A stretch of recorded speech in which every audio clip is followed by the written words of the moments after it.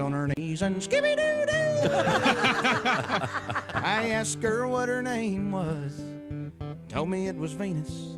Well, I reached down between her legs.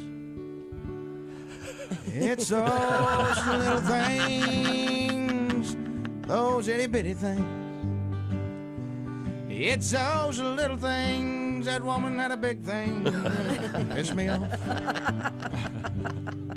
Last night I went out drinking, my old daddy's Lincoln. I hit a tree, killed a friend. I start to scream and holler. He owed me $20. Oh, God. And I know I'll never see it again. It's those little things. I didn't really kill nobody. You don't like that? Listen to it again, you son of bitches. Last night I went out drinking, my old daddy's Lincoln. I hit a tree, I killed a friend, 2 friends, a couple of orphans and a nun. How do you like that? It's those little things. Those itty bitty things. Oh, yeah. It's those little things like that that piss me off. That's called.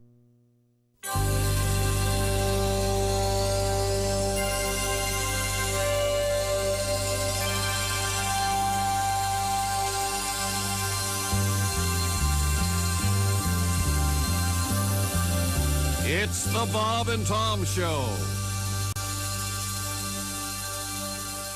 Dan St. Paul is our guest. Love that. Now, we were talking about the fact that you're from San Francisco and you live there with your wife and your son. Yeah. And you're a sports fan, and particularly, I know you're a baseball fan. Yes. And a big Harry Carey fan. Yes. Oh, I love Harry Carey. I have to tell you, though, we have a female announcer at the ballpark in San Francisco. That's right. That's right. Sherry Davis. Did I ever tell you that?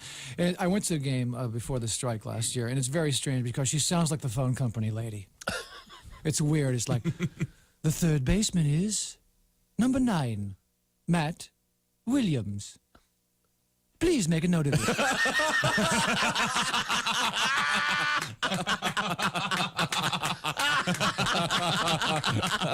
and then if there's a pinch hitter, it's the batter, number 10, Royce Clayton, has been changed. Oh, that's the best. I'm an old school guy. I can't handle this. You like the male announcers, Big Harry Carey fan. I love it. I love Harry Carey, and I love and I just Harry, of course, did the first baseball game ever played. You guys are aware of that. Sure. Yeah, he was the only guy around at that time. Sure. To do that game, and it was wonderful. I got an old tape of it, and I listened to it all the time. Hello, fans. This is Harry Carey. Welcome to today's game between the Bethlehem Braves and the Jerusalem Giants. Kind of a sparse crowd here today, as a plague of locusts has made it tough to get out to the ballpark. You can hear the vendors, though. Hey, manna, get your manna. Who wants bread from heaven? It's hot. It's fresh. It just fell. Hot manna here. Penance, our Father's Hail Marys. Can't get absolution without an act of contrition. Who wants a rosary here? Water. Uh-oh. Wine. Who wants wine now? Peter looks into Jesus for the sign. Jesus gives him the sign. Holy cow! Peter denies it. He gives it to him again. He denies it again. Once more. That's 3 times, and Jesus is out to give Peter a sermon on the mound. Jesus, of course, the big hero in yesterday's game, came up in the bottom of the 9th with the Braves down 3-0 and hit a bases-empty grand slam. Fans, we haven't had a miracle like that since we had fishes and loaves night here. I had a chance to talk with the Savior after the game, and this is what he had to say. Well, Harry, the ball was on the outside part of the plate. I was not time to make contact. First of all, I want to thank my father for loading the bases. Muchas gracias, señor. And also the Holy Ghost for breaking up the double play. Back to live action. Lazarus up to the plate now. What's that? Oh, I'm sorry. Lazarus up to the plate now. Here's the pitch. Oh, no, he's hit. He's hurt. He's down. Holy cow, he's dead. But wait a minute. He gets back up. That's the 6th time this week. That kid can take one for the team. Abraham up to the plate now, probably up here to sacrifice. Infield drawn in for the Patriarch, and now there's some action in the Bethlehem bullpen. I can't quite make out the back of his robe. It is the big number 10, Moses, just called up from the Burning Bush League. Already gaining a reputation for that lightning-fast pickoff move, reminding those runners that thou shalt not stand. Let's give it over to Steve Stone. Thank you, Harry. Fans, you want to be here this Tuesday night when the Braves meet the Calvary Cubs. It's going to be Nabisco Communion Wafer Day here at the ballpark. All fans 33 and under get a free Eucharist signed by the Savior himself. You know, fans, Nabisco Communion Wafers go down smooth. Won't stick to the roof of your mouth like those cheap imitation sacraments. Sure, they cost a little more, but when it comes to your eternal salvation, isn't it worth that extra buck in the collection plate? Remember, fans, the next time you go to the rail for that body and blood, ask for the host with the most. Ask for Nabisco. Thanks, Steve. Here's some scores now from around the league. A big upset. David 1, Goliath nothing. Ends a long win streak for the big guy. Oh, no. Job is on the 15-day disabled list with a bad case of leprosy. Pulled a hamstring. Pulled it right off. The Angels have sent Lucifer down. That's a shame. When that fellow was in his prime, he could throw some heat. This year, his earned run average is ballooned to a hefty 6. And here's a partial score. Sodom and Gomorrah still tied at 69.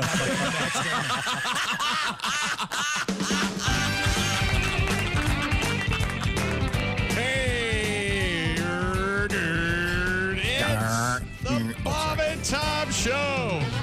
We're back. We're bad. Hey, we're back. July 24th, 2020. How about you? Hello, Tom. Chick. Hello, Christy. Hi, Chick. Hello, Willie. Chick. Hello, Josh. Hey, Chick. Hello, Ace. Chick. Hello, Pat Godwin. Hey, Chick.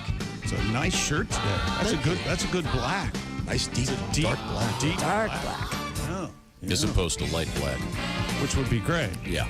That can't be your shirt because you don't have any black. You immediately bleach them all out. That's right. Like to get them clean. Is that right? Is that what you... The shirt lasts like, what, a week, 2 weeks with you? This used to be blue. Well, I believe technically, that. It still is. Okay. Hey, we'll talk to that guy that was doing the first ball game there. Yeah, Dan St. Paul will be on. He'll be Zooming with us later.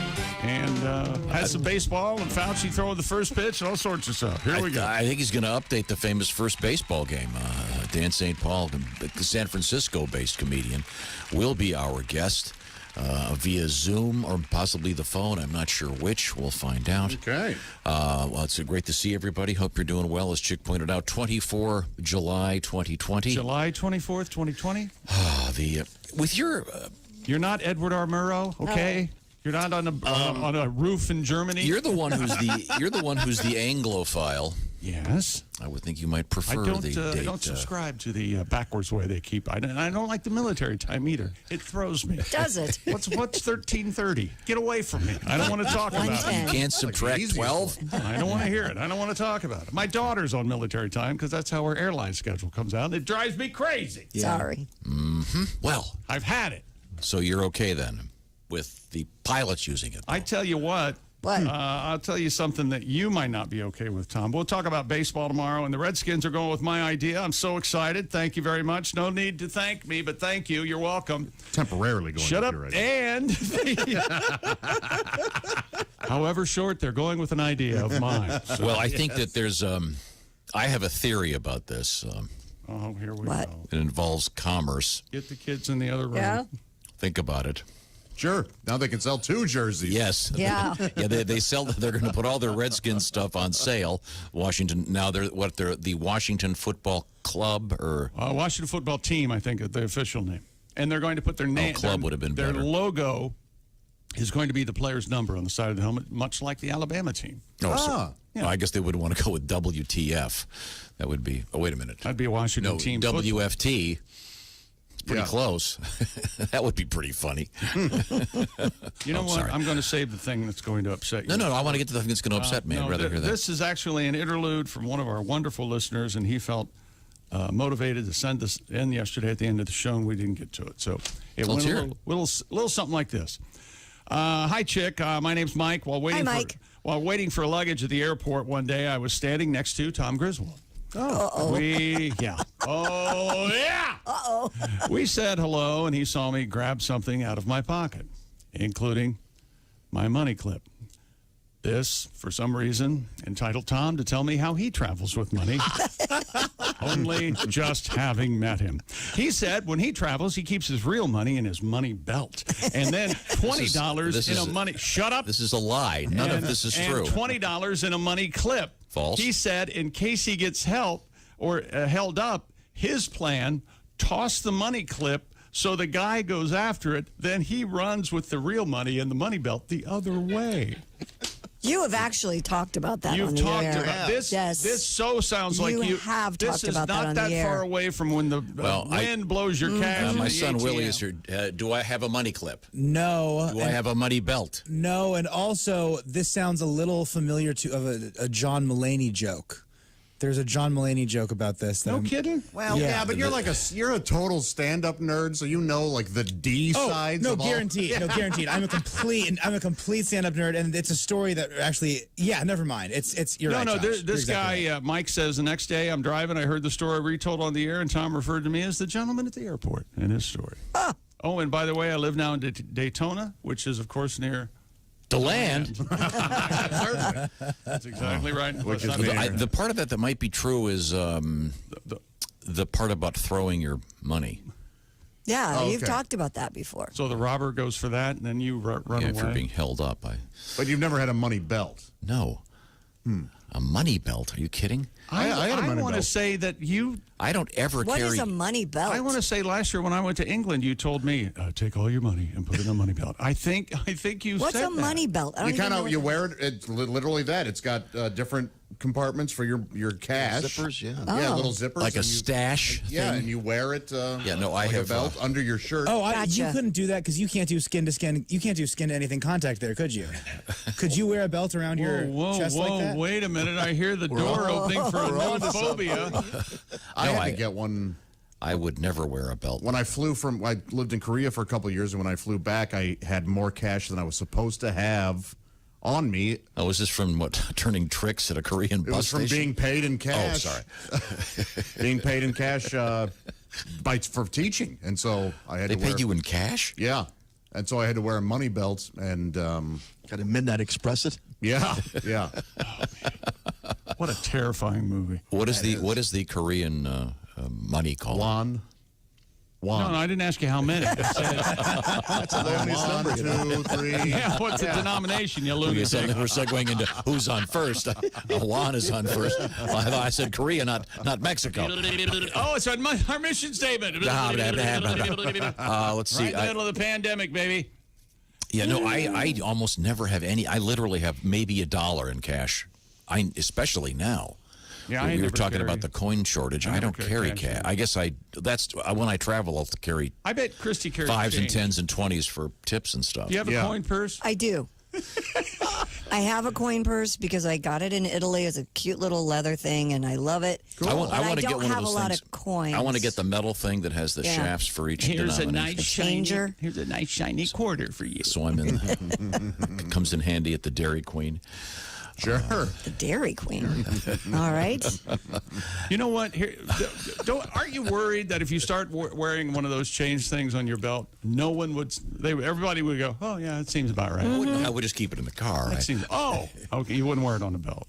No. What's this about skin-to-skin contact on something underneath his shirt? What's going on there? This sounds very creepy. Well, no, but you always wear, like, if we're going swimming, you wear a shirt. I don't think that you like, whether you say it or not, I don't think you like having things touching your skin that's not a shirt. Does that make sense? Oh, yeah. Including other people's hands. I'll pop my shirt off. I'll put a fanny pack around. I'm kind of a plus-size gentleman, so it goes around my left. I have never owned a fanny pack. You hear that? He wears a fanny pack like a gentleman. Okay, in case someone needs anything, he's there to help. I got it. I've never carried a backpack or a briefcase or a fanny pack or a man Where do you purse. keep all your stuff? In his front pockets. Shirt pockets. I'm not carrying that much stuff. Well, in any event, welcome to the show. Coming up, Dan St. Paul, the first baseball game guy, is going to join us.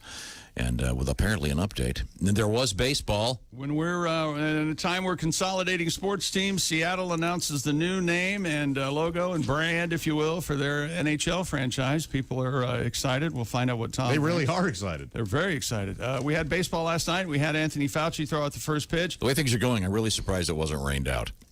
Just to put that cap on 2020 to make sure that. And Tom, it was a regular. was a rain delay. It was a rain. Yeah, there was a problem. rain-shortened game last night. Yankees won 4-0. Yeah. 4-1. Fauci's first pitch Spitball? did not go well. Oh, really? Just a bit outside. But he looked good, man. They hooked the brother up. He had a Nationals jersey on and a hat. And What are the mask. What are the top three terrible first pitches? 50 Cent, The guy from Cincinnati, Roy Wood Jr. mayor from Cincinnati. Yeah. Did Roy Wood botch it? Oh, yes. Really? Yeah. It was almost as bad as 50 Cent. Oh, boy. Albeit a minor league game. I nailed my first pitch. I didn't do so bad. Yeah. Boom. Yeah, Albeit I didn't do it I did from it with the Bob, but mound. he did the throwing, and he just burned it across the plate. He's a really good baseball player. I was lucky enough to do one for the Cincinnati Reds, but I had a little practice. We did practice, remember, out in the parking lot with some pitcher from the Kansas City Royals. Oh, they're very nice. Yeah. Now, so coming up, all of those things, and I believe we're going to hear from Donnie Baker and Larry King. We have marijuana news. Flatulence in the news, oddly enough, in something that involves the current status of things. Right now, I want to remind you, our friends at Roman have something for you if you're having a little bit of an issue with ED, erectile dysfunction, lost your mojo, whatever you want to call it. No excuse anymore because you can take care of this. At least find out if you're a candidate for some of these pharmaceuticals by going to GetRoman.com/wood. You've heard about these pharmaceuticals for years. Maybe you just don't want to go to your family doctor. It could be a little embarrassing. What you could do is you go online. You go to GetRoman.com/wood. You complete the free online visit with a USA licensed physician. They'll get back to you in just a couple days. In fact, I think they now guaranteed they'll get back to you in 24 hours. And then if you are indeed a candidate for one of these pharmaceuticals, free 2-day shipping. Whole process very straightforward at GetRoman.com/wood. ED, tough to tackle, but now you can get part of your life back with Roman. It's ROMAN. GetRoman.com/wood is the place to go. If approved, by the way, something new, you'll get a $15 bonus payment. Just put it this way, $15 off your first order of ED treatment by going to GetRoman.com/wood for that $15 off. Once again, that's free 2-day shipping and that free medical exam. So take care of it. If this is something that's troubling you right now, get part of your life back. GetRoman.com/wood. We're coming right back. It's the Bob and Tom Show.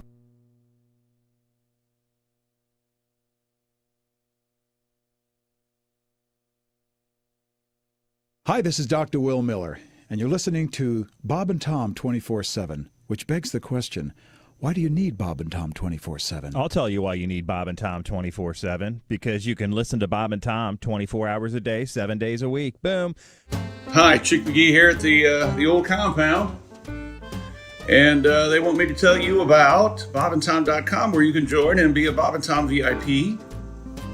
And all the swell stuff that you get to be a part of because you're a VIP. What kind of stuff? All sorts of things. Like what? There are club meetings, and there are decoder rings, and secret handshakes.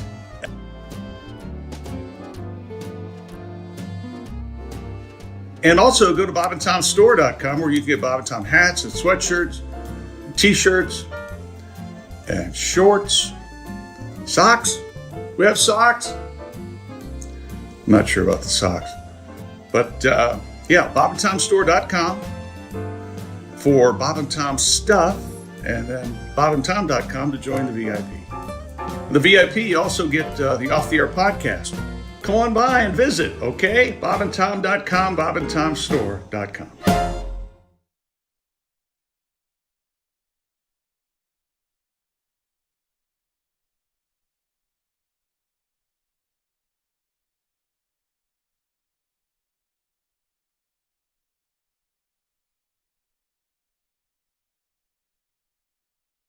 Time is a collection of 8 songs that will come out October 9th. 6 songs are originals plus 2 covers, Ode to Billy Joe and Downtown Train. Patti Smythe says after years of people asking when she was going to make new music, she finally went into the zone and started writing. She will also release a video for one of the songs, Drive. And that's your entertainment news. I'm Christy Lee. More of the Bob and Tom Show coming up. Ladies and gentlemen, Bob and Tom. Oldest stripper you've ever seen, Josh. Parents don't count. Go. My mother would strip every Thanksgiving. Yes, we would sit around the table, and after the food was cleared off, of course, we'd And your dad would say, boy, I'm thankful for that, huh, kids? Yeah. Little Josh, you would have a turkey leg for dessert. You should see it. I'd Leave the gravy out here. I'm dipping. Oh, that's right. Well, we made it 35 minutes. My mother danced naked for us. I'd be eating during it. I would have that. I'm so fat. I'm fat. Bob and Tom in the morning and highlights all day long. The Bob and Tom Show, weekday mornings at 6 a.m. Eastern on Bob and Tom 24/7. Hey, this is Frank Caliendo, and you're listening to Bob and Tom 24/7. He's coming for you. He's gonna get you. Take the wiener man. He's coming for you. He's gonna get you. Take the wiener man.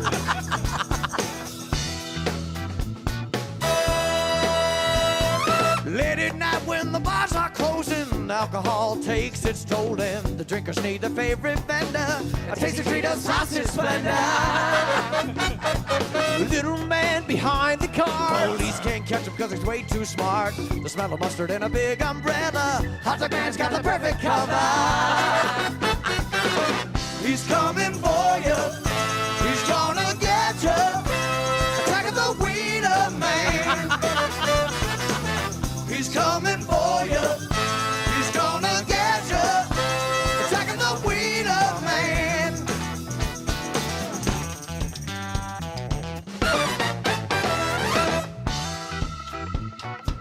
Oh, yeah. He waits on patient out in the street. All the hunters want to sample the meat. He can't help but relish the fact the footlong keeps you coming back. Once you're feeling safe and cool, that's when the wiener man makes his move.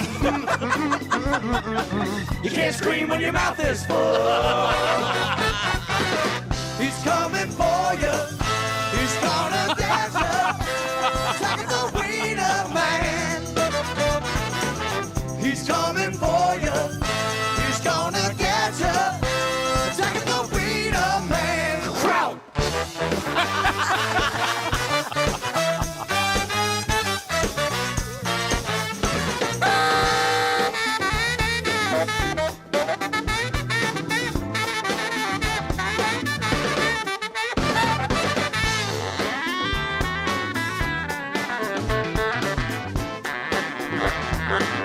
621 at Q95. It's the Bob and Tom Show. There's Christy Lee. She's got the weather forecast. Q95 Fox 59 weather brought to you by the CarX Man. Plenty of sunshine today with a high of 87. Mainly clear skies overnight, down to 67. Sunny for Saturday, 88. Partly cloudy Sunday, 91 will be the high. 66 now. Oh, thank you very much, Christy. Coming up, your shot at $1,000.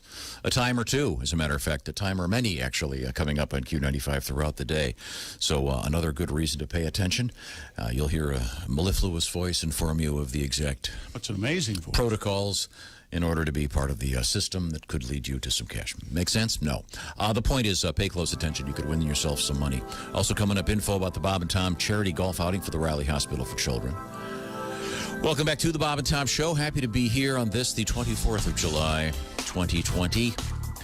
The chaos continues, but we're pushing forward. We are here in person for your dining and dancing pleasure. The best dancer certainly in this group, Josh Arnold. Oh, that's nice. He moves very well. He's, of course, in the... You don't believe me? Why is Ace laughing? Do you not believe that he's a great dancer? Where's he sitting? I'm a pretty damn good dancer myself. Thank you very Christy's much. borderline professional. A lot of hostility right now. Yes. Josh is at the IHateStevensinger.com sidekick dance floor. Yeah. There he goes. There he goes. Look at that. You can't just do that. When you reach up to the sky and gloriously grin like you've just pooped your pants, that What? makes that... Do you grin when you poop your pants? Oh, yeah. Kidding me? That was a good one. He has always said that.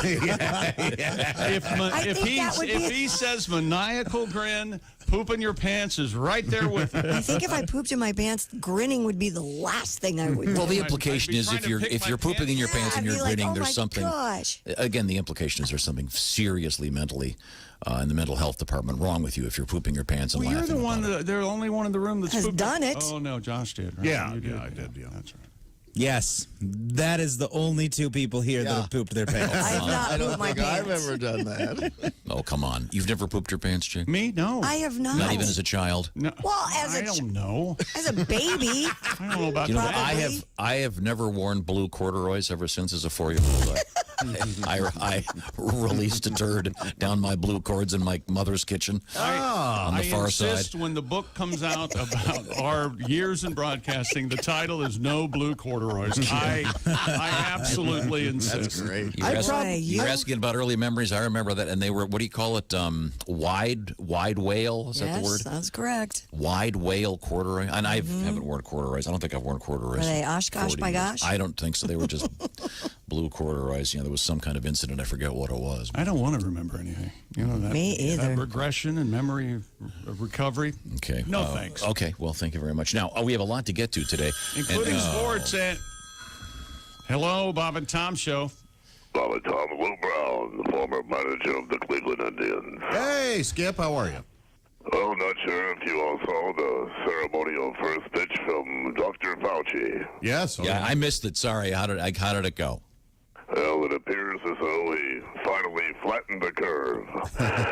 The pitch was so bad when he had made its way to the catcher, he put it on a ventilator. I'm guessing you'd like to know what I thought about opening day. Yeah, yeah. Oh, I don't know. I'm checking on a set of white walls. I'll get back with you. Okay. Thank you, Coach. Very good. Now, I suppose we could segue into opening day, but first, I asked most famous, terrible ceremonial first pitches. Correct. Yeah, I think 50 Cent is the worst. And 50, he kind of has a hitch in his get along too. It's bad. Am I correct in saying Carl Lewis, the great sprinter, had one of the worst first pitches? I'm not sure.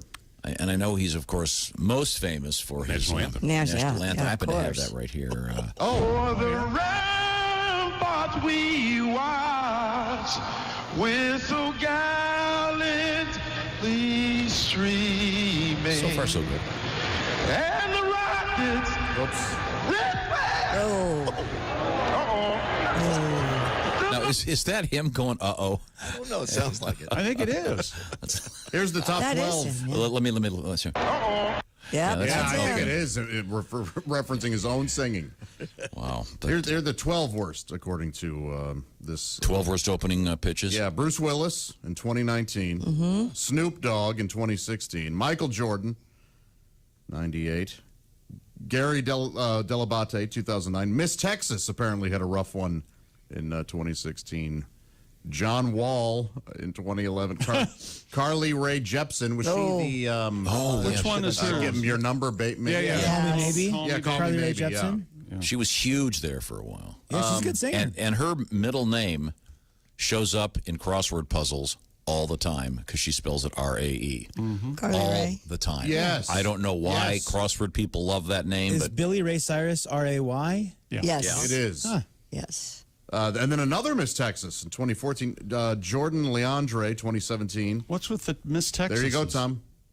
Yeah, exactly. How did Abraham Zapruder do? Abraham Zapruder was... he burned it across the plate, didn't he? Yes, he did. Good. Carl Lewis, number 3, worst. Yeah, I had a vague memory of Carl Lewis stinking up the... Fauci's went way outside. And then 50 they played... Cent is not number 1. He's number 2. Mark Mallory, the Cincinnati mayor in 07. Remember that? Oh, that's the one. I said that. Yeah, I didn't know what his name was. Yeah, that was the one.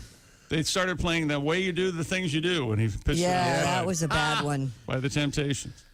Oh, wow. Oh, that was Fauci's. They played Temptations, yeah. Okay, now the baseball is back, and we're gonna have Dan St. Paul from the first baseball game calling up a little bit later on. Baseball is back, Tommy. Giancarlo Stanton and Garrett Cole led the Yankees to a rain-shortened 4-1 win over the defending champion Washington Nationals in the Major League season opener. In quotes, Stanton 2-run homer in the first inning to support Cole, who allowed just 1 hit over 5 of his Yankees debut. Max Scherzer struck out 11, but was reached for 4 runs and 6 hits over 5 1/3 before the game was called by rain. Now, out in Los Angeles, the Dodgers opened their season, scored 7 times in their last 2 at-bats to beat the Giants. Dan St. Paul will not be happy, 8-1. Kiki Hernandez, 4 for 5, 2-run homer, 5 RBIs to lead the Dodgers' 11-hit attack. Mookie Betts, the brand new by the way, millionaire, the biggest millionaire on earth. With names like Kiki and Mookie, does baseball win for having the best nicknames? Do you Probably, yeah.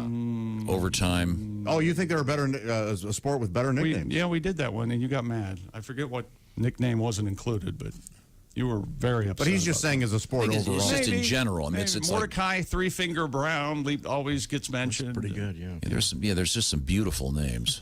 You know the poster in your room? Yeah, Of Pickles Dillhofer. Pickles Dillhofer. That's a good one. That's a real player. That's a real player. Pickles Dillhofer. Pickles was his nickname, right? Yes, that was the topic. It's Christian. Was it not? Well, I know Nicknames that. in sports? Yes, it was his nickname. Yeah, no, Christy, I'm with you. God, you know what? Your radio tricks, Dad. Your radio tricks. Jesus. You know exactly he what gets you us to did. talk in circles. He's like a lawyer. God bless America. Name another Dillhofer. famous Pickles. The only one I can think of.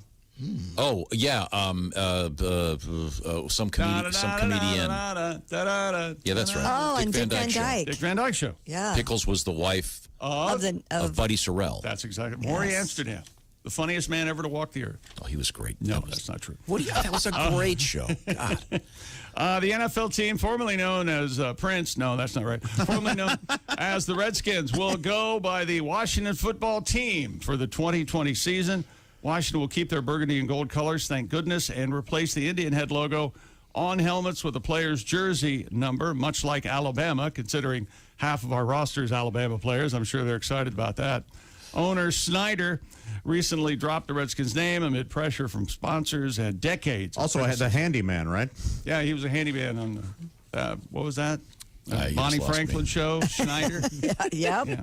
One day at a time. One day at a Yes. time. This is it. Boop. You don't remember Schneider? He was hilarious. Of course I do. One joke at a time. Bonnie Franklin. One a month. Love Schneider. What's his name? What's her name? Phillips and Valerie Bertinelli was on that. That's right. Mackenzie Phillips. Oh, I love her. Denny Hamlin, the Yeah. winner of a crash-filled Wait a second. race Let's talk about this Redskins thing. Kansas Motor Speedway.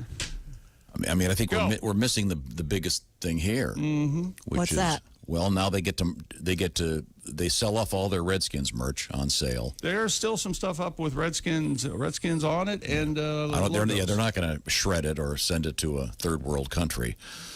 But in my mind, they're going to have this year. They can sell the Washington football team logo, whatever they come up with, on all kinds of stuff, and then when they have a new name next year, Sell it again. So I think this stuff from this year end up being collectible. If anything Probably. comes out of this collectible, I would guess that this year that stuff would be it. Yeah. Are you going to order something? I think. I'll take this one. So. Probably during the next break. I already got my Chase Young jersey. Yep. Hey. So when they take out another team, That's my business. it'll be like the Lions versus the football team. Sure. No, it'll be Lions versus WSH or whatever. Washington. Yeah. It'll be Washington. Lions Yeah. versus Washington. This is they're making the least out of this they can until they find a better name. And I liked your idea yesterday. I think it was your idea decent of going with D.C. instead of Washington. DC does sound cooler. That was not my. That was not my idea. I like Washington. It was just that they registered or somebody registered the name DC Sentinels, so maybe that. I think that's really cool. I'm going to be does curious. Distinguish it from the state of Washington. I'm curious to find out when they do have fans back in the stands what they're going to do with the fellows dressed up in the old war bonnets and face paint. And I think like that. they will be offering duct tape to cover logos. I would think. I don't know what they'll do with paint and hats. I don't think they'll be able to do anything. Because some smart exactly. They'll just let it go, and it'll be. They won't put them on. There'll be various factions. It'll be like everything else, like masquerade. Everything else will become political. They were the Redskins. I've got an idea. Why don't we watch the great athletes play the game? Yeah, how about that? How about would that? be a nice change. Maybe instead of having everybody. We don't need a pregame show. We don't need a postgame show. Just start the game. Whatever they do, someone's going to get in a fight in the parking lot about it, no matter what. It's going to happen. Yeah, you could have no matter what you do. Yep. You could have. There's going to be fights. So last time I was at a Redskin game, no, that's not the last time. But one of the times I pulled a Cowboys fan crazy blue and white wig off his head and threw it up. In the Did upper you deck. really? Sure. Is that really necessary? Did. Yes, because he was picking on an older lady who's a Redskins fan. He was up in her face, and I just come. Whoop, and threw it up. Did the crowd lose their mind? Mark Allison was with me. It was the end of the game, and we'd lost. His son's a bitch. And we're walking out, and they're in front of me, and he's yelling at her, and he goes, "Man, don't do that."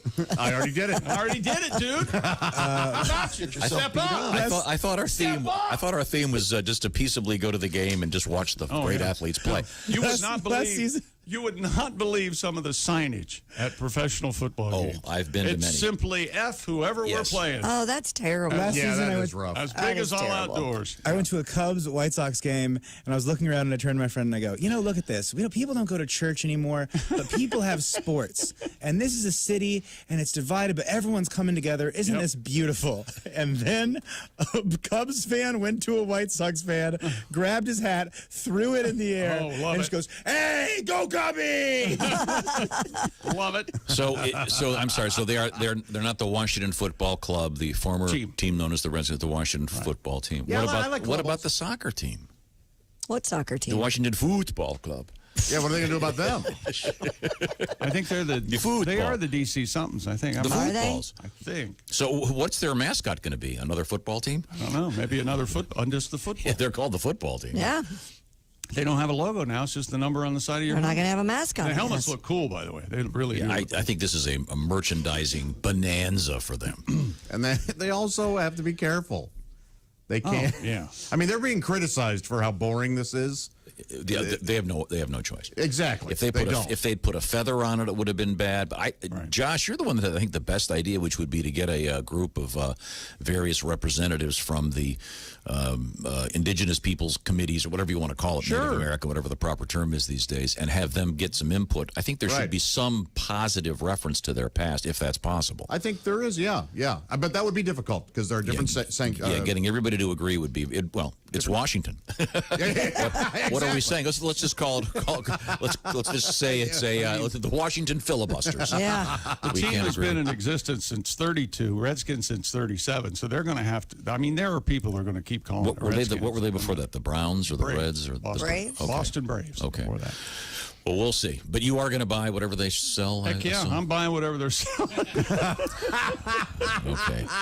Good for you, man. You're a fan. You're darn right. What am I supposed to do? Yeah. People, as I've said, in my next life, no one will know what my favorite football team is. You know that, right? There is one thing. Doesn't calling it the Washington Football Team sound like you know nothing about sports? Kind of, yeah. Yes. They're out there teaming. I'm watching the St. Louis hockey squad. Team. No, I can like the club. People are crazy on Twitter. They're going, "What do you think about the name change, chick? What do you?" And I go, "It doesn't matter. I'm going to cheer for the team. I'm going to care what they do, no matter what." I knew an older German fellow when I was a kid, and I'll never forget it. He said, "Did you bring your baseball mitten?" Mitten. And which is completely reasonable, but I love that. Literally stuck. I can remember his name was Irvin Eichart. Whoa. The stuff that I remember. That's when he changed it. That is real. Yeah, man, really. No, that is his real name. Was, sadly. Man, that sounds German. Did you bring your mitten, Tommy? Tommy. Where are you playing baseball with Germans. Where's that happen? He was he was a friend of the family. They have the best potato salad. Was he married You to like your... a German potato I love salad? it. Yes, Christy's about to nail. You probably just leave that out of the story. Okay. But you're correct, Christy. Incredibly alert listeners will know exactly who he was. Daughter is a very fine nurse these days. Okay, good. Let's move forward here. We have a lot to get to. Coming up, we got to do NHL team. And this is really interesting in the world of naming things. Yeah. Really interesting. Don't give it away. I'm not going to, but I have a question for Josh. You think on this. When we get back. What's the plural? Okay. I think it's a... I think I have the answer. Is it like deer? Where more than one deer is still deer. Yeah. Go say, when we come, I want to remind you, by the way, in these odd times that we're having, and let's all go on record as saying, I can't stand it anymore. Thank you for asking. The fellas and the ladies who like to steal your identity are really having a great time. And this is as bad as it's ever been. The FBI's released a bunch of information about this. Lots of scams out there. Be very careful what emails you open, especially ones that might appear to be about charities. Sometimes those things are entering your computer and just grabbing a bunch of your information or getting into your phone and causing all kinds of problems. Think of all the information you've put on your phone. A lot of people buying more stuff online, and your numbers are all floating out there. So right now your Social Security number might be for sale on the dark web. That's where LifeLock comes in. I just had this conversation with a friend of mine yesterday about certain numbers of theirs showing up on the dark web, according to the police. So this is serious business, and this is where LifeLock comes in. LifeLock is a service that scans lots and lots of places in the ether, trying to make sure that your identity is not being stolen. So it's very inexpensive, by the way, and I'm a big fan. And you can find out more by going to lifelock.com. I want to tell you how you can save some cash in just a second. But if you do become a victim of identity theft, LifeLock has people on staff that all they do is help you restore your identity. No one can prevent all identity theft or monitor all transactions at all businesses. LifeLock can see threats you might miss on your own. Join now, save up to 25% in your first year by using the promo code TOM25. You can either call 1-800-LifeLock or just go to lifelock.com. Once again, that promo code TOM25 for 25% off your first year. You will sleep better. Coming up, another new name. Also coming up today, a little bit of Donnie Baker, a little bit of Dick Hitswater. And Mike Tyson. Mike Tyson news. Oh, really? All right. Yep. Friend of the show, Mike Tyson. This is the Bob and Tom Show. Text us at 888-262-8661. More Bob and Tom next. State law.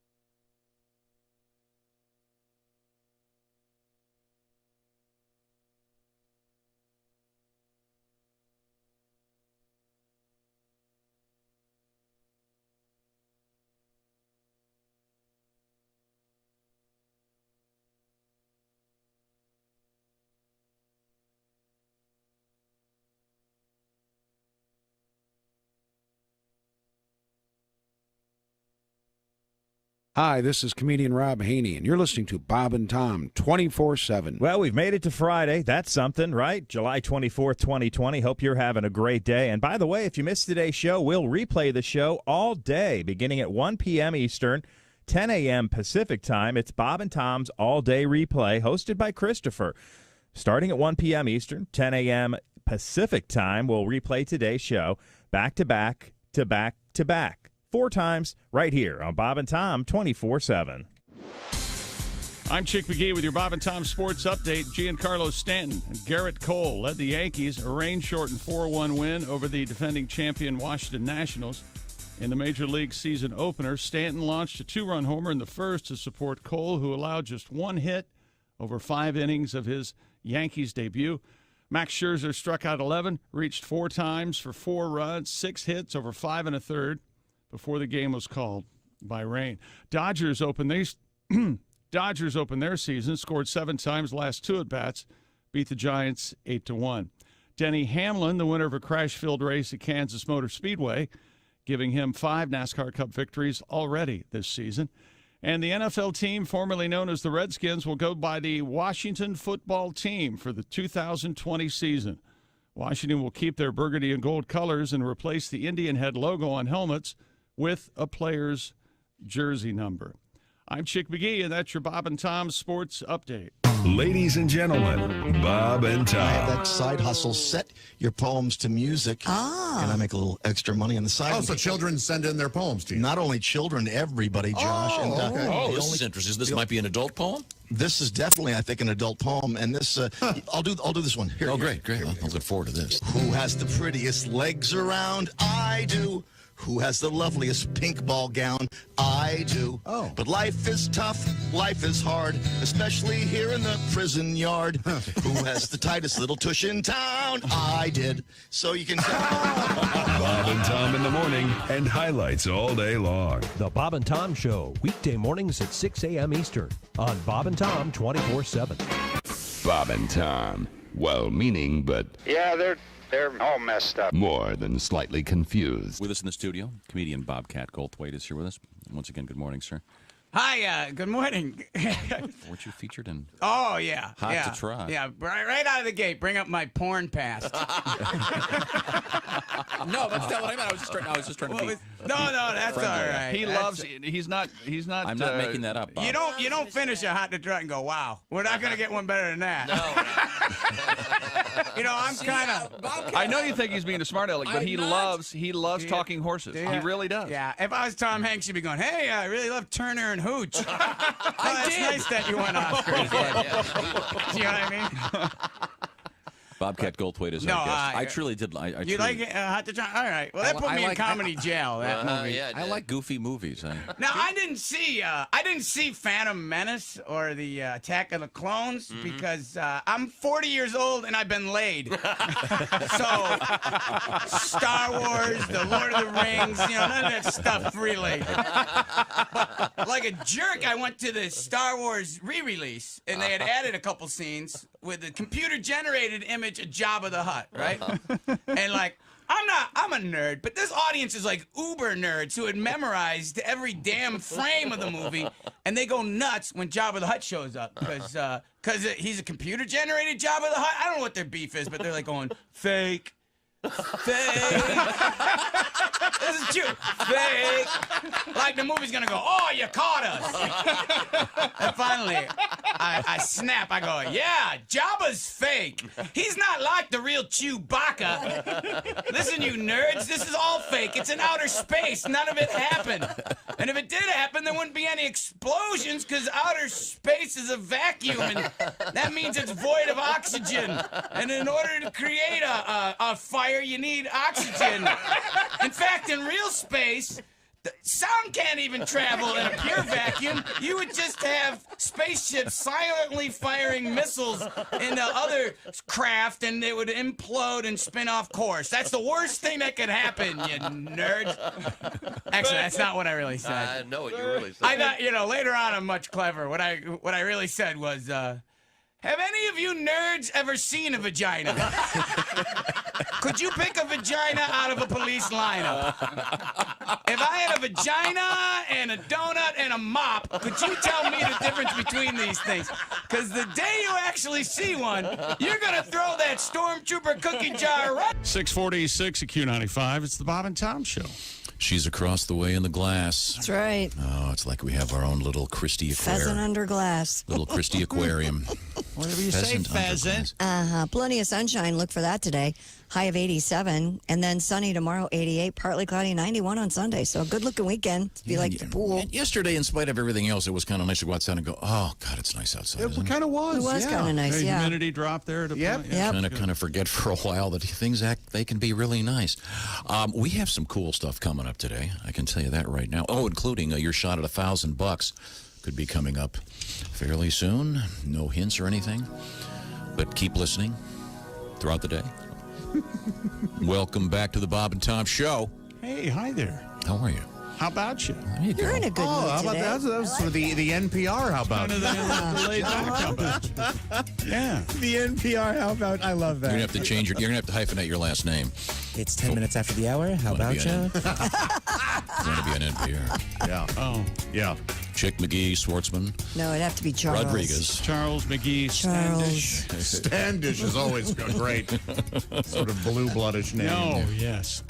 No, but you'd have to hyphenate it and have something more working class. Sure, sure. The great Charles grandson, Standish, Miles Standish. Rodriguez, Olafson. Try to cover a lot of bases. Can we talk about something that we're... I want to talk about this Washington football team changing their name. I think it's interesting. So they're going by the Washington football team for the whole season? Yep. But they're literally calling it, quote, the Washington football team, unquote. Right. Yeah. Doesn't that sound like when you get a video game and they couldn't acquire the rights to the name? Sure. They give it that. Or like you're watching a movie, like North Dallas 40. They couldn't call them the Dallas Cowboys, so let's call it the North Dallas. Kind of make up a fake name. Oh, sorry. Sorry to hurt your feelings, Chick. I know they're your You're favorite not team. hurting my feelings. I just think we've talked about Okay, now have you seriously ordered any merch yet?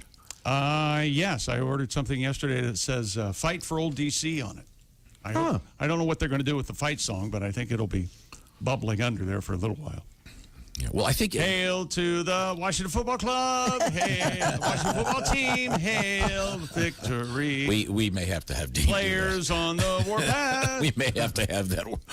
Fight for old DC. Yeah, their logic is they're going to take their time and try to do it right. Yes. So we'll see how they do. That's not, I guess they would have to change not the. fault them for that. Yeah. Yeah. Think they'll have a mascot? Do they have a mascot now? I'm sorry, I don't know. Do they have like some inappropriate? No, there's some. Some kind of There's suit. some weird, like the Colts. All the teams have like the little huggable stuffed plush that run around. Right. Yeah. The cowboy has the cowboy, and I think the Colts have a little horse running around. And, Yeah. Did they have something? Did they? No. I saw a meme where it was a barcode. They used to. What? Yeah, it was a barcode on the side of the helmet. That was kind of funny. Pat Godwin. Hey, chick. What do you think they're going to put at the 50-yard line? Oh, I don't know. Yeah, that's Probably just a big usually thing. have the team logo. Yeah, I think it'll just be a big thing that says Washington football team. A big W, man. Maybe, I don't know. Okay, all right. Well, good luck. Now, there's another team Or that's maybe a changed big their hole. name. That'll make things interesting. A big W? But put a big hole there. Oh, that would be a fascinating Like the old post pattern. Try to have your Go deep. the defender hit the post. All right, go Okay, deep. On three, watch out for run the hole, and the guy covering you drops in. Yeah. The DB goes in the... Now, speaking of team names, Seattle, Washington has announced the name of its NHL franchise. They are now the Seattle... What? Kraken. What the hell is a Kraken? Well, I'm glad you asked, Christine. now The Kraken is it's a not legendary... it's not the Krakens, right? The legendary there's- cephalopod-like sea monster of There's only gigantic one. size. There's one? Yeah. And Scandinavian folklore. Well, yeah. Oh. It's remember According- Pirates of the Caribbean? Yes. Yeah. According and then, to- of course, the famous. Now the flag. Kraken, of course, their cheerleaders will be the Kraken whores. Oh, my God. I would hope they wouldn't go with that. And the arena will be the There's crack a chance. house. The arena will be the Kraken House. Kraken These are all House. great ideas, Ace. Let's go on here. You guys quit According cracking to jokes for a second. That'll be the local comedy club. Is it spelled with a K? Yeah. Yes. Yeah. Kraken. Two As in Ks. release the Kraken? Yeah, Liam Yeah. Neeson and to get the fired. Clash of the Titans remake. Or There's a whatever that was. Kraken rum that's very good. Oh, yeah. I've drank that before. Very, very good. It'll get you there. It's like a 94. Fans Whoa. were sort of. This was sort of a fan petitioned naming Now, in a sense. Interestingly, Yes. hopefully, he said, Seattle had an NHL team around the turn of the century, Yeah. the other pandemic. And they were the Seattle Metropolitans. That's and right. they Turn were of the- which century? They were 1917. They were the first NHL team 1970 isn't near the turn of any century. They were the first American NHL team. around the turn of the century is what I said. 19 Around? whatever. 17 years swath. Closer to the turn of that century than the next century. So in the night, yes. Do you not think you've been enough of a dick for the first 50 minutes of this? You're trying to get it all in before the top of the hour. So what's a anyway, the Seattle Metropolitans are the first American team to win the NHL Cup. I'll be darned. Yeah. Think of that. There you go. They had really ugly sweaters too. They looked like Christmas. It was red, green, Yeah, their white. colors now are awesome. All these blues and stuff. I like that. Yeah, The Kraken. and the Seattle had a big S And that's similar to what they have now. And it had an EATTLE in the big S. Right. So the Kraken is a sea monster? Yeah, oh yeah. Yeah, gigantic sea monster there. That will explain the locker room, the Norse legend. The Davy Jones locker. They could do that. But so there's those. So it's Kraken singular at all times. Yes. The Kraken is off the coast of Norway and Greenland and terrorizes sailors. Oh. So what does that have to do with Seattle? And what does it have to do with hockey? Well, there are a lot of Scandinavian players. Okay. Let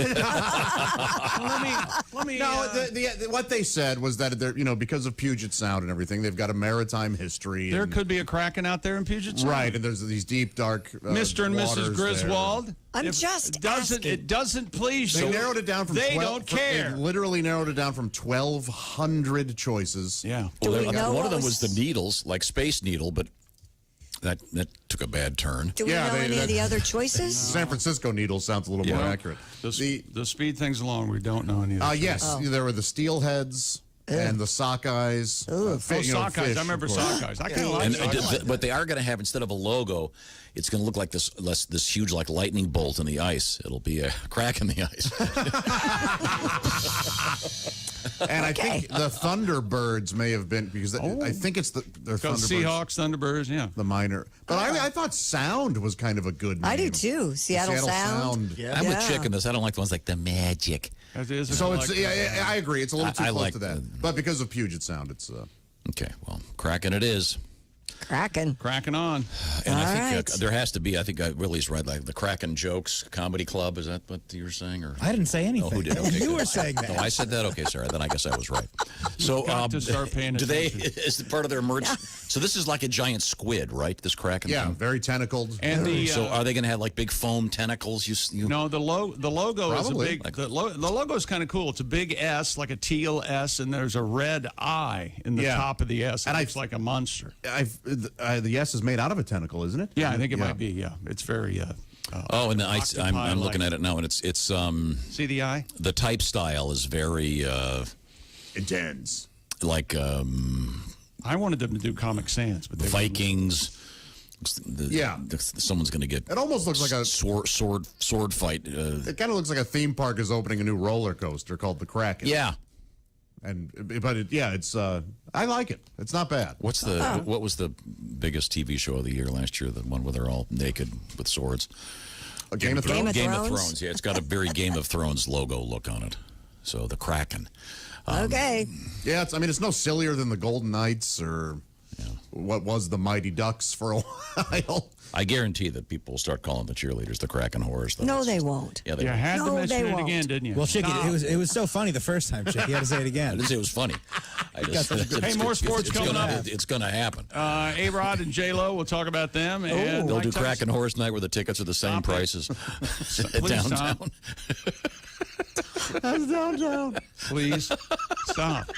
Thank you, Josh, for appreciating the quality. You know of they show. call me. You know that. Yeah, I know. So you don't care if they call me. No, because they call you. They call you. Yeah. I don't want to hear about. I got things to do this weekend. Coming up, we have. Can you name your kid Lucifer? Apparently you can, but why would you? When we come back, this is the Bob and Tom Show. You can find us on Twitter at Bob and Tom, or you can email us at bobandtom@bobandtom.com. This is the Bob and Tom Show.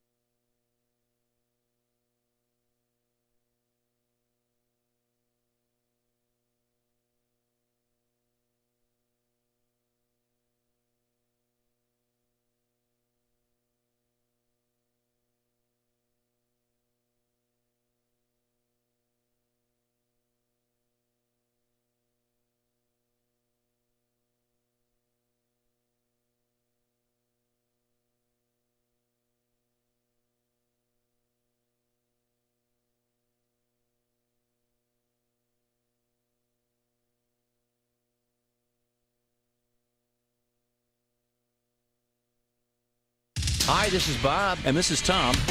This is Bob and Tom 24/7. Hey, don't forget, coming up after the Bob and Tom show on a Friday, it's the work farce. It's Bob and Tom's fun without really that much effort. Ace Cosby, your host. Keep your smile going all day and keep your coworkers guessing what you're up to as you exist right here with us on the Bob and Tom show all day long. Bob and Tom 24/7. More of the show coming up. Hi, everybody. Christy Lee from the Navy Federal Credit Union News Desk. President Donald Trump is having to shift plans for the Republican National Convention again. He has scrapped convention events scheduled for Florida next month, citing a flare-up of the coronavirus. Trump's formal renomination will still go forward in North Carolina. The president made the announcement Thursday at the White House. Worsening China-U.S. friction, worries over aid to Americans and U.S. business, and a stumble on Wall Street all combined to push shares in Asia lower today. Shares fell in Hong Kong, Sydney, and Shanghai. Tokyo markets were closed for a national holiday. As anticipated, China ordered the U.S. consulate in the western city of Chengdu closed in retaliation for the U.S. decision to order the shutdown of the Chinese consulate in Houston. And a western Wisconsin man will share the millions he won in the lottery with a longtime friend because he promised to do so 28 years ago. Back in 1992, Tom Cook and Joseph Feeney made a handshake promise that if either of them ever won the Powerball, they'd split the money. Now, usually that's the kind of thing people forget about when they win, but Cook did not. After he bought a winning ticket for $22 million, he called Feeney and said they'd won big and he would be sharing the jackpot. Feeney at first did not believe it, but he sure does now. He's in line to get about $5.7 million under the cash option after taxes. And that's a friend, and that's your news. I'm Christy Lee. More of the Bob and Tom show on the way. Hey, this is comedian Ron White, and you're listening to Bob and Tom 24/7.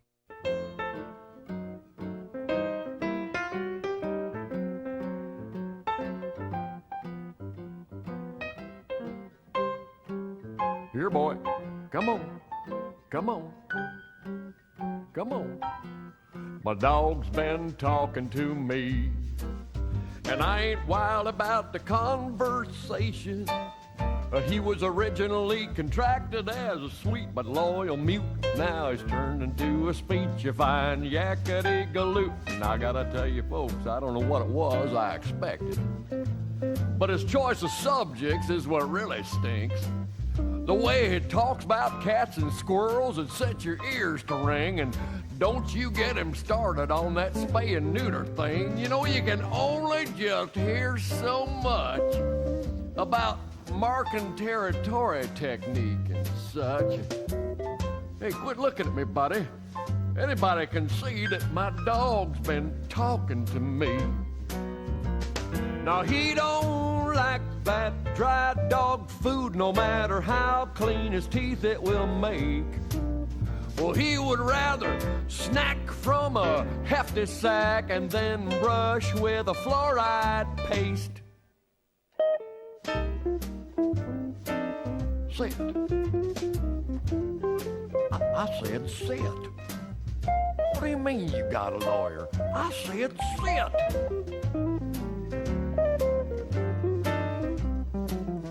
Now, if you're taking the time to examine your doggy's lips, you find their sides are floppy and serrated. And right up under his nose, why, his lips, they barely meet. And his tongue is way too big for proper enunciation in his speech. So consequently, his F's and M's and P's and B's are less than perfect in their execution. And what's worse, they are accompanied by a string saliva breeze that anoints the conversation like a crystal clear pizza cheese. And when that dog is in my automobile, he's always messing with my radio station. And if he leaves that seat moved up again, I'm taking away his keys because my dog's been talking to me.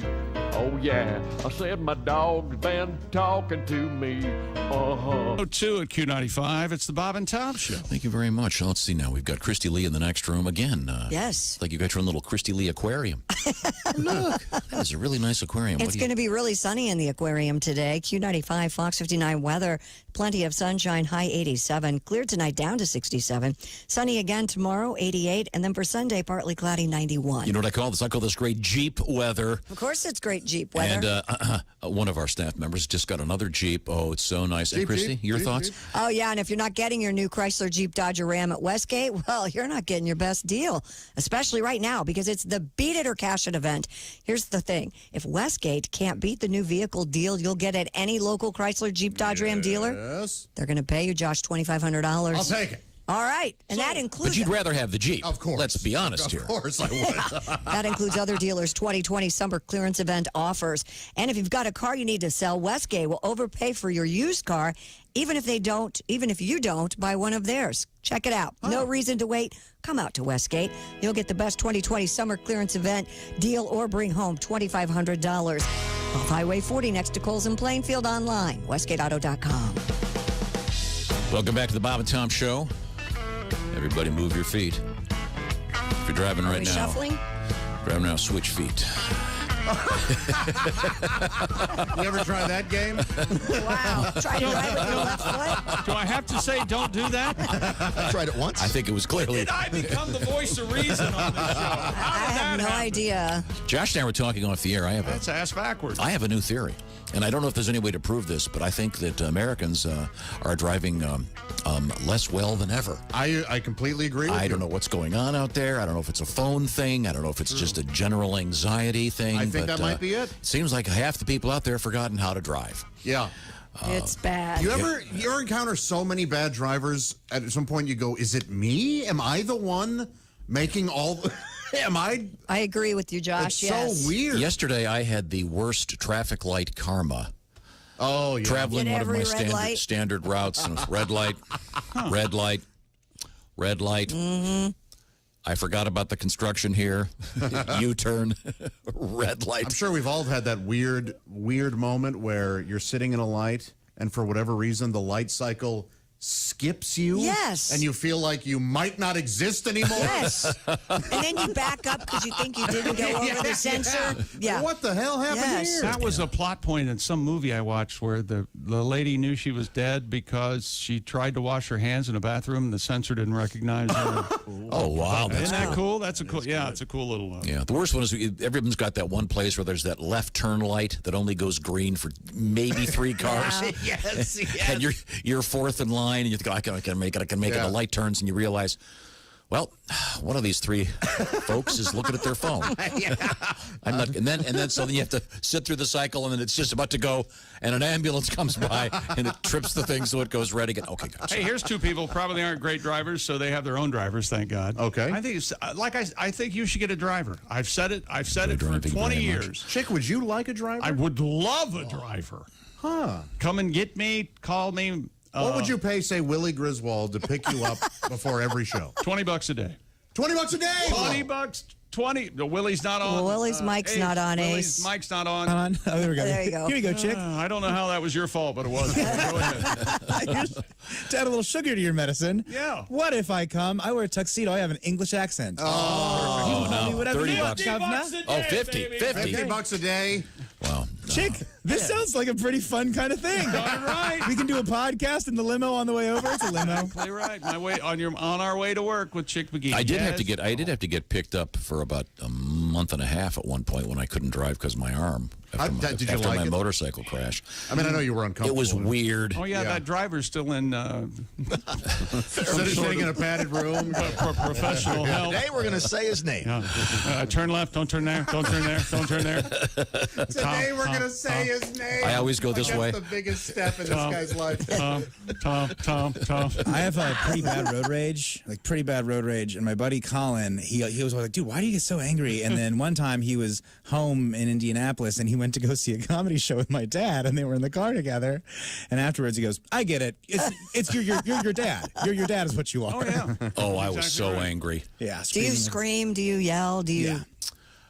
It's kind of the part. It's hard to explain, but it was very late spring, and there was a sudden snowstorm, and then we were trying to get to the comedy club, and it's very hard to park there. And just as we got there, I swear to God, they closed off every road near it. I lost my mind. Then we finally get up to the indoor parking. So great, so great. There's an ambulance blocking the entrance to it. Josh, there's a damn ambulance I know. trying to save somebody's life. What kind of unthoughtful jerk Is in passed Tom's- away? Had a Tom's heart way. attack. Yeah. So I didn't go to the show. Who'd you miss? Do you remember? It was Kyle Kinane. He was great. Oh. I love Kyle. I couldn't go. There's nowhere to park. Sorry. So I might have said a few choice words. That'll happen. Okay, I should introduce everybody. There's Chick, there's Josh, there's Ace. I'm Tom. Josh, of course, is sitting at the beautiful IHateStevenSinger.com sidekick chair. Christy Lee. Once again, if you're looking at Christy, if you can see on the TV screen, she's behind this huge piece of glass. It looks like we've got a little Christy Lee aquarium. Yeah. Little teeny little Christy there. Put your ass on the glass. I did not say that. Well, that would be hard to do. Speaking of midnight, wait a second. Midnight Express, That's the Navy Federal Credit Union newsroom. Thank you very much. No. A-Rod, J-Lo. Speaking of ass. A-Lo. A-Rod, J-Lo. Yes. Alex Rodriguez and Jennifer Lopez are investing in a Viagra-selling wellness company. Were you supposed to get this? Well, it had Alex Rodriguez. Sports. Yeah. The deal could help enlarge their personal wealth as they pursue a deal to buy the New York Mets. This, according to sources in the New York Post. They're really, really vying for this. They they are trying. A-Rod and J-Lo apparently will invest in a company called Hims, an online seller of hair scan. How do you spell that? H-I-M-S. An online seller of hair. H-Y-M-N-S would be bad. So it's a bastardization of hers? Yes. Yeah. Yes. Because you wouldn't say, oh, that's Hims? Yeah. I saw a commercial for them. They said, hey, I'm losing my hair, but not anymore with Hims. Oh, okay. Oh, yeah. There you go. Well, A-Rod would be the great person if they were selling Viagra. You think I had wood when I stepped up to the plate? You talk about good rod. And with a name like A-Rod, my God. Hey, Pat, how about a song? What would you like, Tom? Whatever you feel like playing. What are you into? Can I do something for Chick? Oh, sure. Here we go. Now, this may not be funny, but it's just sweet and timely. Okay. All right. Okay. Here we go. All right. Here we go.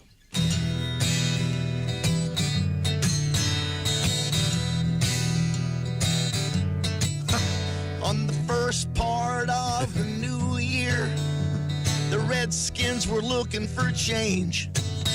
There were owners and meetings and fans and things to change the outdated name.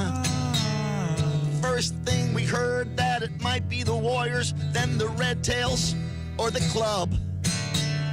They settled on calling the team. Let's play already. I'm sick of Pornhub. We'll go through the season on a team with no name. It feels odd and kind of insane. But to a fan, it's all about the game. So I pray the new team doesn't bring Chick no pain. La la la la la la la la la la. One more time. La.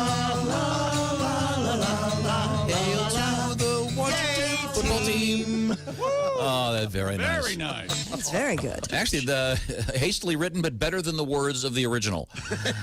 You are really upset by that song. Boy, ain't no one for to give you no pain really sticks in your craw, That's doesn't the it? laziest writing, one of the worst lyrically. Just like it's a character. But we all knew. Sort of a Faulkner-esque. All of their songs All of have us terrible knew. lyrics. La, la, la, la. Really, That's a great little It's melody. a great melody.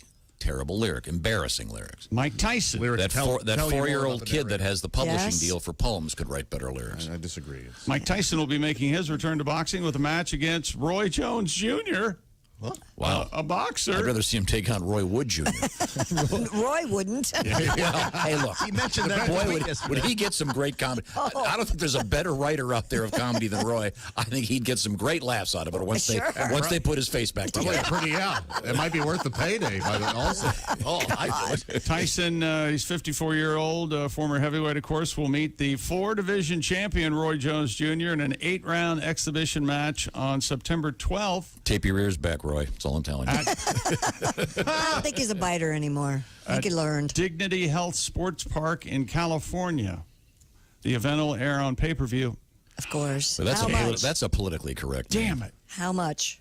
Dignity Health. And the social media music platform Triller. I've never heard of Triller. Triller? Yeah. Because it's Triller might carry the ties and fight, and then you'll have to. So it's probably not, $100, I would think, around there. Man. I've never heard of Triller either. Well, this is. Wait a minute. When is this fight? I'm sorry. What's September 12th. What if Mike gets eaten by the shark? What shark? Yeah, he's part of Shark He's supposed to box the shark. Mike Tyson's He's gonna I don't know fighting the about shark this. on He's going to box a shark? Yeah. Oh, yeah, we He's talked not- about it. Not going to be anywhere near it. Yeah, that's true. It's going to be like that Lance Armstrong. Or no, not Lance Armstrong. That was a weird thing when Lance Armstrong raced the shark on a bike. Lance won heartily. No, Who did they Michael have? Phelps. Michael Phelps. Michael Phelps swam against the shark, but they weren't in the same pool. They weren't in the same. They didn't fit anywhere. Yeah. Okay, but will a lot of these boxers, their careers end badly. They don't save their money, and he'll end up boxing Darth Vader in some pathetic arena. Oh, that'd be cool. Darth has one of those lightsaber. No lightsaber. I wouldn't know lightsaber, right? No. When we come back, Pat. World record coming up. Okay, we got a world record. We've got a really odd tattoo story. Yeah. If you've got a tattoo and you're looking for a place to get one, here's a place I bet you never thought of. And it's actually becoming popular. Now think about that for a while. Okay. And I'll give you a hint. It's not in the genitalia area at all. Okay.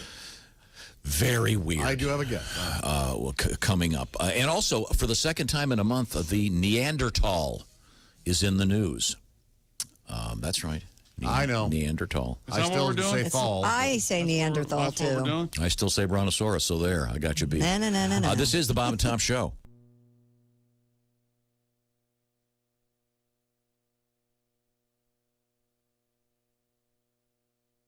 Hi, this is Bob. And this is Tom. This is Bob and Tom 24/7. Hey, it's a Friday. It is July 24th. Socially distancing here at the Friggum Mall building. I'm Mark Allison. Thanks so much for joining us here on a Friday. Dan St. Paul, classic, great comedian on the way. He's the first baseball game guy. Well, he's got a take on the 2020 baseball season, and we'll have that coming up live via Zoom right here on Bob and Tom 24/7. Hi, everybody. Christy Lee from the Navy Federal Credit Union Entertainment News Desk. Taylor Swift's got a new album out. Folklore premiered overnight, less than a year after Swift released her Lover album.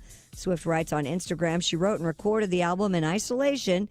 It features Bon Iver, Aaron Dessner of The National, and Jack Antonoff.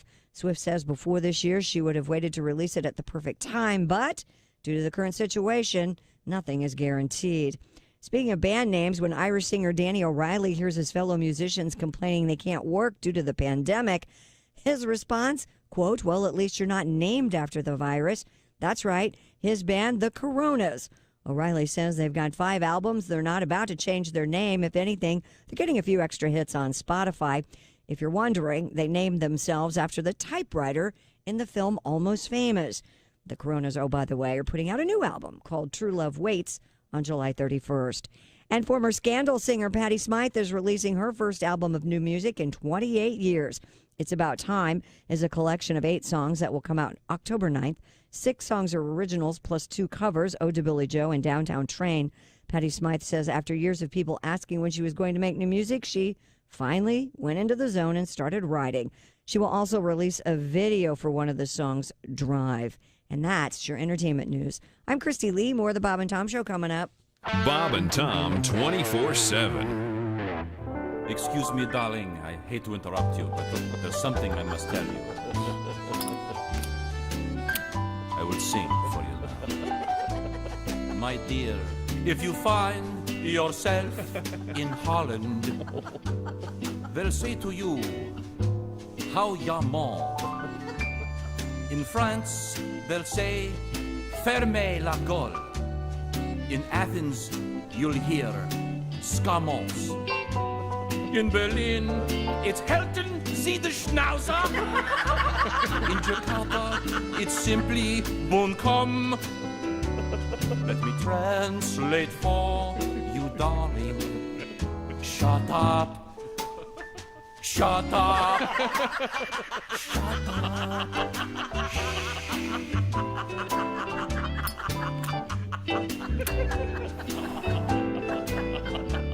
Has there ever been a topic on which you don't expound? Has there ever been a moment when your mouth wasn't making a sound?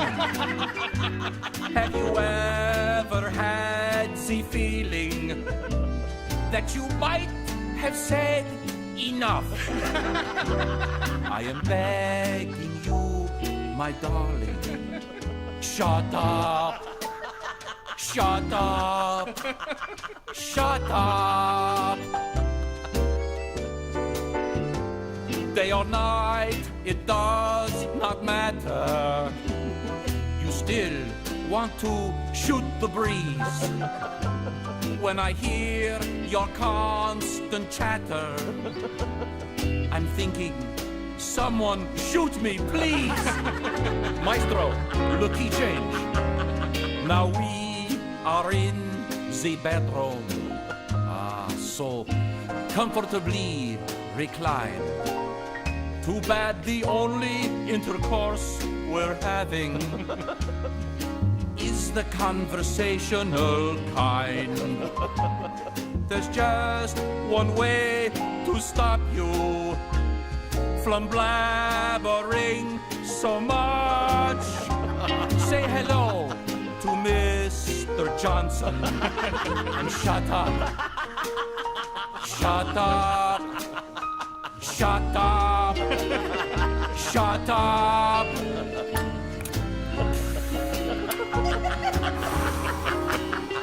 Shut up.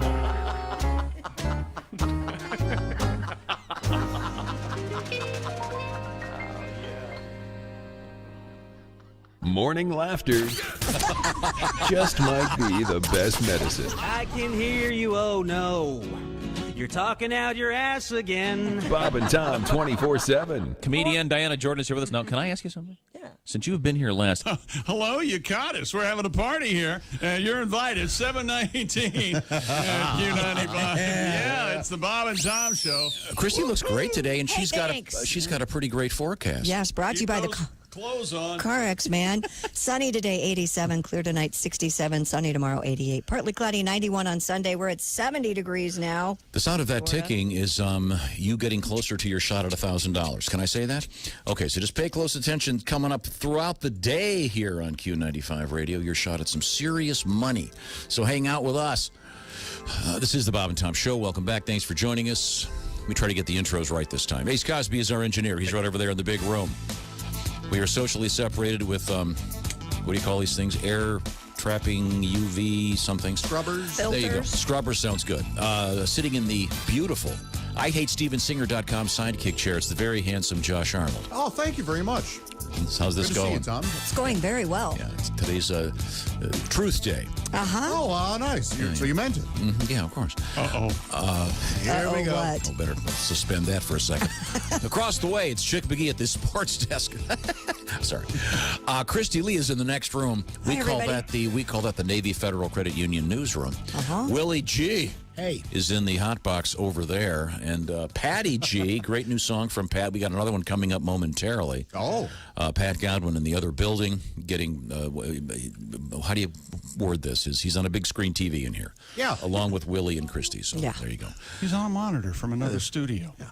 Try that. Okay, I could say that. It would be boring.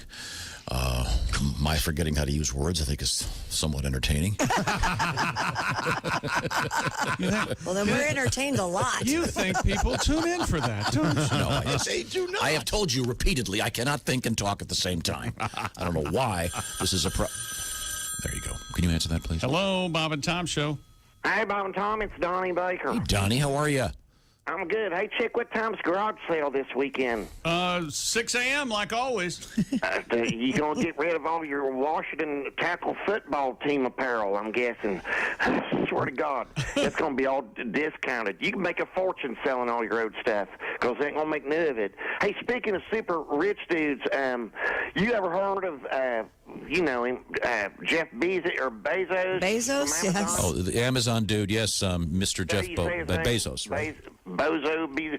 Well, you know, he left his wife for that Lauren Sanchez, a chick from Extra. Oh, the TV show, yeah, sure. Yeah, Bezos looks like, you know him, Christy. He looks like Dr. Evil had sex with this hairless cat and he made a baby. He's got an interesting look. Yeah, I will give you that. He does. He's got that look to him like he's about to evict a single mother of 6 from her apartment on Christmas Eve. I don't think he does. He does have that look. I know what that looks like. You know, I'd like to see him take on Mark Zuckerdick from Facebook. You know, Zuckerberg, Mr. Zuckerberg is his name. Fight of the billionaires on pay-per-view. You know, be nothing but blood, sweat, tears, and a bunch of snag Lululemon apparel. Swear to God. Anyways, tell me this. For being such a smart businessman, I think Bezos is an idiot. How's that possible? Calls Tommy's worth billions, and the best road beef he can pull is a D-lister from Extra? Swear to God. She's got something, apparently. Maybe she's very nice. We don't know her. Well, I'd at least be going after Mary Hart from Entertainment Tonight. Is she still on that show? Yeah, I don't think she's still on the show. God. Still alive? Yeah, she is. Legs so long they got mile markers. Swear to God. No kidding. I'd amputate both my thumbs just to meet Mary Hart. I've always had a crush on her. You know, when Bezos got divorced, headline should have read, "Extra, extra, read all about it. Man loses $36 billion over B-grade celebrity ass." Wow, you're really down on this poor woman. Boy. But I kind of get it, Christy. You're right. Latin women are fire-ass hot. Something about the way they swing their hips when they dance. You know, all got moves like Jaggers. The way they roll their L's, you know. What? When they're talking and when they're making out with their tongue, the way they roll their L's that way. Reminds me back in high school. All the dudes, man, we all had a crush on our Spaniel teacher, Miss Rodriguez. She'd always be writing on the board, and that booty just sway, you know, from side to side. If you stare too long, it puts you in one of them hypnotic trances. Really? Oh, yeah, I had a teacher like that, honey. Oh. Well, I liked her at first, Tom, but after my 4th year taking Spanish 1, it started pissing me off, you know? She kept saying, I don't habla español good. Yeah. I'm like, well, then, muy help me, por favor. Been here 4 years, or whatever they say. Man, I better go. Coinstar down at Winn-Dixie's doing 2-for-1 Canadian quarters today. I got to get in line. Wow, good, that's a good deal. I'll be at the garage sale at 5:30. Swear to God. Thank you, Donnie. Oh, Okay, I'm going to ask a surprise question. Okay. Here, and don't give it too much thought. Name the name of your teacher that was the fire-ass hot one when you were a kid. Go ahead. Chick McGee, do you have one? Not really. My Latin teacher, I guess. She was very young. I had Miss Mendelssohn. Oh, yeah? French teacher. Oh. I mean, just gorgeous. Did you ever ask her if she kissed that way? Oh, French kiss? Yeah. I didn't. I was the worst foreign language student in history. But she would always sit right on my desk. Oh, I bet you couldn't take it. Whoa. Yeah. Oh, I mean, it was... Trouble getting up and going to the board. I don't even know how to say that was hot in French. Sorry, I was that distracted. Ace Cosby, hottest teacher? Miss McDonald, I believe. Oh, really? Okay. She had a farm, didn't she? No, that was her old man. Come on. Willie, you probably can't say it because the teacher's probably still working. Yeah, can't say it. No way. Say it, you coward. No, don't say it. I had one professor. His sisters go to that school. I have one professor in grad school that was distractingly good looking. She was a great professor, and I had her for 2 classes, but I literally had to be like, okay, just quit being an idiot. Focus on the class. Great teacher, though. Christy, you probably can't say either. I can't say. No. Junior high, we had listen. Mrs. Bestien. She was, we affectionately called her Mrs. Breastien. Oh, that's funny stuff. Oh, my gosh. Hammers for days. And just pre-algebra, she was super hot. But then in high school, a teacher, I flirted with her all the time. Her name, Dana Smith. Oh. Yeah, she was also a math teacher. And I hate math. I always would. And she liked me and I liked her. She was married to a guy named Josh that had my birthday. And I was like, you screwed up.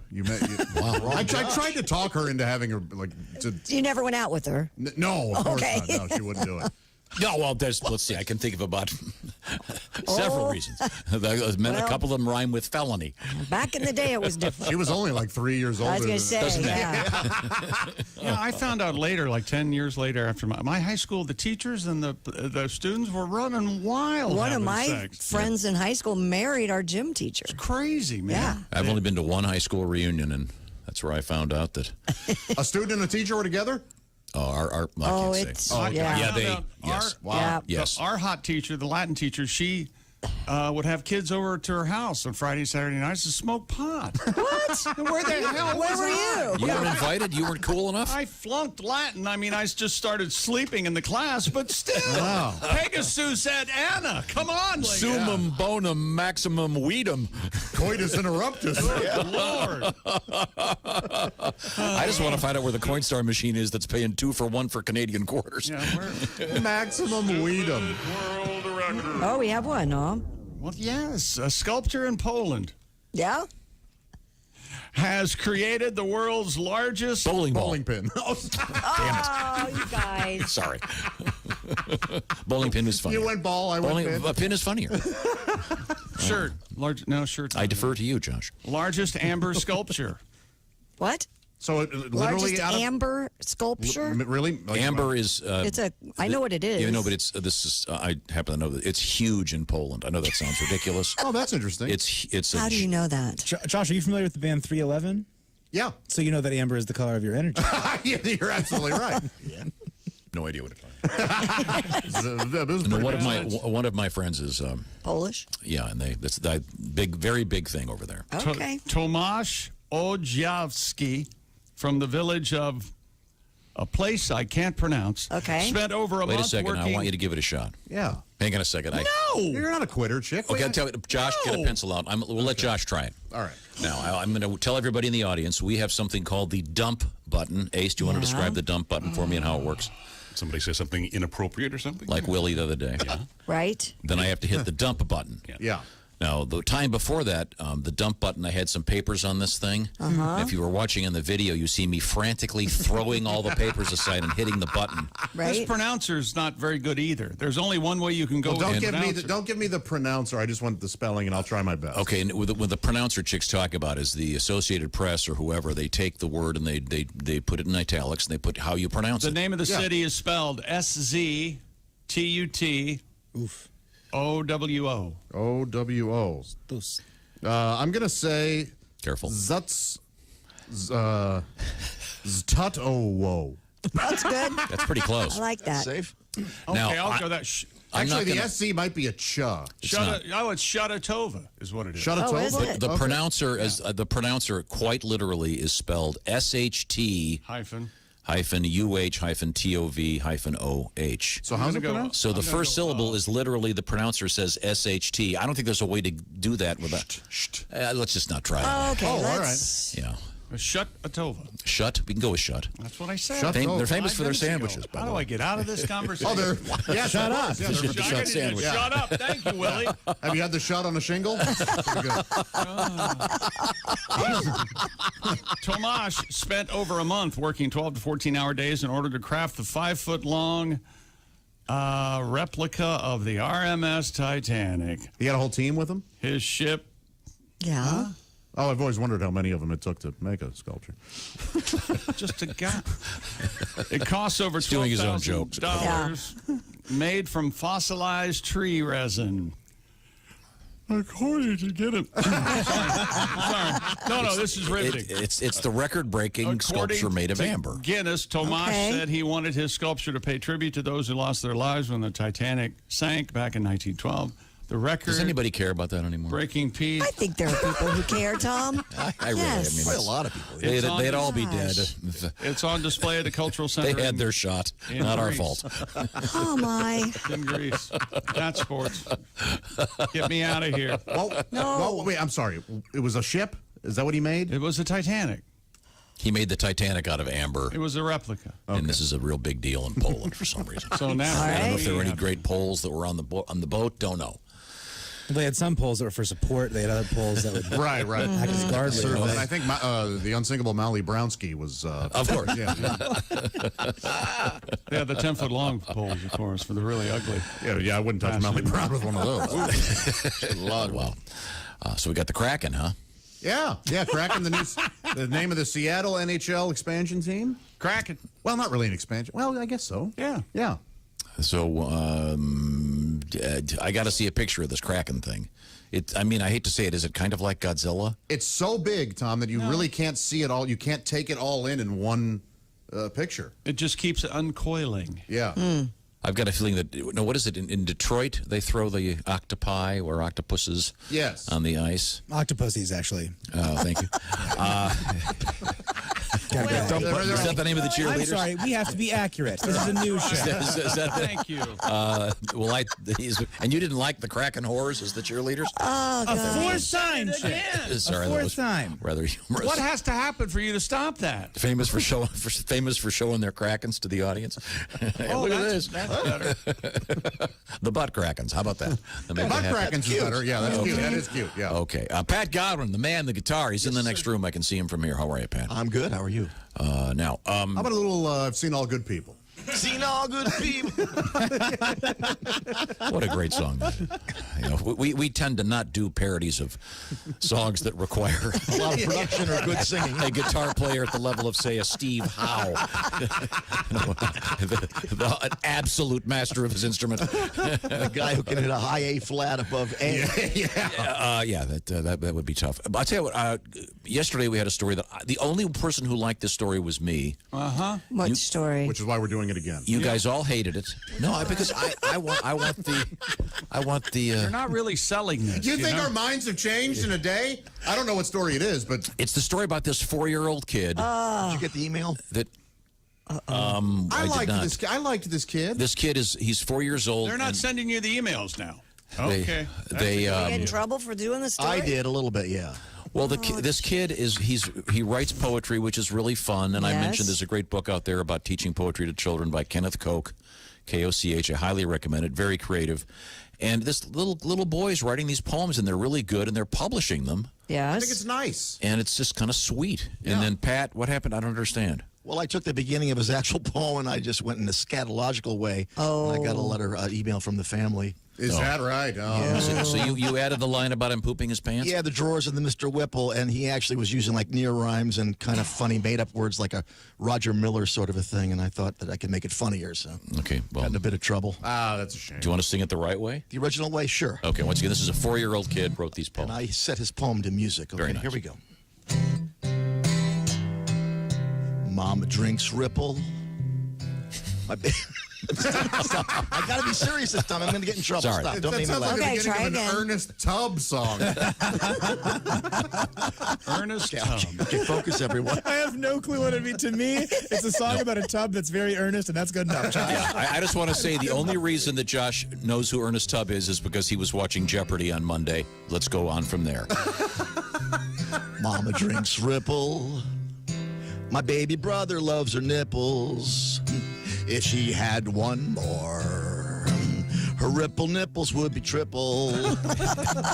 If she had 4, maybe I could have a sipple. My jaw is sore. I've been sucking on a pimple.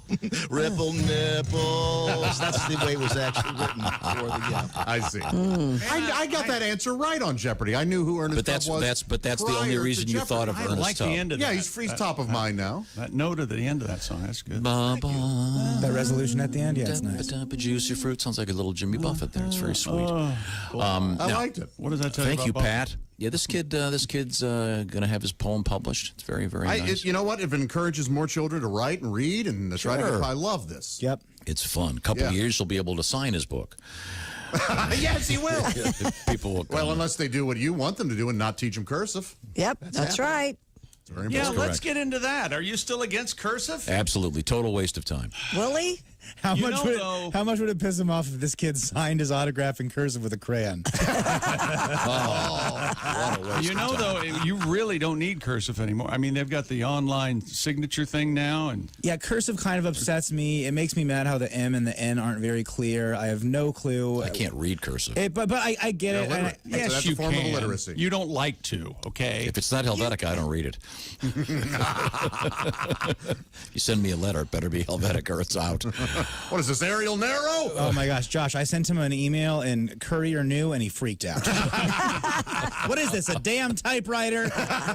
Can you imagine how things would have gone if during my various divorces there would have been the electronic signature available? Oh. It might have gone better. I can't see it going. You wouldn't have carpal tunnel. Did you ever get a mortgage? Yeah. And you sit there for an hour and a half? Yeah. I had to do that in person, yeah. That's a lot of signing. Have you ever seen the electronic desk thing? What do you mean, the electronic desk thing? Yeah. When I bought a car, and it's this glass desk. You can't do paperwork in your car. Stop it. No.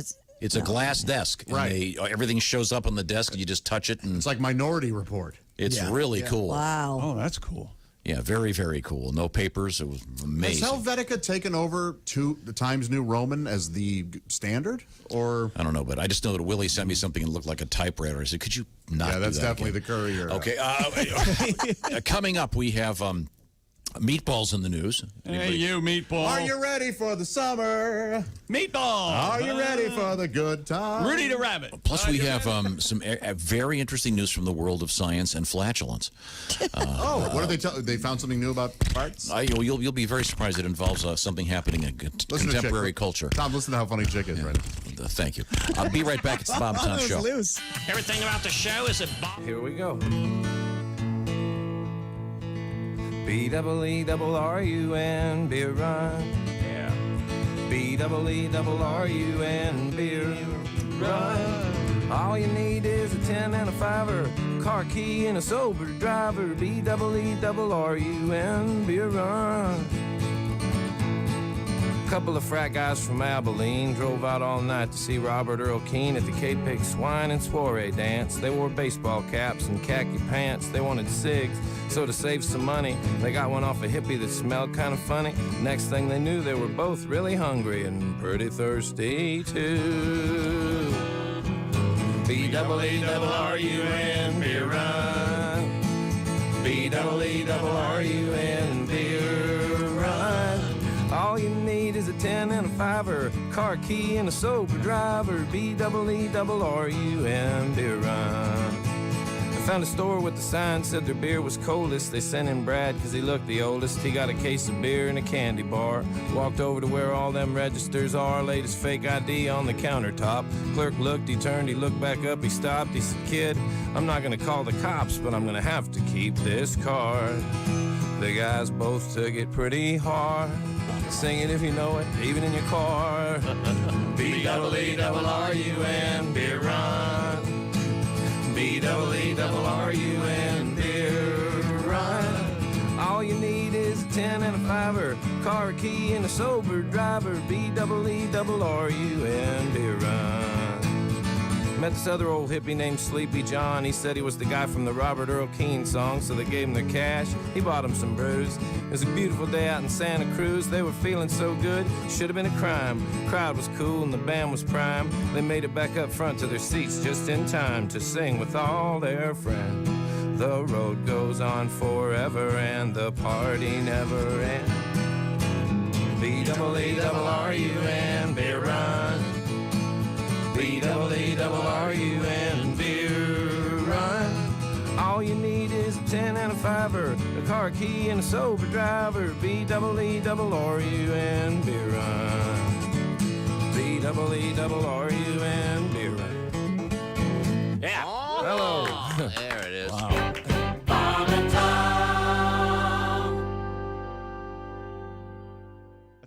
Beat the Giants 8-1. Denny Hamlin, the winner of a crash-filled race at Kansas Motor Speedway, giving him 5 NASCAR Cup victories already this season. And the NFL team, formerly known as the Redskins, will go by the Washington Football Team for the 2020 season.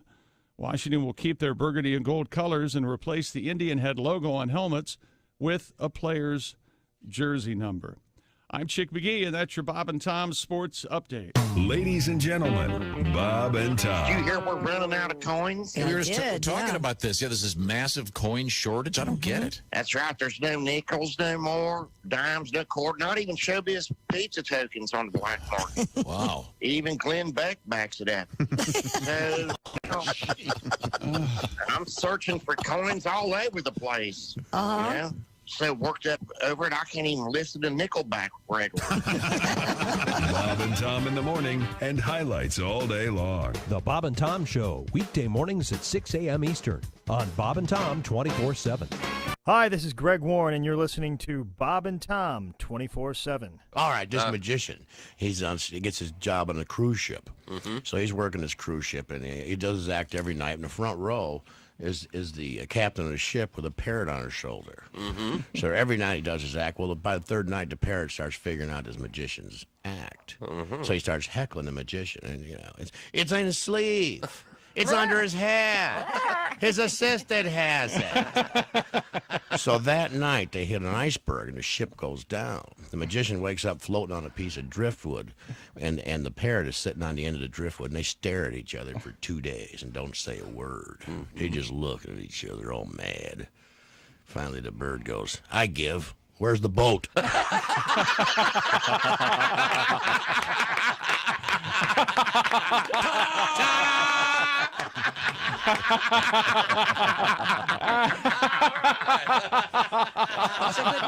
Oh, yeah. Bob and Tom 24/7. Comedian Drew Hastings. I don't know if you know. I live in Los Angeles now, which I am not. That's the weirdest town in the world, anyway. My first date out there after I go out with a vegetarian girl. And I don't know if you know any of these communists. They're all over the damn place. I kissed this woman. She actually, ooh, you taste like meat. Well, I am meat. And those vegetarians are a gassy bunch. They are. It's no wonder most of them don't smoke. They combust for Christ's sake. I'm trying.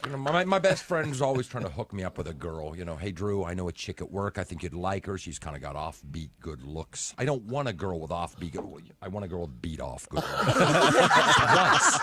Once. Jimmy Schubert is our guest. Any other interesting news headline, Christy? The FBI has identified the source of the virus-like blaster infection on the internet.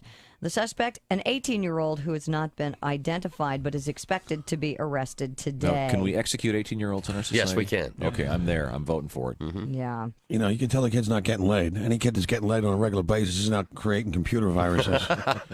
True. So it's basically, that's the sex education in high school.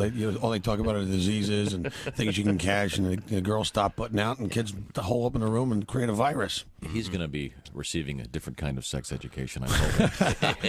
His baseball hat and his dirt button are going to be the same size once I get done with him. This kid's going to be able to do deep knee bends over a fire hydrant. You guys can't see the camera, but Christy just I have very like she was small getting ready hands. to eat a giant Subway sandwich. Right. Yeah, by the At way, a 60 Christy, degree I angle. think maybe the reason it's been a while since you had a date is if that's your standard, we're going to need a horse. No. Oh, my gosh. No. Did you see her ass? Yeah, she is very well. Oh, man, you listen to the way that guy talks. Man, oh, man. 7:45 at Q95. It's the Bob and Tom Show. My baby does the hanky. Oh, we're back. Christy Lee has the forecast. Q95, Fox 59 weather, plenty of sunshine, 87. Clear tonight down to 67. Sorry. Technical snafu. 70 right now. Just step on your toe? What are you doing? Okay. Welcome back to the Bob and Tom Show. We're feeling good today. Yeah. Hope you are too. What, Willie, you disagree? What is that No, song? it's just the We're way- high all the what's the song? High all the time. Hope you all are too. What song is that? I don't know. Rock and Roll Hoochie Coo? Is it? Yeah. Yeah. Edgar Winter, Johnny Winter. No, Rick Derringer? Yeah. The Johnny Winter does it on the live album. Oh, he does it okay. on Roadwork. Hope you all too. The great Rick Derringer. I am a real American. And Christy Lee, we've met Rick, and Rick's Yes, we have. he's about Christy's size. He's quite portable. Shorter. If he doesn't write an autobiography called Truth or Derringer, what's he doing? Oh, send that to him. Okay. Write that down right now. May I have his number, Christy? I don't have his number. She's such a good liar. Isn't that amazing? I do not have Rick Derringer's number. What does he taste like? Come on, tell me. Oh, Where were we? bless America.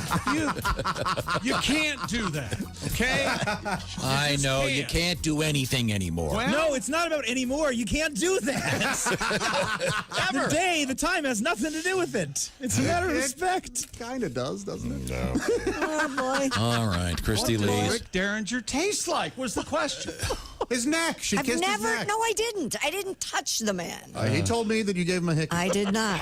I used to kiss Reggie Miller's neck every time he came in. I have kissed many a rock star, but not Rick Derringer. Thank you. And I'd do it again if I saw him. Where were we? Let's see now. That's Chick McGee, of course. Oh, I can you see him over there at the IHateStevenSinger.com sidekick chair? It's Josh Arnold, ladies and gentlemen. Hi there. Hi. He's our hockey fan. Yeah, when does of course. hockey start back up?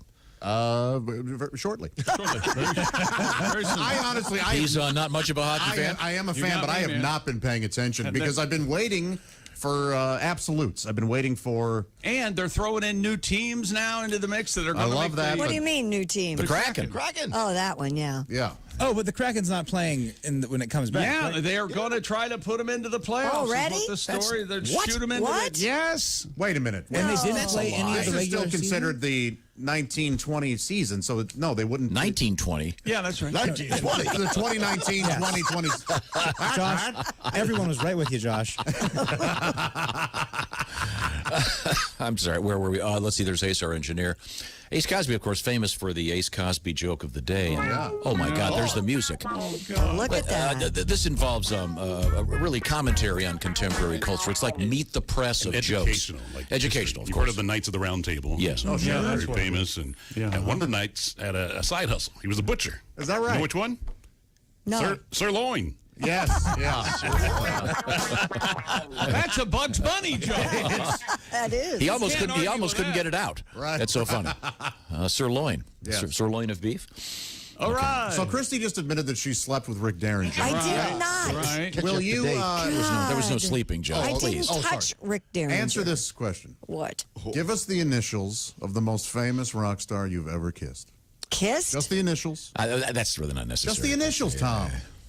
Like on the cheek or something, or what? Well, you'd go with Or like cheek. made out. There's Made a out. difference. Made out. Let's go with made out. I don't think that, Christy. You don't have to answer All that right, question. I As your attorney, No, you're legally obligated to answer. Now you asked her what he tasted like, but you're going to step in now. The boy here. Rick Derringer and I do not know each other. Right. Never touched him. but what's the name of his new book, Josh? Truth or Derringer. Oh, that's such a good title. If it isn't, what's he doing? I get that to him. Hang on a second. I shall knight thee, your most gracious majesty.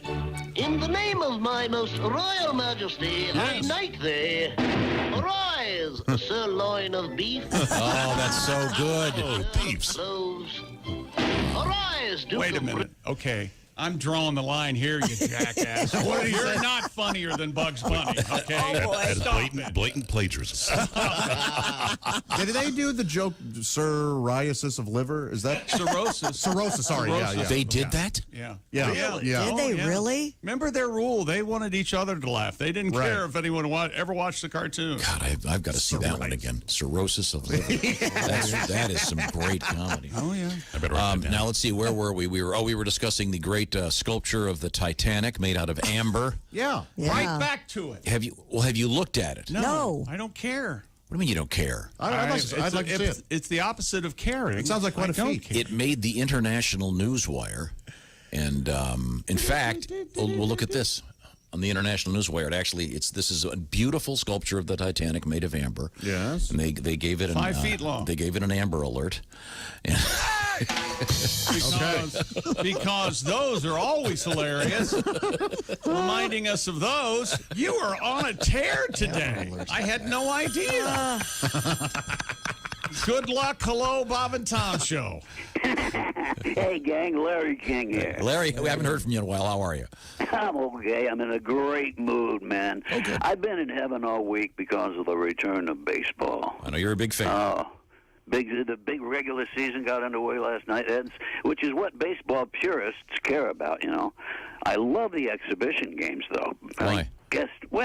Because because I guess you might say I'm an exhibitionist.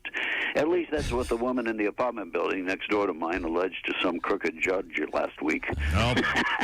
I told the judge that I thought my apartment had tinted windows. Who knew? Oh. Yeah, being a former New Yorker, you know, I'm always excited to see the Mets and Yankees exhibition games. Oh, sure. Weren't you? Those are great. It's hard to grow up in the Big Apple and not be a baseball fan. I mean, that'd be like growing up in Milwaukee and not being a fan of bowling, or growing up in North Korea and not being a fan of firing squads, for instance. Sure, yeah. By the by, speaking of the Big Apple, did I ever tell you I dated the famous Granny Smith for a couple of months? From the Granny late Smith 90s? apples? No. Yeah, in the late 90s. Yeah, I'm talking the Ms. Granny Smith. Had no idea. Yeah, she wasn't hot, but her cobbler always was, if you got my drift. Okay, all right. It was weird. Her nipples always smelled like fish sticks. That's Whatever. That You is know, weird. Doesn't make any sense. Oh, it doesn't make any sense. Yeah, I know. Well, when I was a kid, we used to play baseball in the streets of Brooklyn. Sure. We actually called it stickball because we used a stick for a bat. Right. Yeah, you heard about that, didn't you? We didn't have a field. We literally played in the street. We had to improvise bases. We used a paper bag for first base and another paper bag for second base. In fact, that's where the term two-bagger came from. Oh. Incidentally, Granny Smith was also a two-bagger. One bag wasn't quite sufficient. But I digress. Over her face. I'll never forget one particular stickball game. We were, of course, playing in the street. We were using a manhole for third base. I was on second base. I tried to steal third before I realized that someone had stolen the manhole cover. Oh, boy. I don't know if you guys have ever spent much time in a sewer, but I can tell you with some certainty it smells worse than Yogi Berra's underwear after a big Taco Tuesday. Oh, man. Never follow that man into the men's room. That's all I have to say. It'd be tough to do that now. Especially now, yeah, it's really smelly. Hey, I gotta go. The woman in the apartment building next to mine is home, so it's showtime. This is Larry King, out gang. It's an exhibition game. Yeah, he knows very well what he's doing. Okay, thank you very much, Larry. Christy Lee is over there. I can see her. She's at the Navy Federal Credit Union news desk. Are you done, chick? Yeah. Well, that was sports? Okay, good. Yeah, about a half hour. Okay, good. Oh. The future Mrs. Rick Derringer. Would you stop? What's he There's taste no way. What's he taste Likes And your rock and roll. I don't even He like likes her Rick coochie coo. Derringer. Hoochie coo. I don't even like Rick Is it? Derringer. It's rock and roll hoochie coo. Isn't Hoochie it? coo. Right, Not coochie coo. I apologize. Had the Yes. Coochie coo. better lyrics than any America song. Back to you. What? I don't know about God that. never did give nothing to the Tin Man. That's right. That he didn't already have. Never. Yep. You don't care for those No. lyrics? Come on, little. And I'm sorry, it's Oz never did give nothing. God had nothing to do with it. God thought would- the Tin Man was an affront to him. The Tin Man already would had hit a them with heart. lightning. You know, Rick Derringer wrote, "Come on, little, I'm gonna do it to you," or something. Boy. Right? Oh, this is a great lyric.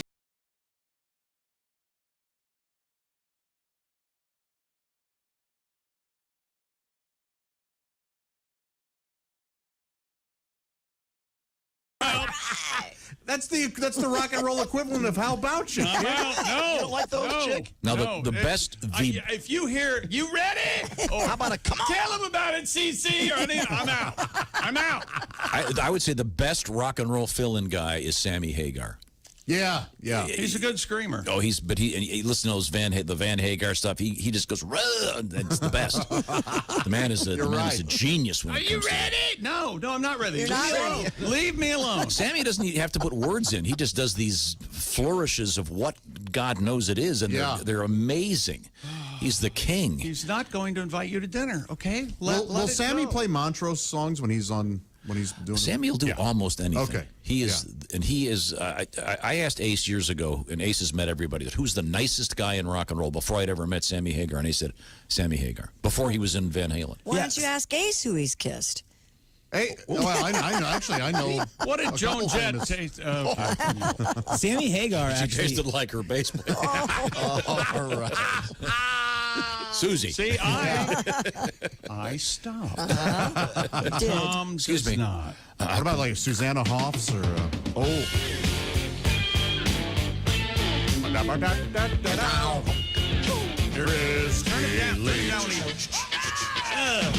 Christine Lee made love to him. I did not. What have I done to you, Josh? I'm just being stupid. You know that. It's a great song. Now, what the hell's he singing? He was something at the old town hall. It was very clearly. It wasn't. It wasn't a horse with no name. Felt good to be whatever it is. Laying it down. Yeah. Okay. Yes, thank you very much, Mr. What is his real name? Like Rick Ferringer or something? No, it's Zeringer, I think. With his okay, there you go. Well, we'll be right back. We have coming up flatulence in the news, meatballs in the news, and ketchup in the news of all things. This is the Bob and Tom Show. Reach us toll free at 1-888-BOB-TOM-1 or at bobandtom.com. This is the Bob and Tom Show.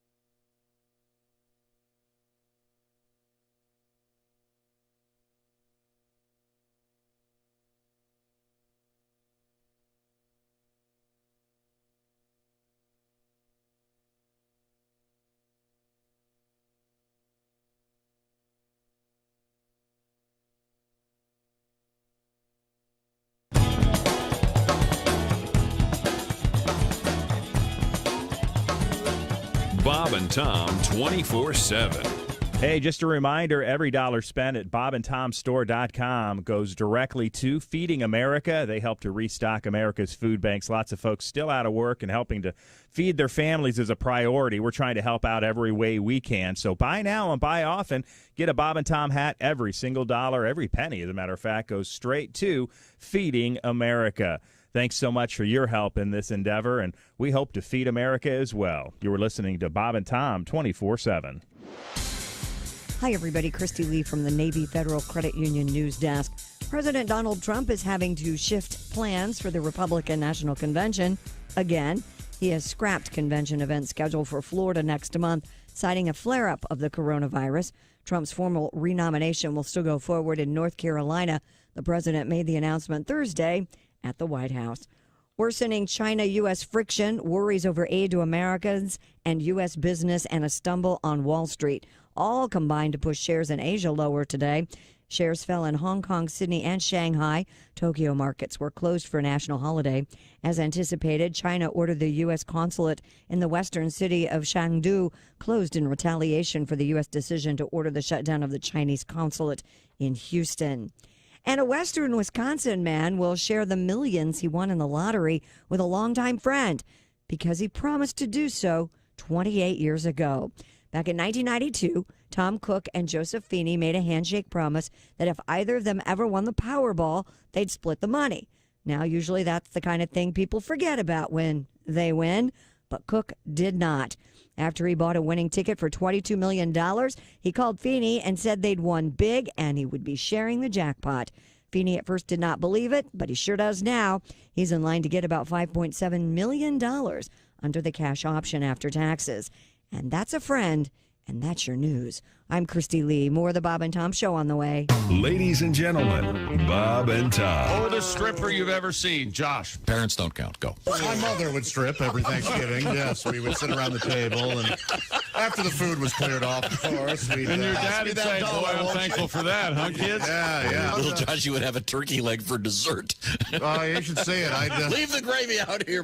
I'm dipping. Oh, that's right. Well, we made it 35 minutes. My mother danced naked for us. I'd be eating during it. I would have... I'm so fat. I am fat.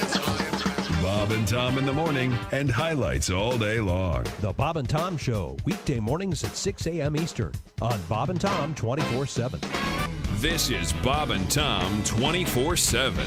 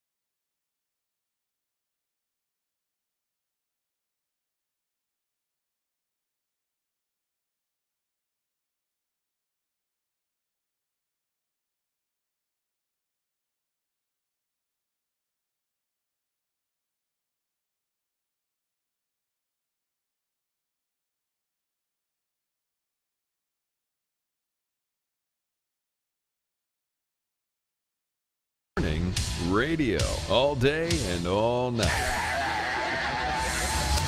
This is Bob and Tom 24/7. 24/7. All right, on October 26th, 1881, the shootout at the OK Corral took place in Tombstone, Arizona. No kidding. Yeah, it was the Earps and Doc Holliday versus 5 members of the Cowboys.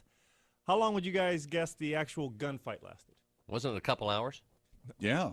30 seconds. Oh. 30 seconds? The actual shooting, 30 seconds. No kidding. Which really disappointed the people watching it on pay-per-view. Q95, it's the Bob and Tom Show. Christy Lee's right there looking great today, and she's got a Thanks, pretty good looking forecast. Yeah, great looking forecast for the weekend. Thanks to the CarX man. Plenty of sunshine today and tomorrow. High today 87, high tomorrow 88, partly cloudy 91 on Sunday. It's 70 right now. I want to thank my friend Dr. Earl Lanter because I can see again. And with these beautiful sunny days, you don't have to buy prescription sunglasses I just bought a new pair of shades. I'm very happy with them. I bought a new pair of shades because I lost my other pair. Yeah, and I don't have to wear prescription sunglasses. I don't have to wear reading glasses. Ace Cosby and I have the same thing. Dr. Lanter installed multifocal lenses inside our eyes. Chick McGee had the LASIK surgery. Thank you, Dr. Lanter. Distance vision correction. That's what's your name again? Oh, Josh. A number between 1 and 10, Josh. Go. 8. 8 would be from LASIK surgery to comprehensive eye care due to glaucoma or diabetes. Dr. Lanter and Lanta Eye Care can help. See, I read that. I just read it quickly, obviously. Sure, yeah, but you still read it. Yeah. A little caffeine there, but Dr. Lanter, check it out. Check out his Facebook page, Lanter. You got 2 eyes. Make sure they're both working okay, and he can certainly help you out. He certainly helped me. Thank you. Welcome back to the Bob and Tom Show. I'm going to get into a Zen state here. Oh. Do a nice relaxed intro. Okay. Coming up, Deep comedian breath. Dan St. Paul will be joining us, famous for the first baseball game. Dan has apparently updated that. Looking forward to that. Coming up very soon. Chick McGee is across the way at the sports desk. Ace Cosby remains our engineer. This is Tom speaking. Josh, of course, at the all-new IHateStevenSinger.com sidekick desk. Proud to be here. Let's see. Willie G in the hot box over there. Hey, Willie. Hey. Patty G over there in the other building getting piped in through the magic of video something. And then Christy Lee is in the Navy Federal Credit Union newsroom. We're checking in with Christy. What do you got over there, Christy? A Belgian tattoo artist has earned a reputation for his secret tattoos. The man's name is Indy Voet, V-O-E-T, Voet, Indy Voet. He has been. I know a lot of people are going after those indie voters. Yeah, the undecideds and the indies. Yeah, I don't think it'll go anywhere by mail. Yeah, Indy Voet. He's been tattooing the roofs of people's mouths for about 5 years. Boy, oh boy. He told Inked Mag, I don't really get a subscription to Inked Mag. Oh, you're missing out. It's I a fine guess. publication. Quote, I don't really use anything other than a needle and some dexterity combined with the trust of my client. Sick. Voet added that a tattoo machine would be too difficult to maneuver and too harsh for the sensitive location. The roof of your mouth. He said 90% of his clients describe the tattoos as being nearly painless or at least very tolerable. The remaining 10% complain of jaw or muscle ache from keeping their mouths open long enough to get tattooed. Sure. What is he tattooing? I looked at some of these. Yeah. There's you can see this guy and he's lying on his back, and they're shooting the camera up, so you can see the roof of his mouth, and it's a spider. Oh, okay. Ew. I mean, I actually have one of these. Oh, you do? You do? Yeah, I got peanut butter tattooed on the Oh, no kidding. Yeah. Oh, yeah, it's stuck there. Yeah.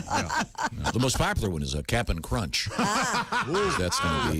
Yeah. Does it say if they fade away, if they last long? It doesn't say, but I mean, who on earth would you show that to, and how would you show it to them? Why would you do that? There used to be the trend of getting the tattoo on the inside of your lip. I yeah. have one of those. Oh, you do? I have one. I was 18. It was very dumb. It said swag. Yeah. It's kind of an ironic thing, kind of a joke.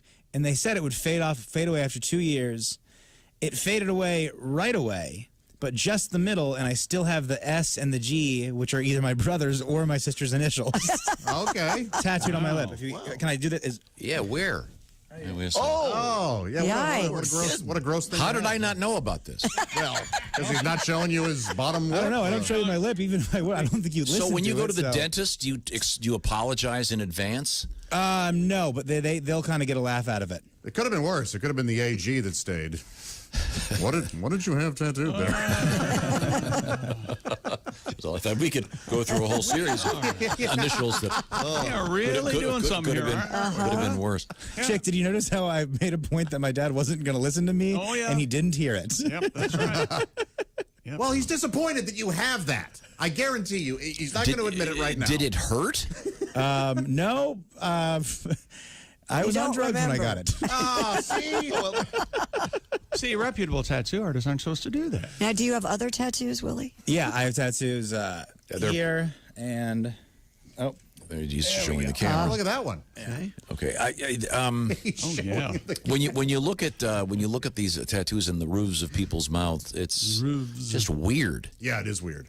That just seems like a crazy place to put a tattoo. It's completely unnecessary. Yeah, I mean, I thought the whole purpose was so people would see them. I heard there's some actors getting a fiddler tattooed up there. Oh, so they have that's right. Topol. The actor Topol actually has a fiddler on the roof of his mouth. There really is something there. Yeah.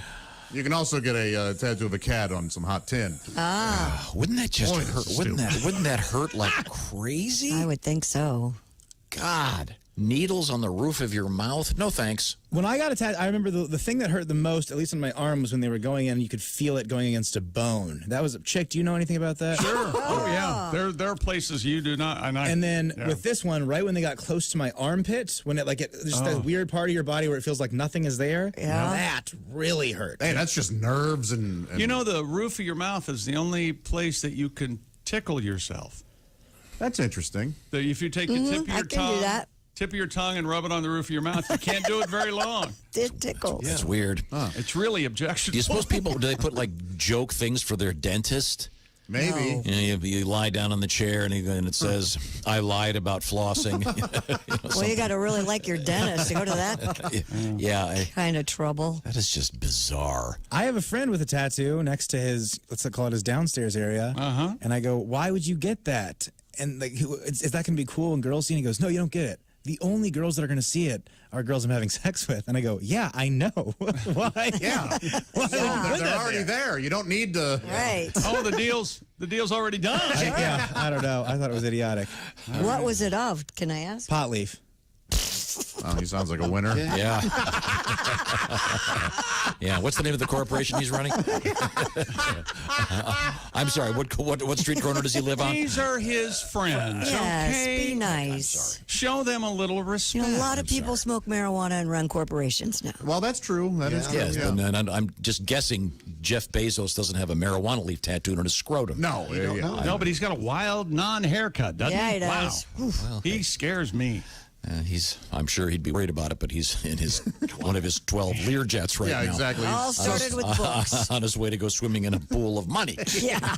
You know, he makes like every now and then he'll make $11 billion in a 24-hour period. Yeah. Well, remember, Chick, times are tough for everybody right now. So, That's right. Yeah. He except for loses him. money sometimes, like just I just lost $3 billion. People would be jumping off bridges. Yeah. And he just goes, all right, well, what do you want for lunch? There goes another billion. What are you? What? And it all started with books.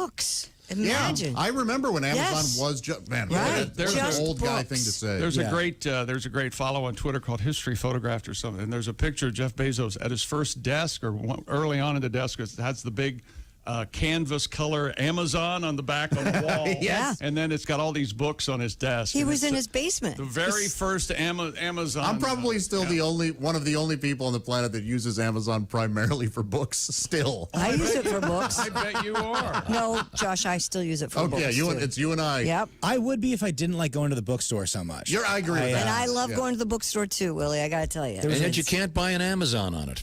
No, you can't. Human all trafficking. these- Everybody's got something they're opposed to. Aren't all these books available in motion pictures? I think aren't they? Oh, that's you darn right. That's a funny way to put that. It really is. Anything to get away from selling Amazons. Okay. Hey, a couple in the UK have named their newborn son Lucifer. Dan and Mandy Sheldon went to register Lucifer their 4-month-old son. A registry initially tried to prevent the parents from naming their son Lucifer, of course, another name for the devil, and told the Sheldons that their son wouldn't succeed in life with that particular name. They were right. Dan said that they are not religious and chose the name Lucifer as it means light bringer and morning in Greek.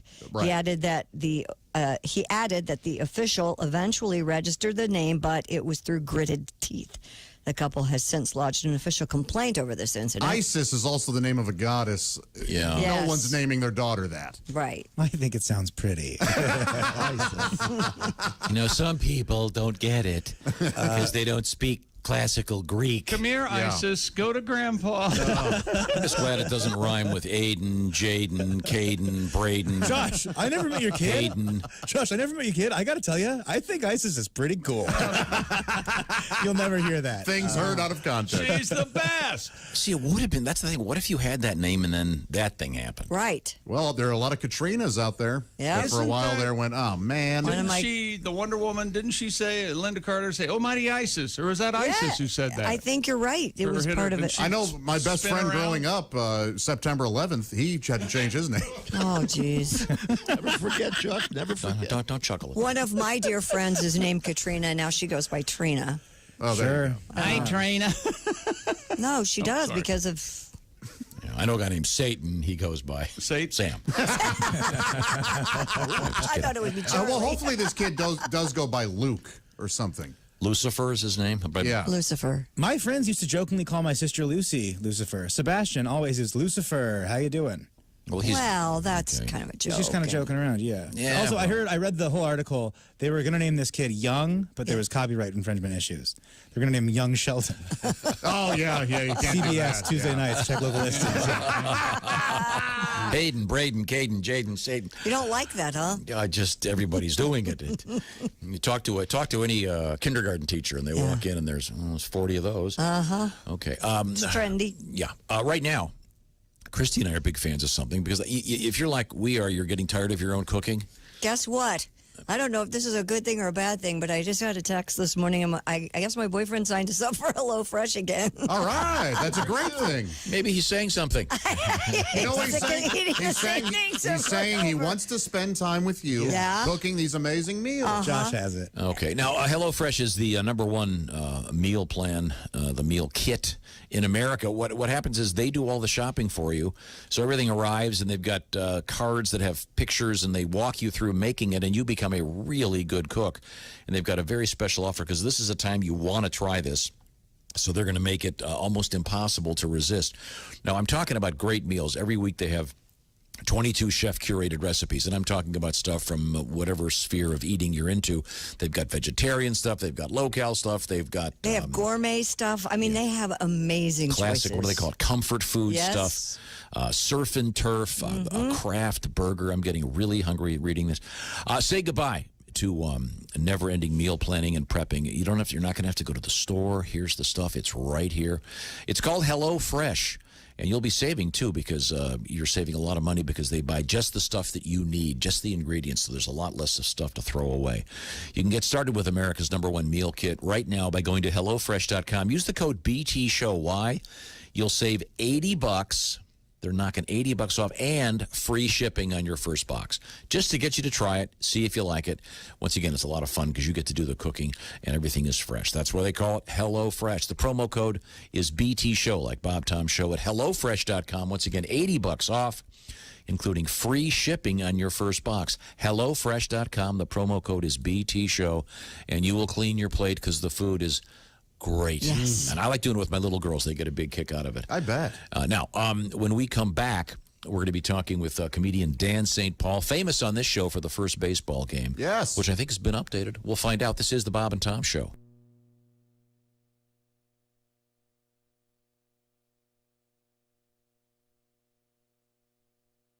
Hi, this is comedian Tim Cavanaugh, and you're listening to Bob and Tom 24/7. Hey, Tim Cavanaugh, one of my favorite people on the planet Earth, from Chicago, Illinois. You're listening to Bob and Tom 24/7. It's Friday, July 24th. I'm Mark Allison. We're socially distancing here at the Frigamall building. You got Tom and Josh and Chick and Ace in the main studio, Christy over in the Navy Federal Credit Union newsroom, Willie G, Tom's son, off there in the hot box room, and Pat Godwin around the corner where fudge is made. We're all here together to bring entertainment to you, and we thank you so much for joining us. We couldn't do it without you, and we'll have more of the show coming up right after this on Bob and Tom 24/7. Hi, everybody. Christy Lee from the Navy Federal Credit Union Entertainment News Desk. Taylor Swift's got a new album out. Folklore premiered overnight, less than a year after Swift released her Lover album. Swift writes on Instagram, she wrote and recorded the album in isolation. It features Bon Iver, Aaron Dessner of The National, and Jack Antonoff. Swift says before this year she would have waited to release it at the perfect time, but due to the current situation, nothing is guaranteed. Speaking of band names, when Irish singer Danny O'Reilly hears his fellow musicians complaining they can't work due to the pandemic, his response, quote, well, at least you're not named after the virus. That's right, his band, The Coronas. O'Reilly says they've got 5 albums. They're not about to change their name. If anything, they're getting a few extra hits on Spotify. If you're wondering, they named themselves after the typewriter in the film Almost Famous. The Coronas, oh, by the way, are putting out a new album called True Love Waits on July 31st. And former Scandal singer Patti Smythe is releasing her first album of new music in 28 years. It's About Time is a collection of 8 songs that will come out October 9th. 6 songs are originals plus 2 covers, Ode to Billy Joe and Downtown Train. Patti Smythe says after years of people asking when she was going to make new music, she finally went into the zone and started writing. She will also release a video for one of the songs, Drive. And that's your entertainment news. I'm Christy Lee. More of the Bob and Tom Show coming up. Bob and Tom 24/7. It's not on air. It's online. Bob and Tom 24/7.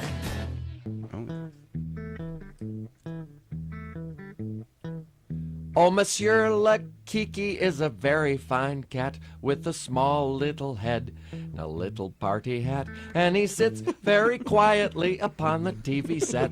Monsieur Le Kiki Le Cat. Oh, he ate a robin, he ate a wren, and he ate a tufted titmouse and then a wren again. He is stuffed with feathers like he was then, oh, Monsieur Le Kiki Le Cat. Long before there was cable TV, the reception of the aerial was bad on Channel 3, unless the cat coincidentally sat upon the television. Oh, the years went by, and his soul it did depart, but now he is a knick-knack through the taxidermist's art. With a tinfoil flag on his tail eternally. The reception is exceptional upon Channel 3. 'Cause Monsieur Le Kiki is a very fine cat with a small little head and a little party hat, and he sits very quietly upon the TV set. Oh, Monsieur Le Kiki Le Cat. That was deep, man. Hi, this is Nick Griffin, and you're listening to Bob and Tom 24/7. Hi, Kostaki. Hey, guys. This week, the subject is board games, which is a similar premise. I love board games. Me too. Me too. Battleship. Classic, right? Yeah. Yep. Too easy to cheat in Battleship, though. My brother would palm ships and move them around. One time I caught him with a ship under the board. And he's like, "What, dude? Submarine." Nice. Sneaky badger. Uh-huh. Monopoly. Think back to the time when you were playing Monopoly, right? Mm-hmm. You land on that little just visiting section of jail. Yeah. Did you take your piece and tease that person? Right? You go, "I'm just visiting. I don't have to stay here with you. You're a loser." Oh, my family hated that. Then when I was in high school, we went on a field trip to an actual prison, and let me tell you, equally unpopular there. I'm going to Pizza Hut. You're not. You're not. Taunting prisoners, huh? Yeah, nice. So I did a little research. The game of life was invented by Milton Bradley himself. Oh, yeah? In 1860. And that's why there's a spinner in that game, because at the time, dice were considered wicked. Oh. Which, I don't know if dice are wicked, but Dungeons & Dragons dice do have the power to keep girls away. Yes, they do.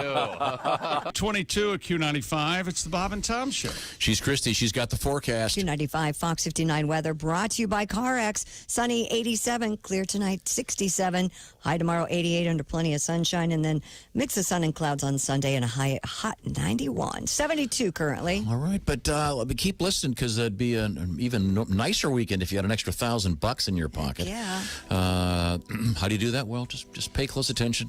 Listen to whatever that guy's going to say when he says it, which might be just around the corner, he said. Welcome back to the Bob and Tom Show. Everybody shuffle. Feels good, doesn't it?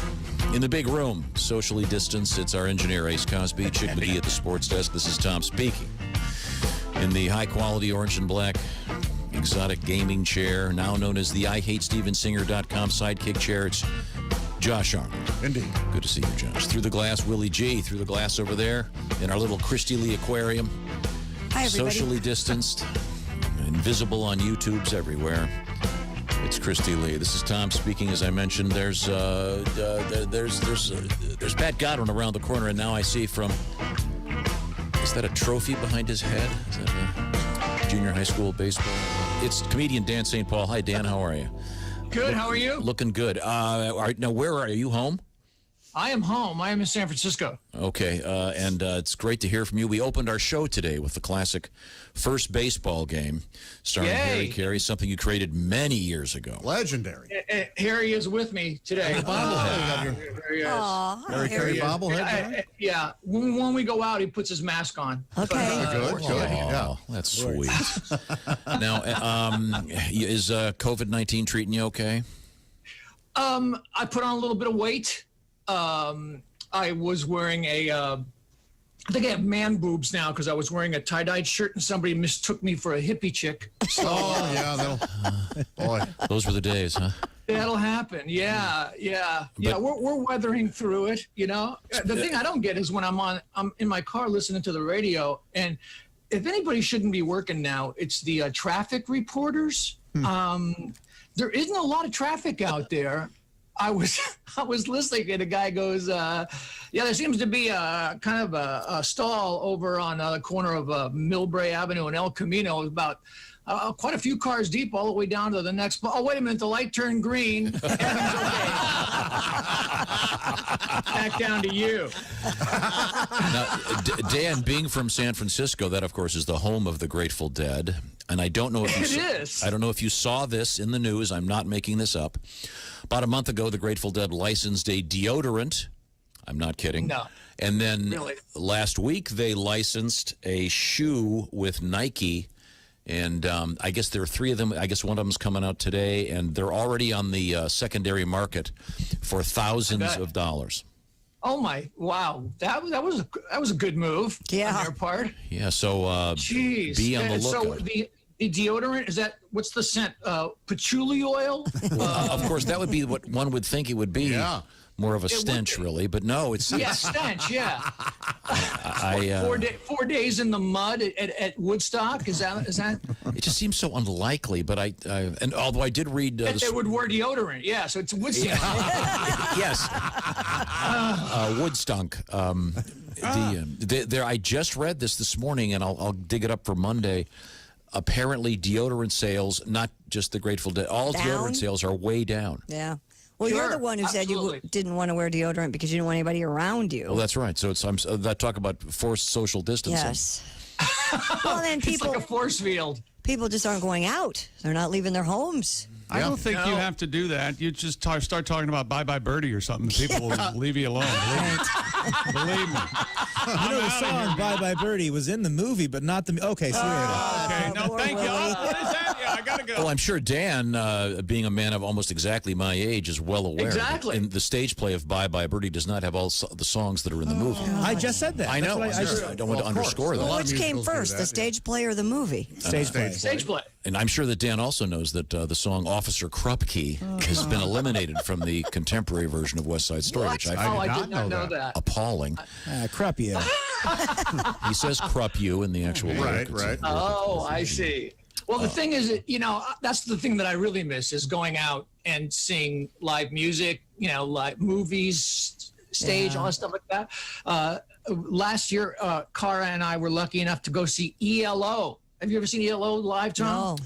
I know, no, but I'm a big fan. Love to. Oh, they were, and I had to go see them. And so we went and we took the subway to Oakland, and the entire car was all full of baby boomers, except for two teenagers who had to be thinking, is the rest home on a field trip?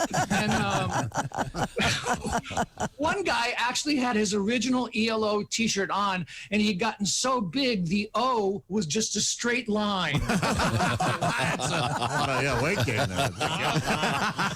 Now, we got into a weird topic yesterday. Once again, we're speaking to comedian Dan St. Paul, the man behind the famous first baseball game. We asked everybody this question yesterday. Who was the first famous person you ever met or were introduced to?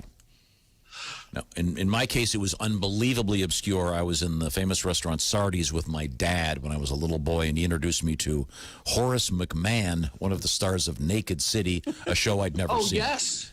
Show I'd Naked never City. seen. But who was the first famous person you met? Do you remember? I'm going back and I'm thinking Joe DiMaggio. Wow, that's great. That's a big one. Yeah. I was, and this is, I used to be a teacher, and I came out and in the parking lot, and there he was waiting for his granddaughter.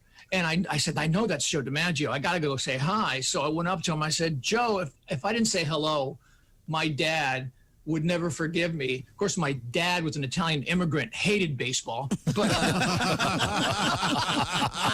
didn't even understand it, but he said, oh, okay, and then he opens his trunk. He's got a stack of 8x10s. He goes, what's your name?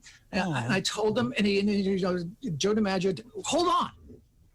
Wait a minute. Oh, Dan is getting up. Oh, he's got it framed. Holy heck. Oh, my gosh. Oh, look at that. Yes, look at that. Yes. Dan. That's very cool. That's a nice signature, Joe too. DiMaggio. Now, Dan, if my office weren't so far away, I'd go get my Bob Feller. I also have a Vic Davalio, a little obscure. Oh, Vic Davalio. I remember shortstop, right? And Vic, I thought he was an outfielder. He lives in Venezuela. He's still alive, I believe, in Venezuela. Oh, wow. Okay. Now, as well, I guess we've just gotten to the topic. Comedian Dan St. Paul, famous on this show for the first baseball game, a truly legendary piece of comedy. Now, is this a sequel, an update? What do we got here? Well, this is just a reaction because early on there were discussions that all teams would be playing the season at their spring training ballparks. In Phoenix and Florida. Mm-hmm. And could you imagine how that would go, in the summer? Could you imagine Harry calling one of those games? Hi, everybody. This is Harry Carey, and I'm in Phoenix in August.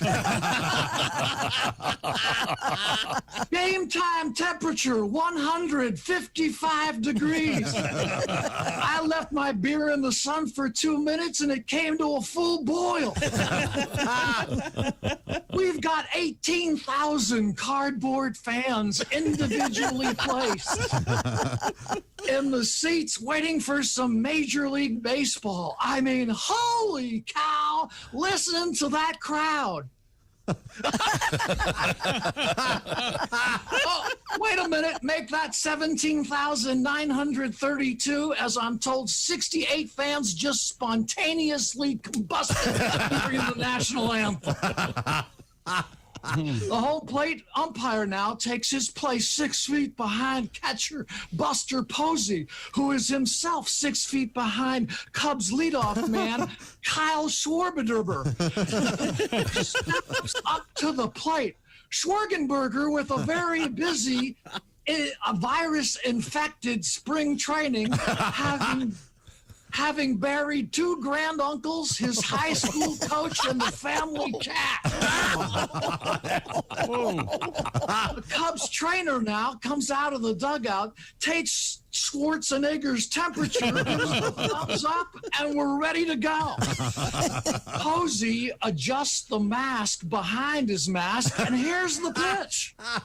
It's a comebacker to the mound. Cueto fields it, reaches for the hand sanitizer, disinfects the ball, and shovels it to first base. Brandon Belt steps on the bag and then runs frantically into right field. You don't want to get too close to Schwarzenbacher. He could be an asymptomatic carrier, and that's out number 1. Today's game is sponsored by hydroxychloroquine. Hey, fans, feeling lucky? Why not drop 2 hydroxychloroquine with a 4-ounce Clorox chaser? If it can disinfect your boxer shorts, well, why not you? Posey now scoots up right behind the plate as Cubs third baseman Chris Bryant has chosen to place himself 6 feet to the right of home plate. Why? Because he is swinging a 7-foot bat. Cueto washes his hands while singing what sounds like happy birthday in Spanish. He goes into his windup, and here's the pitch. Bryant lines it into the stands down the third base line, where it ricochets around in the stands until it finally lies perfectly still. Cueto with his next offering. It's a slider fouled off to the right side and caught by an inflatable doll. In one of only 2 places that she could make the catch. I'll leave it to your imagination to figure out which one. Hey, a big thanks to Chick and Patty from the Happy Time Adult Bookstore out on Highway 57. And we're here at 5 a.m. this morning to blow up over 600 of those hollow honeys and fill up all of Section 108. 2 strikes on Bryant now. Here's the pitch. It's a pop-up between third and short. Longoria and Crawford are both calling for it, but wait a minute. Holy cow, they're too close, and they've both been ejected from the game. Lucky for the Giants, the new COVID-19 rules have expanded the rosters to 81, so you can field a new team every inning. Bryant safe at first. With the Giants now making their substitutions, let me remind you that this Friday is free COVID-19 test night. Test negative and you're in. Test positive and spend the next 2 weeks in quarantine courtesy of Motel 6. Don't forget your toothbrush, just in case. That's it, guys. Dan St. Paul. All right. And the return of Harry Carey. That was great, Dan. Terrific. Hope to see you back on the road, Dan, when this all clears. Thank you so much. Thanks, guys. Glad you're Great well. to see you again. Yeah, Glad you're see you, well. man. Thank you, Dan. God, that's funny. Oh, that made me feel great. Yes, yes. I have another really good feel-good story. May I do it? Sure. A Western Wisconsin man will share the millions he won in the lottery with his longtime friend because he promised to do so 28 years ago. Whoa. Back in 1992, Tom Cook and Joseph Feeney made a handshake promise that if either of them ever won the Powerball jackpot, they'd split the money. All right. Now, usually that kind of thing you forget about, or you'll go, I never did that, right? Cook did not forget, and after he bought a winning ticket for a $22 million jackpot, he called his buddy Feeney and said they'd won big. Yo, Feeney. And he was splitting it down the middle. How cool. After taxes, Mr. Feeney is $5.7 million richer now. All right. Isn't that wonderful? It is. Wow. We need that kind of integrity in our lives these days. Not to mention the $5.7 million. dollars. Yeah. That's what I would do, except the exact opposite. I would hire a staff of maybe 2-3 guys to keep that nut away from me. That's what I do. Yeah. I don't know what you're talking about. Handshake, schmandshake. Oh, Get out of my way. I think it's a wonderful story. Oh, come on. What do you mean, come Very on? nice. It's very nice. No one in here would do that with their friend if they'd done that. No. Chick, if I ever win, I would. Wait, here I comes. would. You're lying. Go ahead, Josh. if go I ahead. ever win the Powerball, Yeah? I will give me. you. You'll give me how much? I'll give you 25%. Do you hear what he's saying? 25%. Of my winnings. They said half. Half. They split it down the middle. Halvesies. well, then you have to you have to make the same promise. You see. Huh? Yeah, that's right. I'll make the same promise. What are you doing with your fingers? Cross your fingers. crossing my fingers. Crossing your fingers. What does that for your mean? promise. That means it's extra true? What And you're by the saying? way, this is me crossing my fingers the way I was married each and every time. So, Will the groom please take his hands out of his pockets? That's cool. we I always thought it said was that really if we've gotten tickets. Yeah, Sometimes we we'll bought as buy a group. tickets collectively. Yes. That would have ended the show immediately. Remember there was one a few years ago in which someone from the office went out to buy the tickets. Everybody chipped in, and then when the thing won, the guy went, or the lady, whoever it was, went, oh, well, I bought some separate tickets for myself, and that's one of the ones that won. Right. Boy. See, that's the opposite of the story I just What read. if she's telling you the truth? Well, the thing is, when you do that, you're supposed to put them all. You come back with the tickets, you seal them up, put them somewhere. Yeah, right. Take pictures of them all, so you can make sure that the group has the same ones. Did they end up murdering her? I know what happened, It ended up in court or something. I don't remember the story. Another great plot for a movie. Man, oh man. Yeah. Well, I just thought that was. Isn't one of the subplots of Assembly Lost line? that doesn't the Hurley won the lottery. Hurley wins the lottery. Who and knows things start what went going on wrong. in that stupid I don't know. They had a show? polar bear on a plane. That's all I Hurley won the remember. lottery with the numbers 4, 8, 15, Yeah. 16, 23, 42. Those numbers come into play in various times on the show. Good job, Willie. How'd you remember that? I don't know. Somebody He's got them tattooed on his. Somebody tweeted me the other day. River is Apparently, they might bring back Lost, and if they do, I hope they put my fan fiction into it. Hey, let me tell you something. If they do, hasn't this nation suffered enough? Okay? Willie, I'd like to read your Good Lost God, fan fiction. man. I have for one of my final things I had to do in college. I had to do a 15-minute video pitch of Lost. And Josh, if you want, it is the worst project anyone has ever done. I can't wait to see it. Did you have it make sense? It's just me going. Okay, so Hurley's on the island, but nobody was ever even really there. What they were doing is All right, I've there got are it. two planes. We're coming There are right two back. planes. Beers and watch that. That's Coming all up, there's a missing bear in Ohio. Yeah. And it's not in the country. Coming up, that and flatulence in the news. This is the Bob and Tom Show. This is the Bob and Tom Show. Check out the Bob and Tom Show app and let your voice be heard. Our contact info is right there.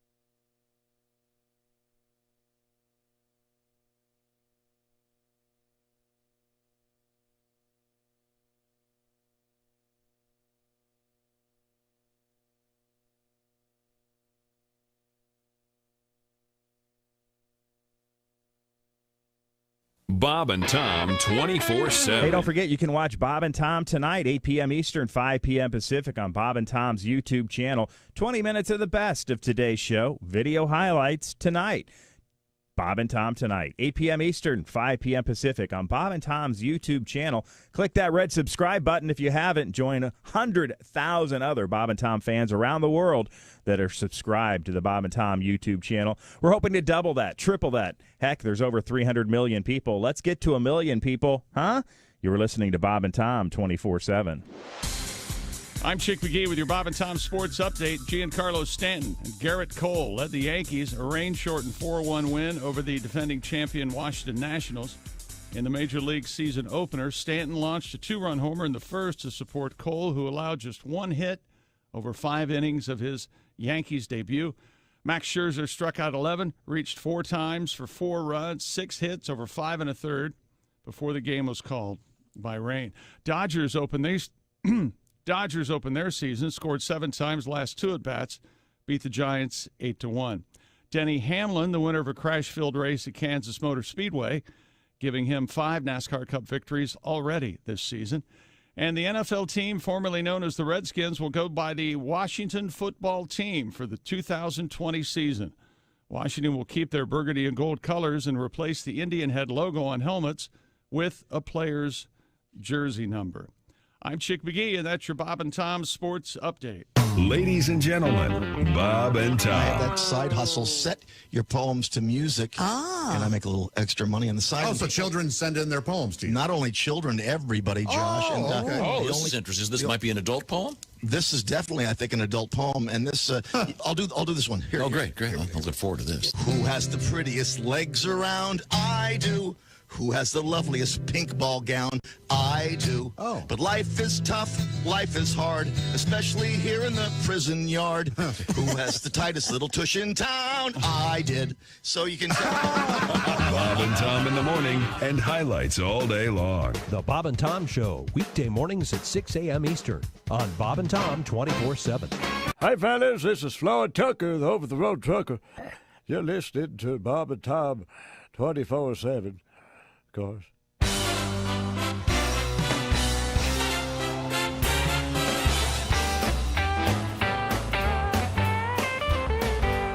One day a guy was walking his doggy in the park. A pretty girl was walking her dog too. When suddenly those mutts were sniffing each other's butt. And doing that thing doggies like to do. Doggy style. Doggy style. Those dogs were stuck together for a while. They were frozen in that pose. Till someone grabbed a hose. They were doing it doggy style. Wow, look over there. There's a dog licking his nuts. I wish I could do that. Well, you probably can, but you may want to pet him first. That fella and that lady, soon they fell in love. They honeymooned on some exotic isle. It must have been the heat, 'cause right there on the street, they started doing it doggy style. Doggy style. Doggy style. She turned her head so he could see her smile. But he never saw her whack, 'cause he was poking her from the back. Whoa, they were doing it doggy style. For 20 years, they've been married to each other. Now they do a different kind of doggy style. Like a dog, he sits up and starts begging. Then she rolls over and plays dead for a while. You know, Pally, I've seen his wife, and she's so ugly that no matter what position she has sex in, it's still doggy style. Oh, wow. Then that fella got in trouble with the IRS. They sentenced him to prison at his trial. Now his life's a living hell. He's bent over in his cell. And he's getting it doggy style. Doggy style. Doggy style. Those prisoners line up in single file. Now he hopes they throw 8:45 at Q95. Thank you, handsome man. It's the Bob and Tom Show. Handsome, pretty lady, voluptuous. Christy has the weather. Sunny today. Look for a high of 87. Sunny tomorrow, 88, and then partly cloudy and 91 on Sunday. 72 currently. Thank you very much, Christy Lee. Keep listening throughout the day here on Q95 for various proclamations that could somehow result in you having $1,000 in your pocket. I'm making that clear. No, I'm not. The point is you could win some money. How about that? Okay, listen to the show, listen to the music, have some fun. We are here. This is the Bob and Tom Show. We come to you from the big room here, where you'll find Chick McGee across the way. He's at least 20 feet away from me. That's the way I like it. Case Cosby, a solid 12 feet away. Josh Arnold, I think we measured 11 feet away. Josh, of course, is sitting in the IHateStevenSinger.com sidekick chair. Yeah. This weekend, wouldn't that be nice? Take some time, take your phone, go to IHateStevenSinger.com, get your sweetie something special. Boom. Speaking of someone special, Christy Lee's in the Navy Federal Credit Union newsroom. And then we've got Willie over there. Hey, Willie. Willie's in the hot box, the smallest room in the building. That's even smaller than the bathroom. That is a little place. Yeah, it's a small room of big man. There you go. We have a Pat Godwin over there. Pat, I wanted to ask you something. Yeah. I don't know if you brought any of your friends with you today, but is Infecto Quarantini around by chance? Quarantino. Oh, sorry.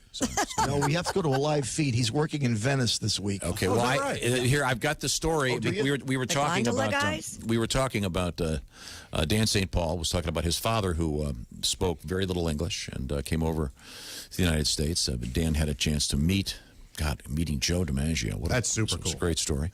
But we had this story out of Venice, Italy earlier this week. I don't know if you remember this, but the headline is Venice gondola tours reduce capacity due to overweight tourists. Yeah. And the limit on the so-called gondola Danolo features only 5 people now are allowed as passengers. Used to be 6. And the big boats, the gondola da Parade. Please stop. They're just say the word. They're only allowed to have 12 passengers now instead of 14. And according to Andrea Balbi,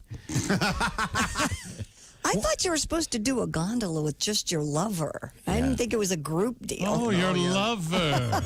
Come on. I'm going to take a lover. Honey, it's very romantic, but I got a Groupon. There's 3 other couples. Yeah. Wait, I have one point to make. So if this is happening now, and there's currently Americans we can't leave because of COVID, does that mean that other tourists are just as fat as we are? As American tourists? If That's so, sort mission of the, accomplished, baby. Yeah. That's kind of the misconception of the world, is that only Americans are fat. Yeah. And how dare the Italians? They invented pizza and pasta. Thank you so much. Right. We may have a little extra pounded because of you, and we love it.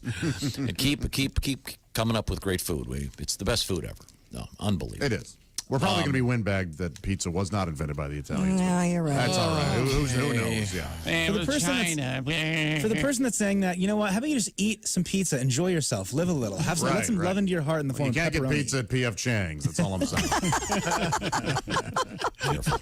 I disagree with that sentiment. Maybe that instead of our as a mission statement, it should be careful. I don't have the story in front of me, but Christy, I don't know if you remember this. Maybe Pat Godwin remembers, because it was a story about a place where apparently you have to take donkeys up some mountain. Santorini. That's Greece. Yes. That's Santorini, Greece. Yeah. And the problem there was the tourists were too fat For the donkeys. For the donkeys. That's a huge thing. Yeah. So they're trying to breed stronger donkeys or something. Yes. Let's make the No, donkeys. seriously. I know. Why don't you just say, no, you can't go? You're too fat to get on that animal, sir. That's fine. You've been there, Pat. Well, if you can't take the donkey, how do you get up to There's the a river? cable car, or you can walk it. And you don't want to walk it. No, I did it. You don't want to do it. Right. It's rough. The cable car, do they count heads? And I would hope so. That cable can only hold so much. Well, now I would think. I don't know what they do, right? Well, anyway, El Quarantino, what is his name? Quarantino. Infecto Quarantino is here with us. Well, he's not here. You have to push the button. It's a live feed, Tom. Oh, okay. Oh, try that. In the break. Which button Push it is right, it? right there. Oh, there you go. Hey, everybody! It's me, Infecto Quarantino. Yeah, nice to see you. You're looking more and more like Pat. Oh, well, the people say we are twins. But I digress. I express myself through my squeeze box, and when I'm done with that, I pick up the accordion. This is a song for the gondola. I'm a gondola operator now, and we're having an issue with the tourists. Here we go. The tourists are getting so fat that they're huge. I feel like I'm operating a submarine. You're much too fat for a gondola, way too big for my boat. I can only take it a 5 of you. With a 6, we ain't gonna float. Maybe just one dish of pasta, just a slice of nice, tasty stromboli. You tourists should maybe take it a gun and leave a cannoli. Because, the gondola may sink, and I would be forced to sing and perform underwater. Yes. And I think it would go something like this.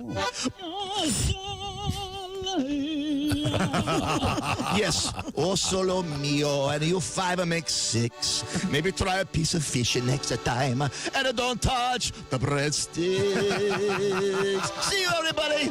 Ciao, prego, prego. Yes, thank you. There he Good to goes. see you. Facto. Okay, for now.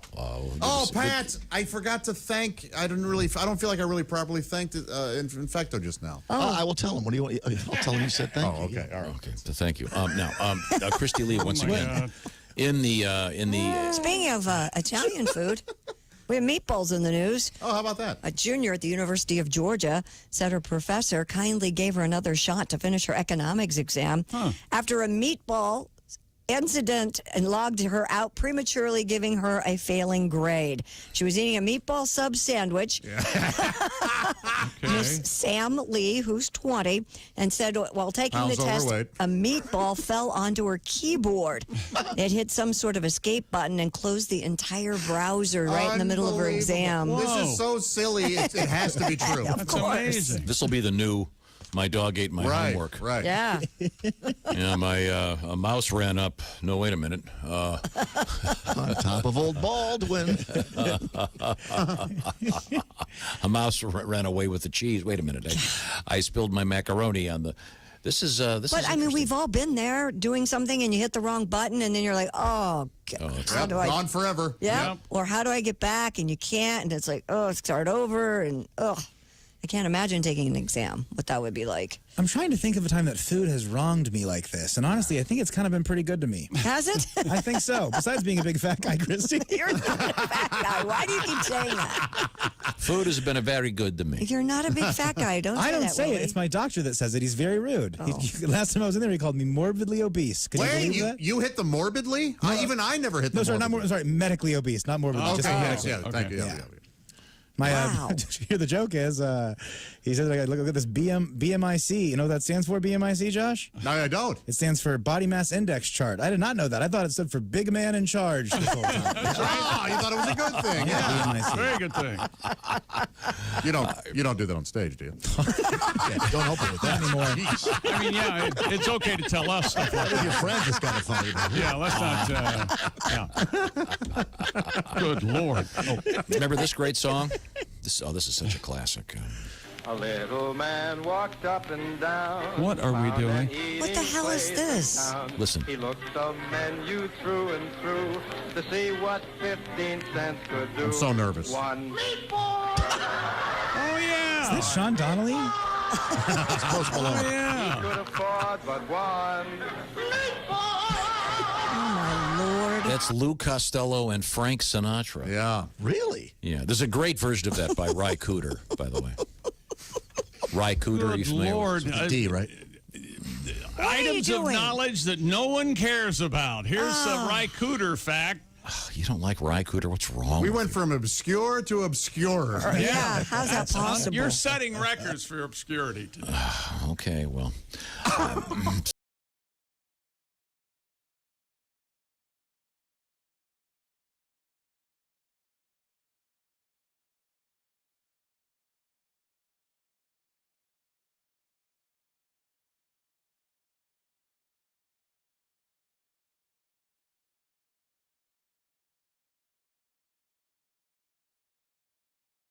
I like the way he keeps playing it and keeps asking us. Yeah, like, oh yeah, you're gonna know. You're like the weird guy that works at the record store that just keeps showing you these weird niche things.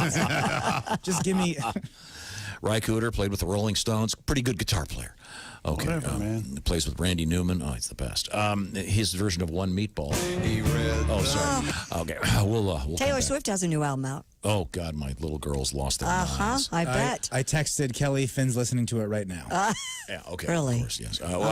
Coming up. Patti Smythe has new music coming out.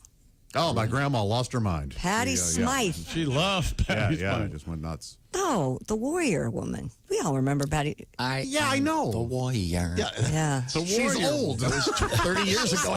That old? But she's old. I bet she's 60. Did she married cover to One McEnroe? Meatball? Yeah, she's married to John McEnroe. McEnroe's 80, for God's he's sake. not. When we come back, we have flatulence news and a missing bear in Columbus, Ohio. Okay. All right. This is the Bob and Tom Show. Add to or continue the conversation. Check out the Bob. The best comedian, Tim Allen, is here. He goes, oftentimes, you hear this a lot. Yeah, oftentimes the technology they learn here at the race is translated into your family car. Uh-huh. And I went, yeah, right. This year, Chevy's offered the Indy Celebrity, a 900 horsepower celebrity wagon.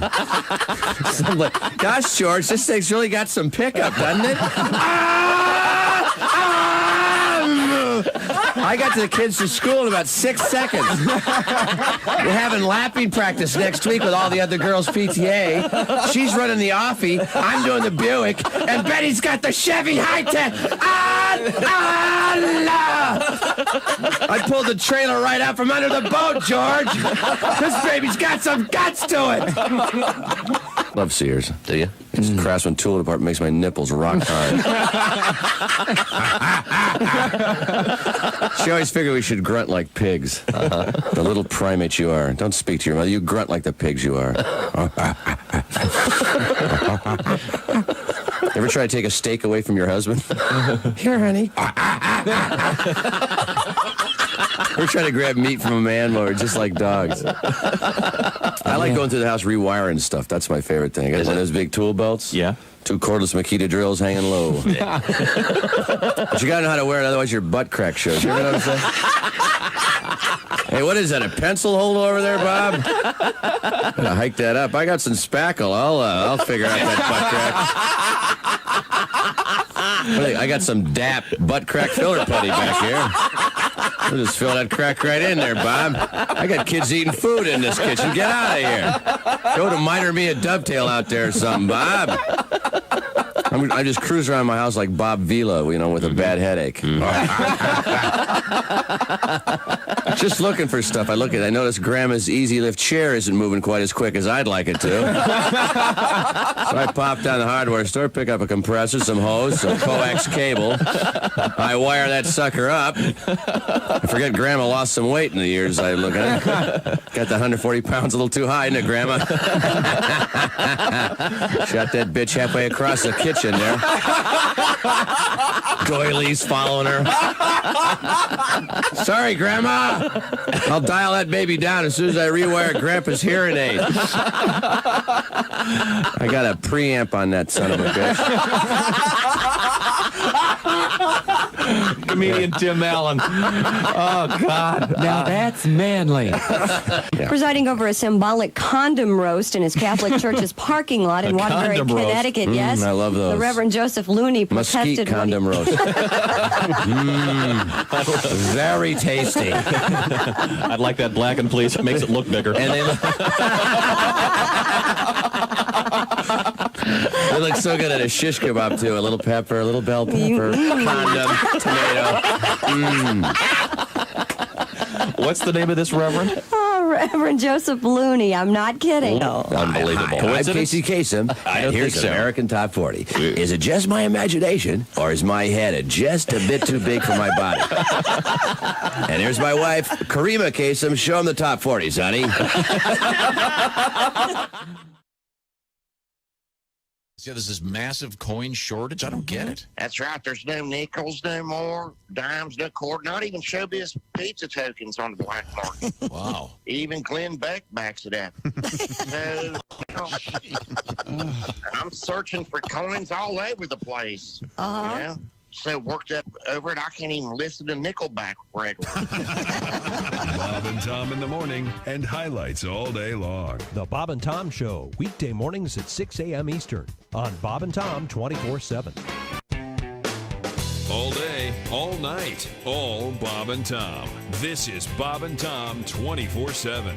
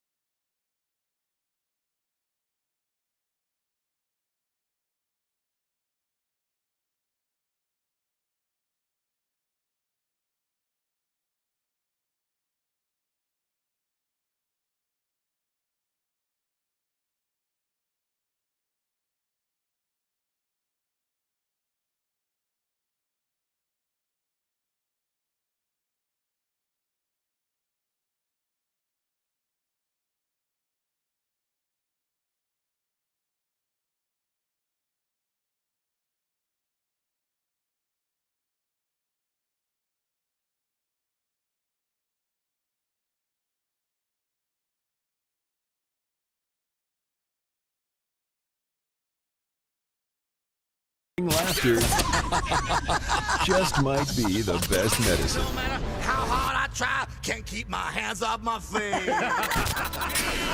Bob and Tom 24/7. Comedian Jim Gaffigan joins us in the studio, a family man, a clean liver. Now, when you're on stage, Jim, you don't do a blue kind of show, do you? I'm very clean and kind of, I talk about cake for like an hour. 2 at Q95. It's the Bob and Tom Show. Don't forget, keep listening for your shot at some serious money. Right now, some very serious weather, but in a good way. Yeah, it's beautiful weather. Q95, Fox 59 weekend forecast brought to you by CarX. Sunny today, 87. Sunny tomorrow, 88. Mix of sun and clouds on Sunday. Warmer even, high 91. It's 74 degrees currently. Good Jeep weather? Great Jeep weather. And if you're not getting your new Chrysler, Jeep, Dodge, or Ram at Westgate, hey, you're not getting the best deal, especially during the Beat It or Cash It event, which is going on right now at Westgate. Here's how it works. If they can't beat the new vehicle deal you'll get at any local Chrysler, Jeep, Dodge, Ram dealer, they're going to pay you $2,500. Whoa. Wow. You heard me. And that includes other dealers' 2020 summer clearance event offers. So there's no reason to wait. Come out to Westgate. You'll get the best 2020 summer clearance event deal or bring home $2,500. It's the Beat It or Cash It event. Hey, and if you have a car to sell, Westgate will overpay you for your used car, even if you don't buy one of theirs. See this all for yourself. Don't miss it. The Beat It or Cash event at Westgate, just off Highway 40 next to Coles and Plainfield. Online at westgateauto.com. Thank you, Christy Lee. Be listening for some care. Welcome back to the Bob and Tom Show. Thanks very much for joining us in the big room with Ace, Chick, Josh. I'm Tom. In the glass over there, it's Willie. There's Christy Lee. Hey. In our little Christy Lee aquarium. Well, what have you got in your aquarium? It's a huge aquarium. What's in there? A little teeny Christy Lee. That's right. It's the Navy Federal Credit Union little teeny Christy Lee newsroom. Yes. You Irish? I don't know. This is an Irish aquarium employee? All the best aquariums are Irish. Tommy over because his we're all tanked. There you go. Come on, Godwin. The cap or the tag that saves the joke. It's Pat Godwin, ladies and gentlemen, our Irish friend. And let's see, where were we? Oh, by the way, Willie, thanks for almost ruining my car this morning. What'd you do? What happened, Will? Oh, because I moved my car to a place where it's easier for me to get access to it, where I usually park it. All right. And I left in a different spot of the driveway. And my dad comes in this morning and goes, "Hey, did you move your car this morning?" I go, "Yeah." And he goes, "I almost backed right into it." And I go, "Well, why? Can't you see it?" And he goes, "Well, no, but the day before I saw it was in a different place." And I go, "Oh, well, I thought you'd have the presence of mind to not back into a car." He's famous for this kind You of crap. did this over here at Sam's house. That you can see is behind you, and you have sensors, you have a camera. Yes. He I'm pretty totally sure your car blamed somebody else. He backed into a car, Right. and his excuse In his was, driveway. well, they moved behind me after I went inside. Then I went out and pulled out and ran right into That's it. exactly correct. Well, why didn't you see it when you Chick, were backing up? You know why? Idiot? Because he lives in the past. I know it. No, last night you were parked in the little parking spot. And this morning, There's no defending this, and I find it fascinating that you think what you're saying is helping. No, I did. I got home one day, like at 4 in the afternoon. This would be like if you were driving home and you ran a red light, and a cop pulled you over and said, "Sir, you ran a red light," and you said, "Well, it was green this morning." On my way to the station, it was green. Good point. Is that helping at all? That's the same argument. That is very good. That's a very good argument. I'll keep that in mind. And also, I know it's true because if you got pulled over, I'm certain you'd argue with the cop. Everyone else, license registration. The main light I go through every morning, I go through red or green. It's early. There's nobody there. Why are you saying that? What is wrong with you? Scofflaw. You need to have respect for others. No, oh, my gosh. No, God, no. He's the only person in the world. Okay, sorry. No. That's not true. I'll do that too. But no, I Christy. Well, at certain times of the day, you're just as bad. It's so early in the morning. There's Sometimes nobody when I go on to the a store road. and I want something, but I don't want to spend money, I just take it. I just take it. Somebody just gave me a great point that my car is black and that he can't see in the dark, and then I need a white car, and I'm certain one of these days I'm going to come back and go, "I painted your car while you were asleep." It's now neon yellow. So I could see it better. See, I thought maybe you'd gone out after we had Willie and I did steak night again last night because the girls were gone. It was awesome. It was great. It was tremendous. And but your car was parked in the parking thing over on the side of the house. I moved it because I had to get tote bags because I'm moving a bunch of stuff from my apartment in Chicago. Okay, sorry. But I came so close to backing into it because I wasn't expecting it. Now, the one time I did do that, I'd gotten home at like 4 in the afternoon after an NFL game. Went inside and thought, I need to get a coffee. Went out, got back in my car, put it in reverse, and rammed into somebody's car. Sometimes I wonder they pulled why. in after I got there. Well, duh. You still have to look.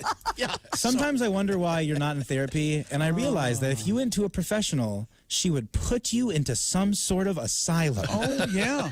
If someone... And one here in this country, he'd have to go to Austria, where they had thought of psychiatry. He might be on a list that's titled, "Do not attempt to treat this man." Right. Didn't you have psychoanalysis? You teased a story earlier this week about psychiatrists that were crying. Oh, no, we're falling asleep. Oh, we're falling asleep. You didn't give it to me, but... Oh, sorry. I'll dig that up for you. That's a good one. In the meantime, we do have this flatulent story this is a little bit science-y, though. Hey, guys, look what Chick's doing. It's flatulence, Tom. Get it? Lip farts. Phone's ringing. Hello, Bob and Tom Show. This is Dick Hitzwater sitting in for Dawn or Dusk. And this is some other news. Reverse. Well, a Japanese baseball team is adjusting to these strange times by putting dancing robots in the stands in place of fans. In lieu of beer, the stadium will be selling WD-40. Only $20 a can. But only until the 7th inning. The World Surf League had to cancel its 2020 season due to coronavirus concerns. Thank goodness. Hit a wave wrong with your mask on, and surfing turns into waterboarding. Hey, baseball is back, and mega fan Dr. Anthony Fauci threw out the first pitch last night for the Nationals' opening game.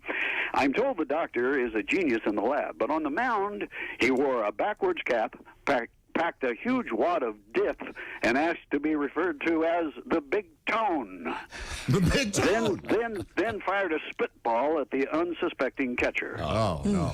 Well, the guided missile destroyer USS Carney has arrived at its home port, Naval Station Mayport, Florida, after a 5-year forward deployment in Spain. The USS Carney will now undertake its new mission, playing host to honeymooners. An Art Carney joke. Wow. Unbelievable. Jane King. Unbelievable. With the tag. Hey, Ralphie boy. Well, this weekend, the original Bullitt Mustang, driven by Ken Miles, sold at auction for over $3 million. Or in layman's terms, 2,500 stimulus checks. Now, just think, all you have to do is get 2,499 of your closest friends, and you can all go in on a Mustang together. So try to remember these uncertain times are hard for everybody, except for car collectors. But this is Dick Hitzwater sitting in for Dawn or Dusk, and this has been Some Other News. I miss Don. Yes, yeah. I'm surprised you didn't do your Jane King thing. That's one of my favorite things you do. Who's Jane King? Well, when Jackie Gleason would end the live version of the Honeymooners. I used to do it because there was a kicker for the Chargers named John Carney, which he retired 15 years ago. So that's when... Because he would go, Art Carney! He would introduce the cast at the end of the show. Yeah. And what would he say? Come on, do it. Art Carney, Jane Keane. But you have to do it in that voice. Yeah, sing, chick, sing. Go ahead, Christy. What do you got over there now? I don't. It's a Friday. I'm too tired to do my famous voice. Is that what you're No one's understanding what we're doing except you. Who was Jane King? Was she Keane? Fine actress. Was she? She was Audrey Meadows' best friend on the Honeymooners. Thank That you. aired That's in the what I was 50s. looking for. Very obscure. Was she married to Art Carney? No, on the show. Yeah, I think she was. Okay. It was very good. Considered a classic. Well, sure, yeah. Okay, back to you. They ripped off the Flintstones, of course. Sure, absolutely. Famous. Yeah, I mean, I can't believe they used that bird as an alarm clock. Jeez. They thought they could get away with that? That's yours. That's absolutely yours. What's your favorite one? The turntable or the garbage disposal? Which one do you like the best? Yeah, maybe the elephant trunk shower. No, it's got to be the garbage disposal. Yeah, gotta be the garbage. Yeah, yeah. the car where you use your feet. If I saw somebody doing that in real life, I would lose my mind. Oh, my all-time favorite Flintstones gag is when he looked to see what time it was, and he had a wrist sundial. I couldn't take it. Yeah. You know, there are several scenes in the Flintstones where they're just cruising down the highway and they're talking to each other, and they're just, I don't know, 60, 65, and there's no pedaling at all. But man, they sure are going. Yeah. Maybe they're going downhill. Give me the teaser, Christy. I'm glad there's no hot water. It stings my trunk. I do all the work and he gets paid for it. I like the food over at the Rebels better. That was the garbage disposal. Oh, wouldn't you know, the only thing I'm allergic to is face powder. Some sort of bird, I think. Right, being used as a powder puff? Yeah, she was using as a powder puff. You know that sundials are... Okay. Sundial talk You have the floor. the oldest reference It really we've is. ever made. Right. Well, Dr. Frank should be King. proud of yourself. Can you introduce Dr. Frank King? Frank King! There you go. There I had my way. Dr. Frank King, who is, of course, a professor at the University of Cambridge. Of course in the he UK. was. And he gets to mail everything for free. Here's the quote. I'm afraid sundials Nothing for Frankie. Okay. Franking? Franking privileges. That means they get free postage. Oh, I like that chick. I prefer Dr. Frank Lee. He's always very honest. Frank Lee. I like Frank. I'd prefer, Josh, I thought you'd prefer Frank Furter. Frank Furter. He's a bit of a hot dog. Wait a second, you guys. So fat, I'm so fat. I'm the fattest, I am fat. Nobody's fatter than me. Nobody's fatter than me. I'm going to say that was mean. Right now. It was mean, but it took him 3 hours to get there. That's exactly right, Yeah, that Willie. was I the was first thinking fat about joke of it. the day. Right Good now, restraint, Dad. that is the most requested thing we have that we do. That people want to hear that. They're losing their minds. I'm getting a Over lot the of mail. fat I'm song. getting a lot of mail from people of a certain size who. I got one particularly good one where the guy was getting a bunch of ice cream and he walked out of the store singing that to himself. Going, I'm okay. Yes. You know, right now with all the things going on, put on some weight. Why not? I have an order of ice cream coming this week that may just take me out. Looking An forward order to of ice cream coming. What? You Yeah, have he's to going order to eat your so ice much, cream? it's going to... No, I have this place that delivers ice cream. They only deliver on Saturday.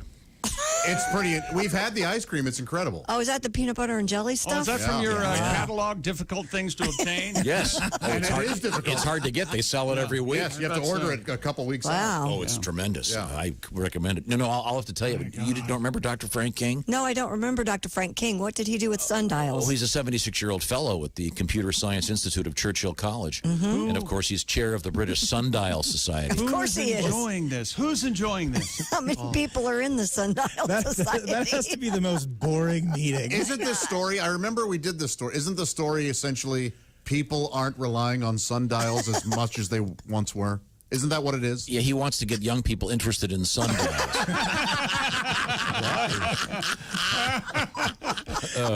Good luck. He's being funded. Good luck. This man probably has tenure. You know, I think they're honest. I swear to God, I think there is a sundial app for the phone. I'm not kidding. I'm totally serious. I'll have to look that up. What happens when during your the break. battery dies? What happens at night? What happens at night? If you need to know what time it is after dark, you're not cool. Oh, jeez. I want to tell you about something that happens at night. Yeah? I finally get some sleep, and I sleep on my sleep number bed, which I love. And I should tell you this. I'll do a survey. Chick McGee, what's your sleep number setting? 100. It's a nice, crisp, firm mattress. Yeah. Christy Lee, what is your? 35. That's like a marshmallow? Yes, I That's like okay. it. Okay, you like it gooey? I like it that way. Well, see, this is a free country, last time I checked, and you're allowed to sleep on any kind of mattress you like, and the beauty of the sleep number bed is that you can change the setting every night. Josh, your setting is... 65. That's kind of right down the middle. Yeah. So you get the setting that you want. If you change your mind, if your life changes, something goes different, you can change the setting of your bed. And the other side of the bed will be a different setting. So if someone likes it gooey on that side and you like it nice and firm on this side, you're both winners. They should call this the Everybody Wins bed, but they don't, and it's probably too late to change the name. They call it the sleep number bed. Reduce stress. That's the important thing right now because there's a natural immunity you get from getting the right amount of sleep and feeling good about everything. So don't drink too much caffeine. Get a good night's sleep, and that starts with a great bed. And, of course, the sleep number bed is my bed, and I can tell you what, you're going to love it. Discover proven quality sleep for your health and well-being with the Sleep Number 360 smart beds. And right now, for a limited time, you can save up to $900 on select smart beds from Sleep Number. Shop your way at a Sleep Number store or online at sleepnumber.com/BT show. Tell them the Bob and Tom Show sent you. You will love your Sleep Number bed. All kinds of different stuff they've got. I've got the one you press a button and bzzz, you get the back to go up. Raise, the legs to go up. Oh, lower. it's the best. It is the best for watching TV or if you've got acid reflux issues. Look into the Sleep Number bed.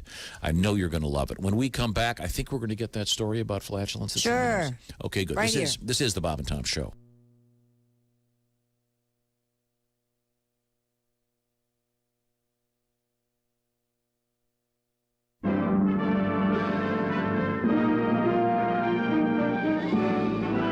Spanning the globe to bring you the constant variety of curvy cleavage on display.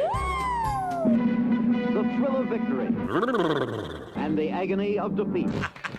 Don't touch those. Sorry. The human drama of curvy cleavage on display. This is The Bob and Tom Show. No shoes, no shirt, no talent. Hey, I hope you're having a great Friday. It is July 24th, 2020. You're listening to Bob and Tom 24/7. And for everything Bob and Tom, just check out bobandtom.com. All the latest highlights, news, and information, including the great band The Black Moods. Their new hit, Throwing Shade. It was number 18 on the Billboard charts just last week. It's probably moved up after their appearance on our show. You know, the Garbage Dumpster concert series outside in the parking lot. That's right, the Black Moods were up for it, and they came and threw down, and we have video evidence. Check it out today at bobandtom.com. Throwing Shade by the Black Moods. The video is online for free. You can watch it right now. You were listening to Bob and Tom 24/7. Hi, everybody. Christy Lee from the Navy Federal Credit Union Entertainment News Desk. Taylor Swift's got a new album out. Folklore premiered overnight, less than a year after Swift released her Lover album. Swift writes on Instagram, she wrote and recorded the album in isolation. It features Bon Iver, Aaron Dessner of The National, and Jack Antonoff. Swift says before this year she would have waited to release it at the perfect time, but due to the current situation, nothing is guaranteed. Speaking of band names, when Irish singer Danny O'Reilly hears his fellow musicians complaining they can't work due to the pandemic, his response, quote, well, at least you're not named after the virus. That's right, his band, The Coronas. O'Reilly says they've got 5 albums. They're not about to change their name. If anything, they're getting a few extra hits on Spotify. If you're wondering, they named themselves after the typewriter in the film Almost Famous. The Coronas, oh, by the way, are putting out a new album called True Love Waits on July 31st. And former Scandal singer Patti Smythe is releasing her first album of new music in 28 years. It's About Time is a collection of 8 songs that will come out October 9th. 6 songs are originals plus 2 covers, Ode to Billy Joe and Downtown Train. Patti Smythe says after years of people asking when she was going to make new music, she finally went into the zone and started writing. She will also release a video for one of the songs, Drive. And that's your entertainment news I'm Christy Lee. More of the Bob and Tom Show coming up. Ladies and gentlemen, Bob and Tom. Oldest stripper you've ever seen, Josh. Parents don't count. Go. My mother would strip every Thanksgiving. Yes, we would sit around the table, and after the food was cleared off for us, we'd And your ask dad me would that say, dollar, boy, I'm won't thankful you? for that, huh, kids? Yeah. Little Josh, you would have a turkey leg for dessert. Oh, you should see it. I'd, Leave the gravy out here. I'm dipping. Oh, that's right. Well, we made it That's 35 when I minutes. watched my mother dance naked for us. I'd be eating during it. I would have that. I'm so bad. I am bad. Bob and Tom in the morning and highlights all day long. The Bob and Tom Show, weekday mornings at 6 a.m. Eastern on Bob and Tom 24/7. Bob and Tom 24/7. Listen up, fellas. This is just for you. It's the brand new dance where you drop your pants. There's a new craze, it's a sensation. Every guy is doing it across the nation. First thing you do, take off your clothes. Get ready to strut, get ready to pose. Grab your package, tuck it away. Between your legs is where you want it to stay. Do the badge. The badge. Come on, give it a whirl. Do the badge. The badge. Pretend that you're a girl. Do the badge. A badge. You're not your pump. Do the badge. A badge. Nobody sees your junk. Make sure it's smelled, then cut a rug. Do the badge. Yeah, you're looking badge-tastic. Your friends will laugh, 'cause it's so funny. You look like a hairy Playboy bunny. Look in the mirror, where's your weenie? It disappeared like your Houdini.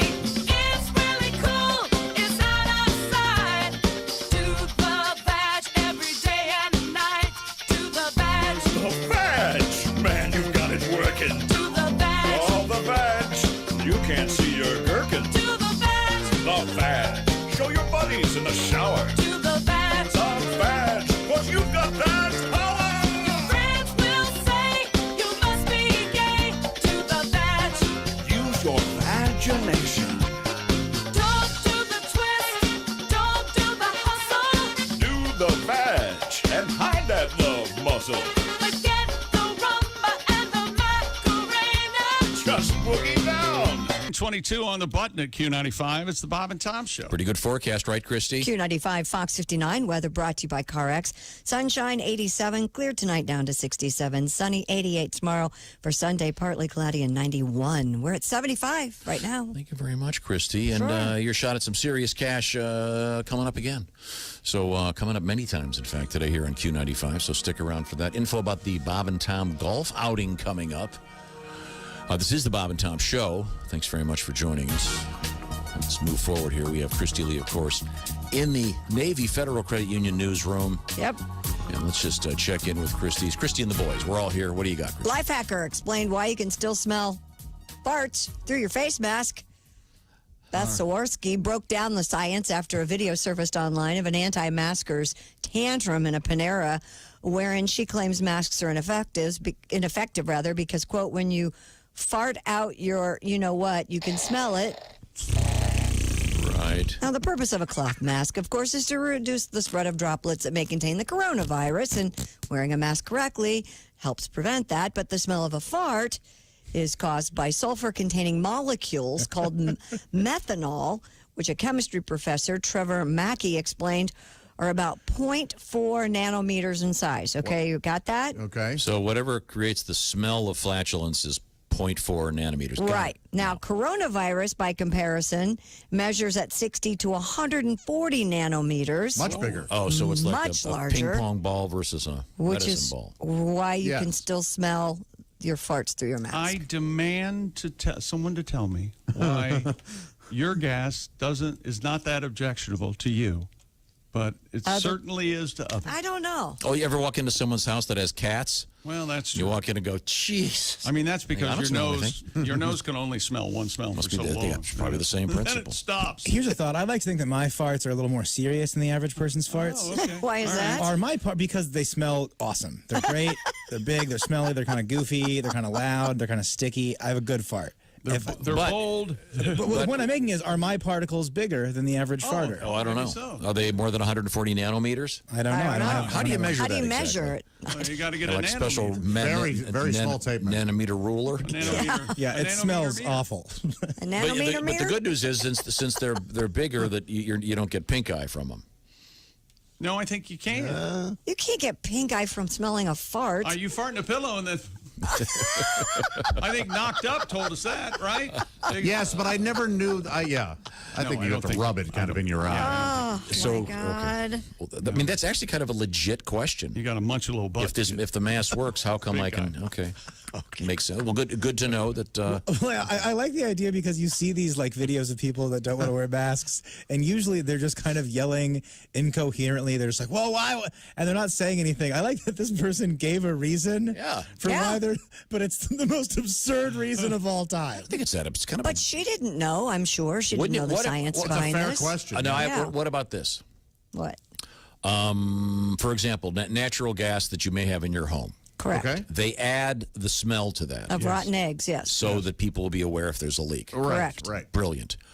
Can you imagine if when they finally came up with a cure for this, can you just see Fauci getting up there? Well, we can't find a cure, but we can now tell who's carrying this because their flatulence will smell like egg salad or something. Yes. They were able to infuse some stench. No, they would want to make it smell good, I would think. No, they wouldn't have to pass gas to have an odor. If you have the virus, they could just give smell off? it coming out of your It'd be nose. much funnier though if you had to pass gas. Or they would. All right. The president would come on television and go, "I'm urging everyone to eat beans." Yeah. And then if the people with you, when they flatulate, or it could be a color, like if you see a purple cloud emitting. that would be so great. There you go. Can you imagine how cool that would be? Oh God, he just farted purple. Everybody move back. Everybody get out of Move here. back. Quarantine. Okay. Well, that's just what a great idea. What if they thought of that? Wouldn't you love to be the scientist and the CDC? What if we? Yes, because I've got a theory here. If you're willing to hear it, you get something with a thick accent. Well, silent but deadly will no longer work for the coronavirus. Sit down, Klaus. Okay, this is probably why we're not virologists. Yes, that's Okay. probably why. Okay, very good. There's also a new study that has found some employers are allegedly urging women to dress sexier or wear makeup during video calls in the wake of the coronavirus. I think this is lockdown. completely fair. I don't know why. This is pissing me off. The research. They're not saying this out loud to their employees, are they? No, they found that more than a third of women had been asked to put on more makeup or redo their hair. Why don't you pick yourself up a little bit? Go babe, back huh? in there and. If I was a woman and some jackass said this to me, I would put on clown makeup and come back. 27% were asked to dress in a more sexy or provocative way. You can't do that. No, you can't. Employers routinely justified their request to dress more seductively by claiming it would, quote, help to win new business. That's right. Everybody knows this. This is 41% of bosses This is why saying waitresses this. take off their wedding rings and show a little cleavage. This is exactly what the Washington Redskins, or whatever their name is in trouble right now with their front office, and people are Learn to take a compliment, ladies. resigning. Thanks, Josh.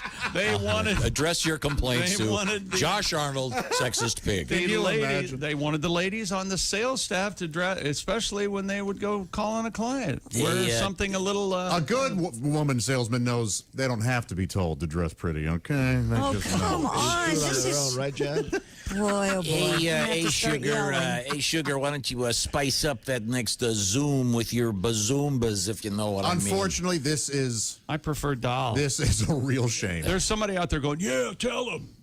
Exactly. Yeah. Yeah, but this is an They don't know we're kidding. age-old problem. It is. Yep. It is. You say that out loud these days, you're going to be on the phone with HR quick. Now, let's not forget, though, scientifically, there have been studies that the better-looking dudes are also more successful at sales and stuff like that. True. So it's not, but nobody's telling guys, hey, why don't you Why don't you shave Why do you before look more do handsome? That? You know, that's right. You know, who are you more apt to buy something from? John Hamm or Boo Radley? Which exactly. Which would, I know, I think, I know what he's, no. Yeah, I would like to find out the guy that told men if they wear a lot of cologne, they'll sell more. Yeah, that's... You should not be able to tell the cologne wearer was in a room more than 5 minutes after they've gone. Who was the coach for the Kansas City Chiefs? Andy Reid?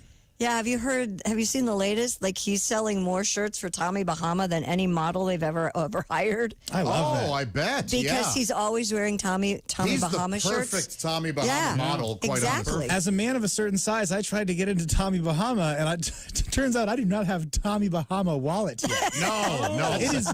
You'd think it's like it's leisure wear. You would think it would be reasonable. It is not. That's $80 button downs, man. I can't wait till I get Tommy Bahama money, baby. Yeah. When I get Tommy Bahama money, you guys are never going to see me again. It's $100 a shirt. But you'll be dressed nice. I'm going to be on a beach looking casual with Andy Reid drinking Mai Tai, sister. And are they still? And Andy Reid's got that dad bod. You know, he's not a John Are Hamm. those politically neutral at this point, or has the Hawaiian shirt been ruined? No, I think they're okay. Oh, I see. Plus, they have they have all kinds of nice clothes there. They don't just have jackass guys in the. Yeah, it's just. Okay. All right, let's move forward here. We have Christy Lee once again at the Navy Federal Credit Union News desk. Have we missed anything today? Staff at the Columbus Zoo in Ohio are on the lookout for a missing red panda. Oh, these guys are so cute, too. The small nocturnal mammal named Cora was last seen in her Asia Quest habitat Tuesday evening. Following strong overnight storms, the search centered on bent or broken tree branches leading to public pathways as her escape route. The zoo said the red panda recently gave birth to 2 cubs who are still nursing. Her care team believes the animal is close by and that she may return on her own due to her cubs.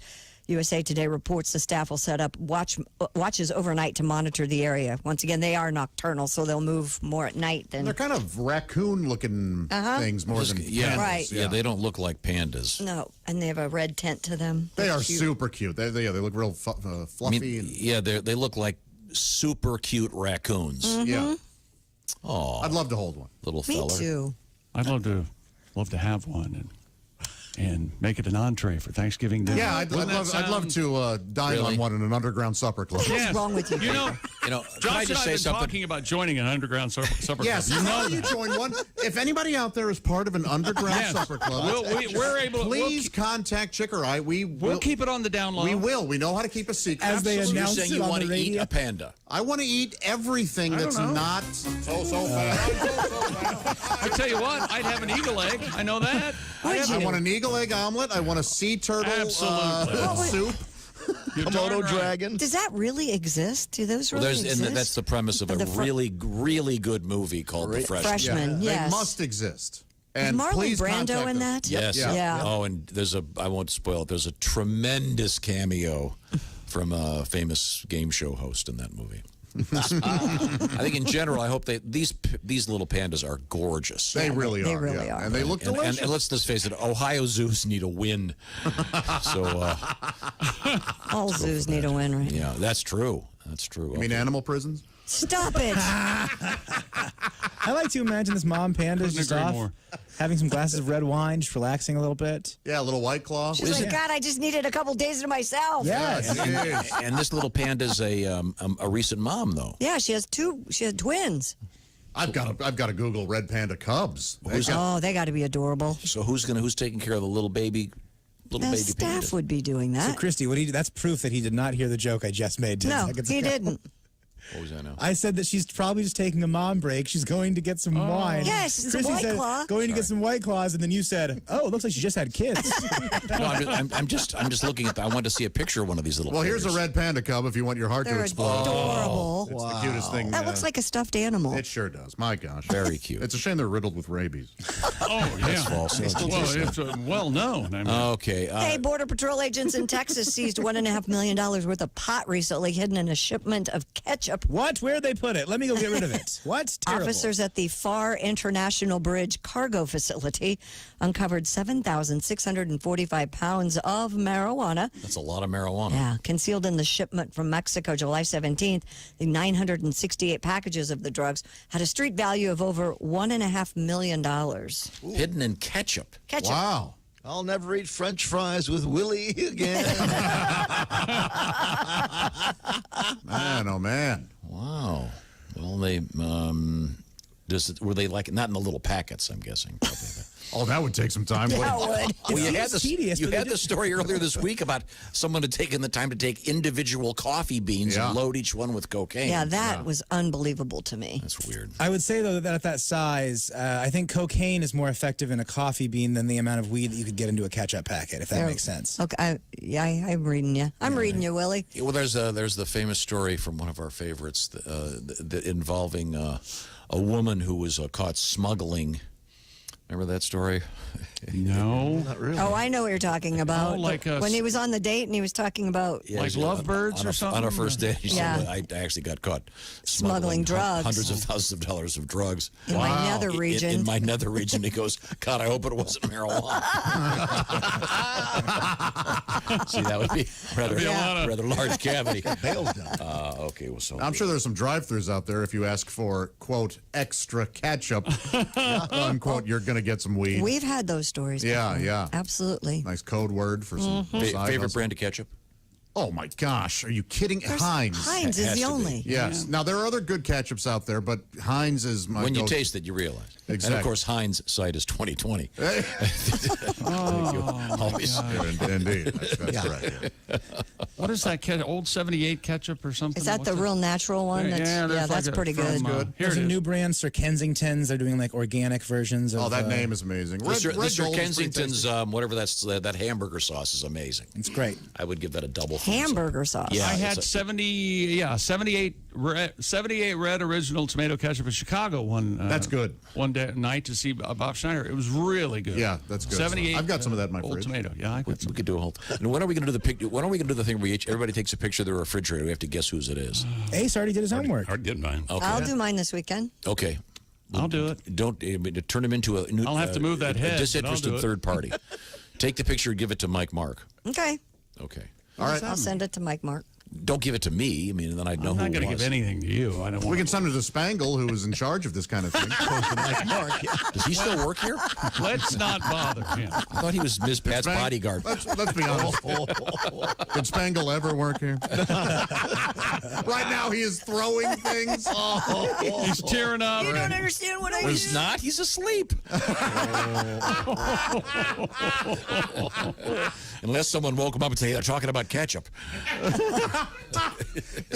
Look, no one's laughing harder than Chris Spangle right now. No, he's asleep. I told you. Hey, look at this about Raycon. You want to talk about earbuds? I was just telling a friend of mine yesterday that these are the best earbuds, and they're also half the price of those other guys that keep falling out of your ears. It's Raycon. Chick McGee turned me onto these, Chickster. Oh, man, I shopped and shopped and shopped a couple years ago to try to find the best earbuds, the right earbuds for me, and I landed on Raycon E25 earbuds. Here's what they have that others don't. 6 hours playtime, seamless Bluetooth pairing, more bass, a more compact design, different colors. Oh. And a nice noise isolating. I love them. I love them. Very, very snug.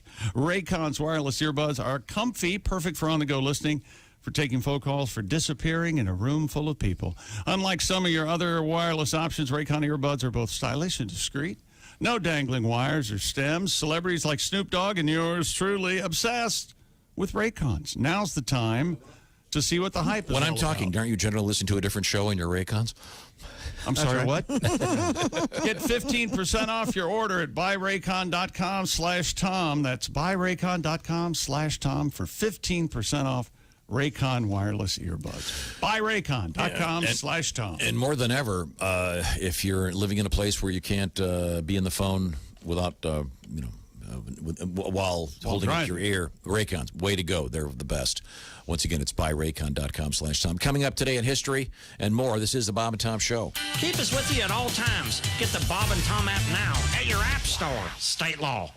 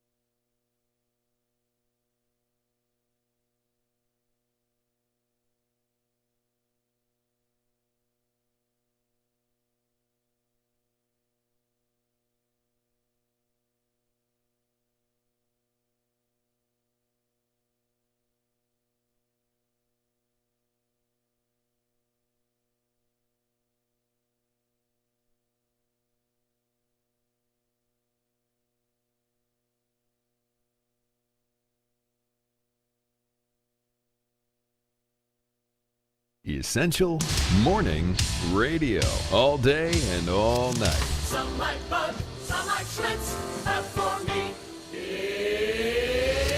Bob and Tom 24/7. 24/7. Hey, Mark Allison here with you on a Friday. Thanks so much for joining us. Dan St. Paul with a new look at baseball in 2020.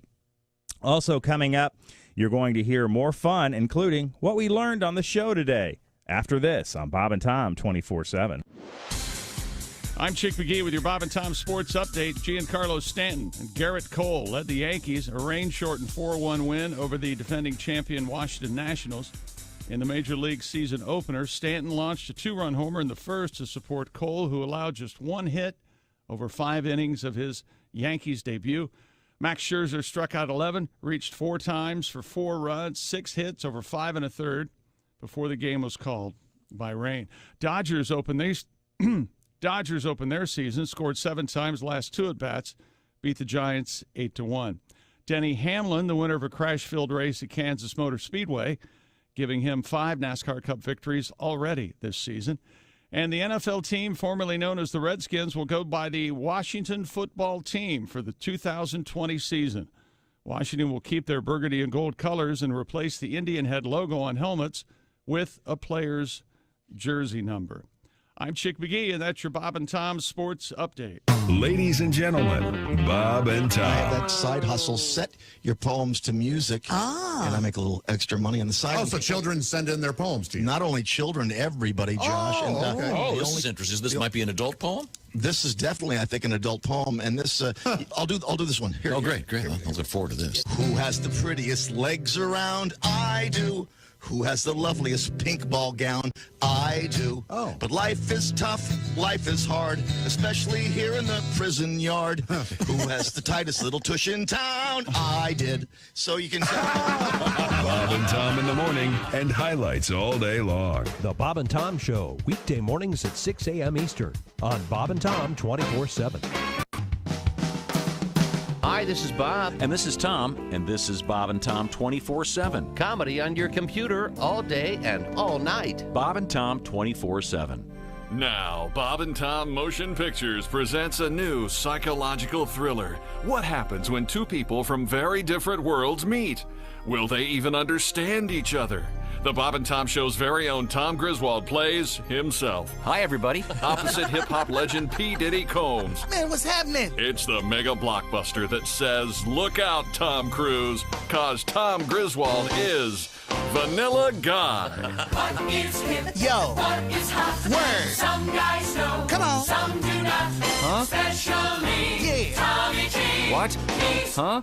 I'm lost. He's My man. It's P. Diddy and Tom Griswold together for the first time. Howdy and greetings. I just want to say that it's a real honor to work with you, Sean. Yo. Right on, G.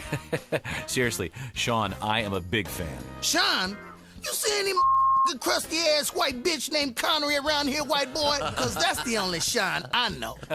I catch the drift of your correction, bro. Actually, I believe Sean Connery's Scottish.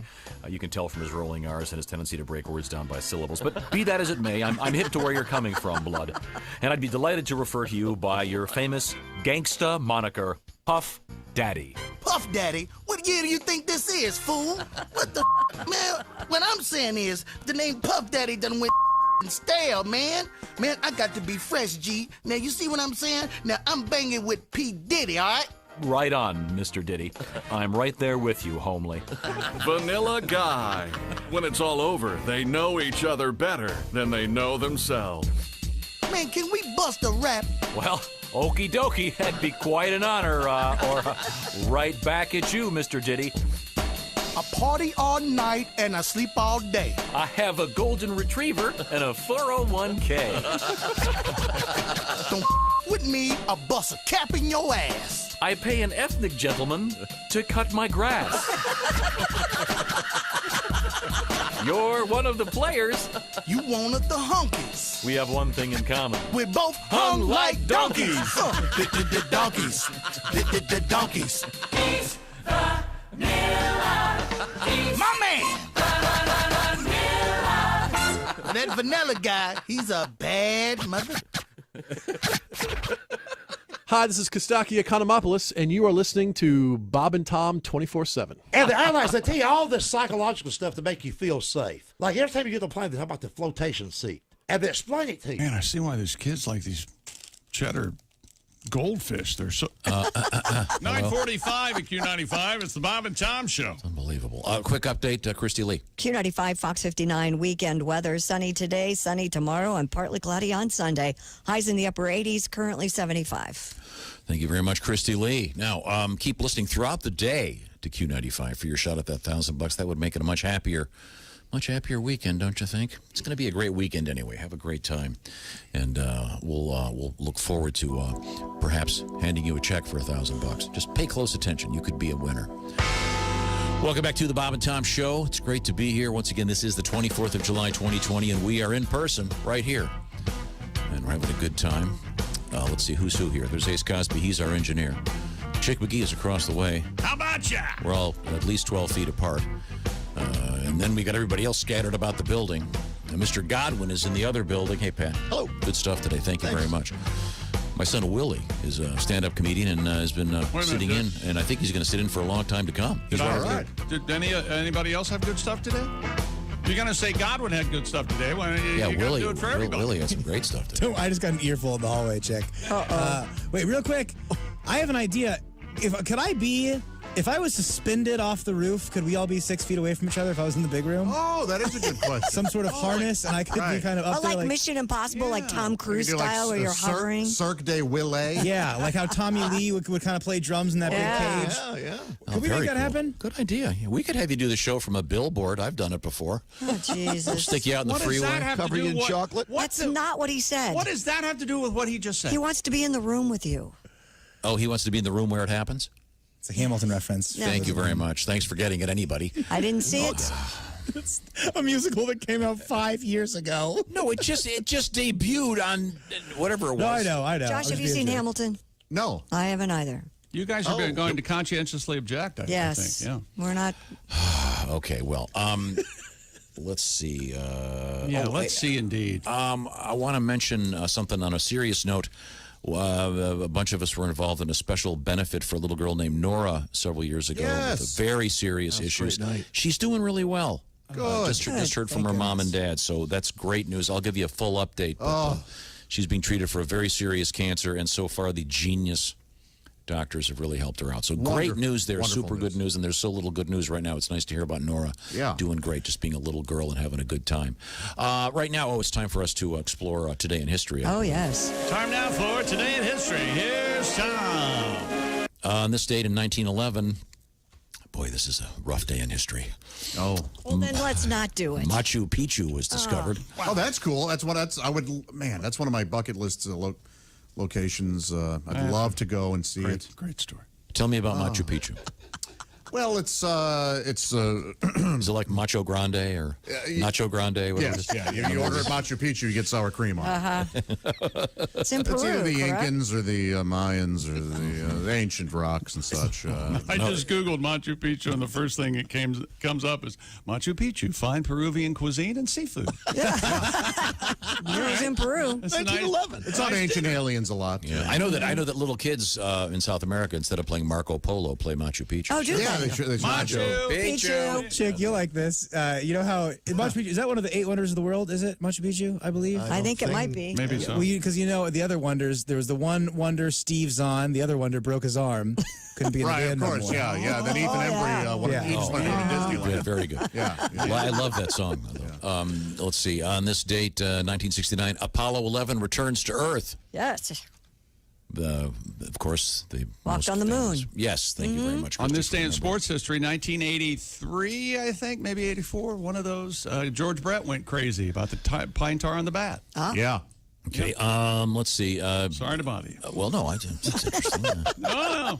Birthdays today, Amelia Earhart, born in 1897. Even if she was alive, she's not anymore. That's right. Yeah. Apparently somebody didn't get her a Garmin. Not a lot of cool chicks named Zelda. Nope. Zelda Fitzgerald, born 1900. Not with us either. Nope. Yeah. Is Zelda Rubinstein still with us? No, F. Scott Fitzgerald. What did he do to you? I think on that note, we should just bail. Yeah. There we go. Let's find out what's going on Great the show today. Time now for Things We Learned, brought to you by Grainger. Delivering the products that keep your facility running is what Grainger does best. They've been doing it for 90 years. Visit Grainger.com for whatever you need, whenever you need it. Grainger, for the ones who get it done. Be a great T-shirt. It's a picture of Hemingway, and it says F star Scott Fitzgerald. I bet that's out there. If it's not, it should be very funny. Chick McGee. Let's see. We learned Dr. Fauci threw out the first pitch. Nationals versus the Yankees. Yankees won 4-1. Rain Jordan game. Once again, Dr. Fauci wore his hat backwards. Threw a spitball. Insisted on being called Big Tone. Yeah. Actually, I believe it was the Big Toe. Oh, okay, yeah. Okay, very good. Let's see. I don't wear blue or green corduroys. The two names in sports: the Seattle Kraken, no S. Right. And Kraken is apparently some kind of dragon or something. That's a sea monster, yes, of mythical Scandinavian heritage. I suggested they would be. Well, I've been corrected. They're going to call the cheerleaders D's nuts. Kraken D's nuts. Oh my God! All right. Okay. That's better than the other. Eventually, we'll get a good cheerleader joke. Someone wrote that? Someone used a pencil to. Yeah, they wasted. Yep, they put pencil to paper. Pen to paper. Enough. Let's see. What a dick. Mike Tyson, at the age of 54, is going to get back into the ring. He looks bad still. I wouldn't get in there with him. Let's see now. The former team known as the Washington Redskins are going to call themselves temporarily the Washington Football Team. Right. And they're going to spend at least a year, I guess, deciding what their name will be. Exactly. Which is a great opportunity to sell a ton of collectible shirts, et cetera, with whatever their temporary logo is. But they are keeping the team colors. Am I getting this right? Yes. Okay. The Washington Football Team. We learned that Christie had a summer of love with Rick Derringer. That is so not true. And you have decided to title Mr. Derringer's biography Truth or Derringer. Truth or Derringer. That just is so brilliant. Thank you very much. Brilliant. I'm going to sell it to him. Some guy in Poland has created the largest sculpture made of amber. Amber, a big thing in Poland. You know what? I looked that up. That was pretty darn cool. Yeah, it's 5-foot Titanic made of amber. It's gorgeous, actually. Yeah, it made the International Newswire. There's an international amber alert. Oh God! I didn't know my son Willie had a tattoo in his lip. Nope. Yeah, that was swag. Any other tattoos you want to tell him about? You did something wrong. That's the only Dad. And there's a guy out there that is tattooing the roofs of people's mouths. Yeah. If that's the proper way to say that, which is the weirdest thing I can think of. Let's not forget that when you asked, Willie, why do you have a tattoo on your lip? His answer was, I was on drugs. When you walk back into your dorm and your roommate goes, "Hey, ever tried OxyContin?" Oh boy! You were doing the white collar Hey, the stuff? show's over. Okay, don't drop meatballs in your computer. This is the Bob and Tom Show. Become a Bob and Tom VIP and get your Bob and Tom fix 24/7. Get all the info in the VIP area at bobandtom.com. This is the Bob and Tom Show.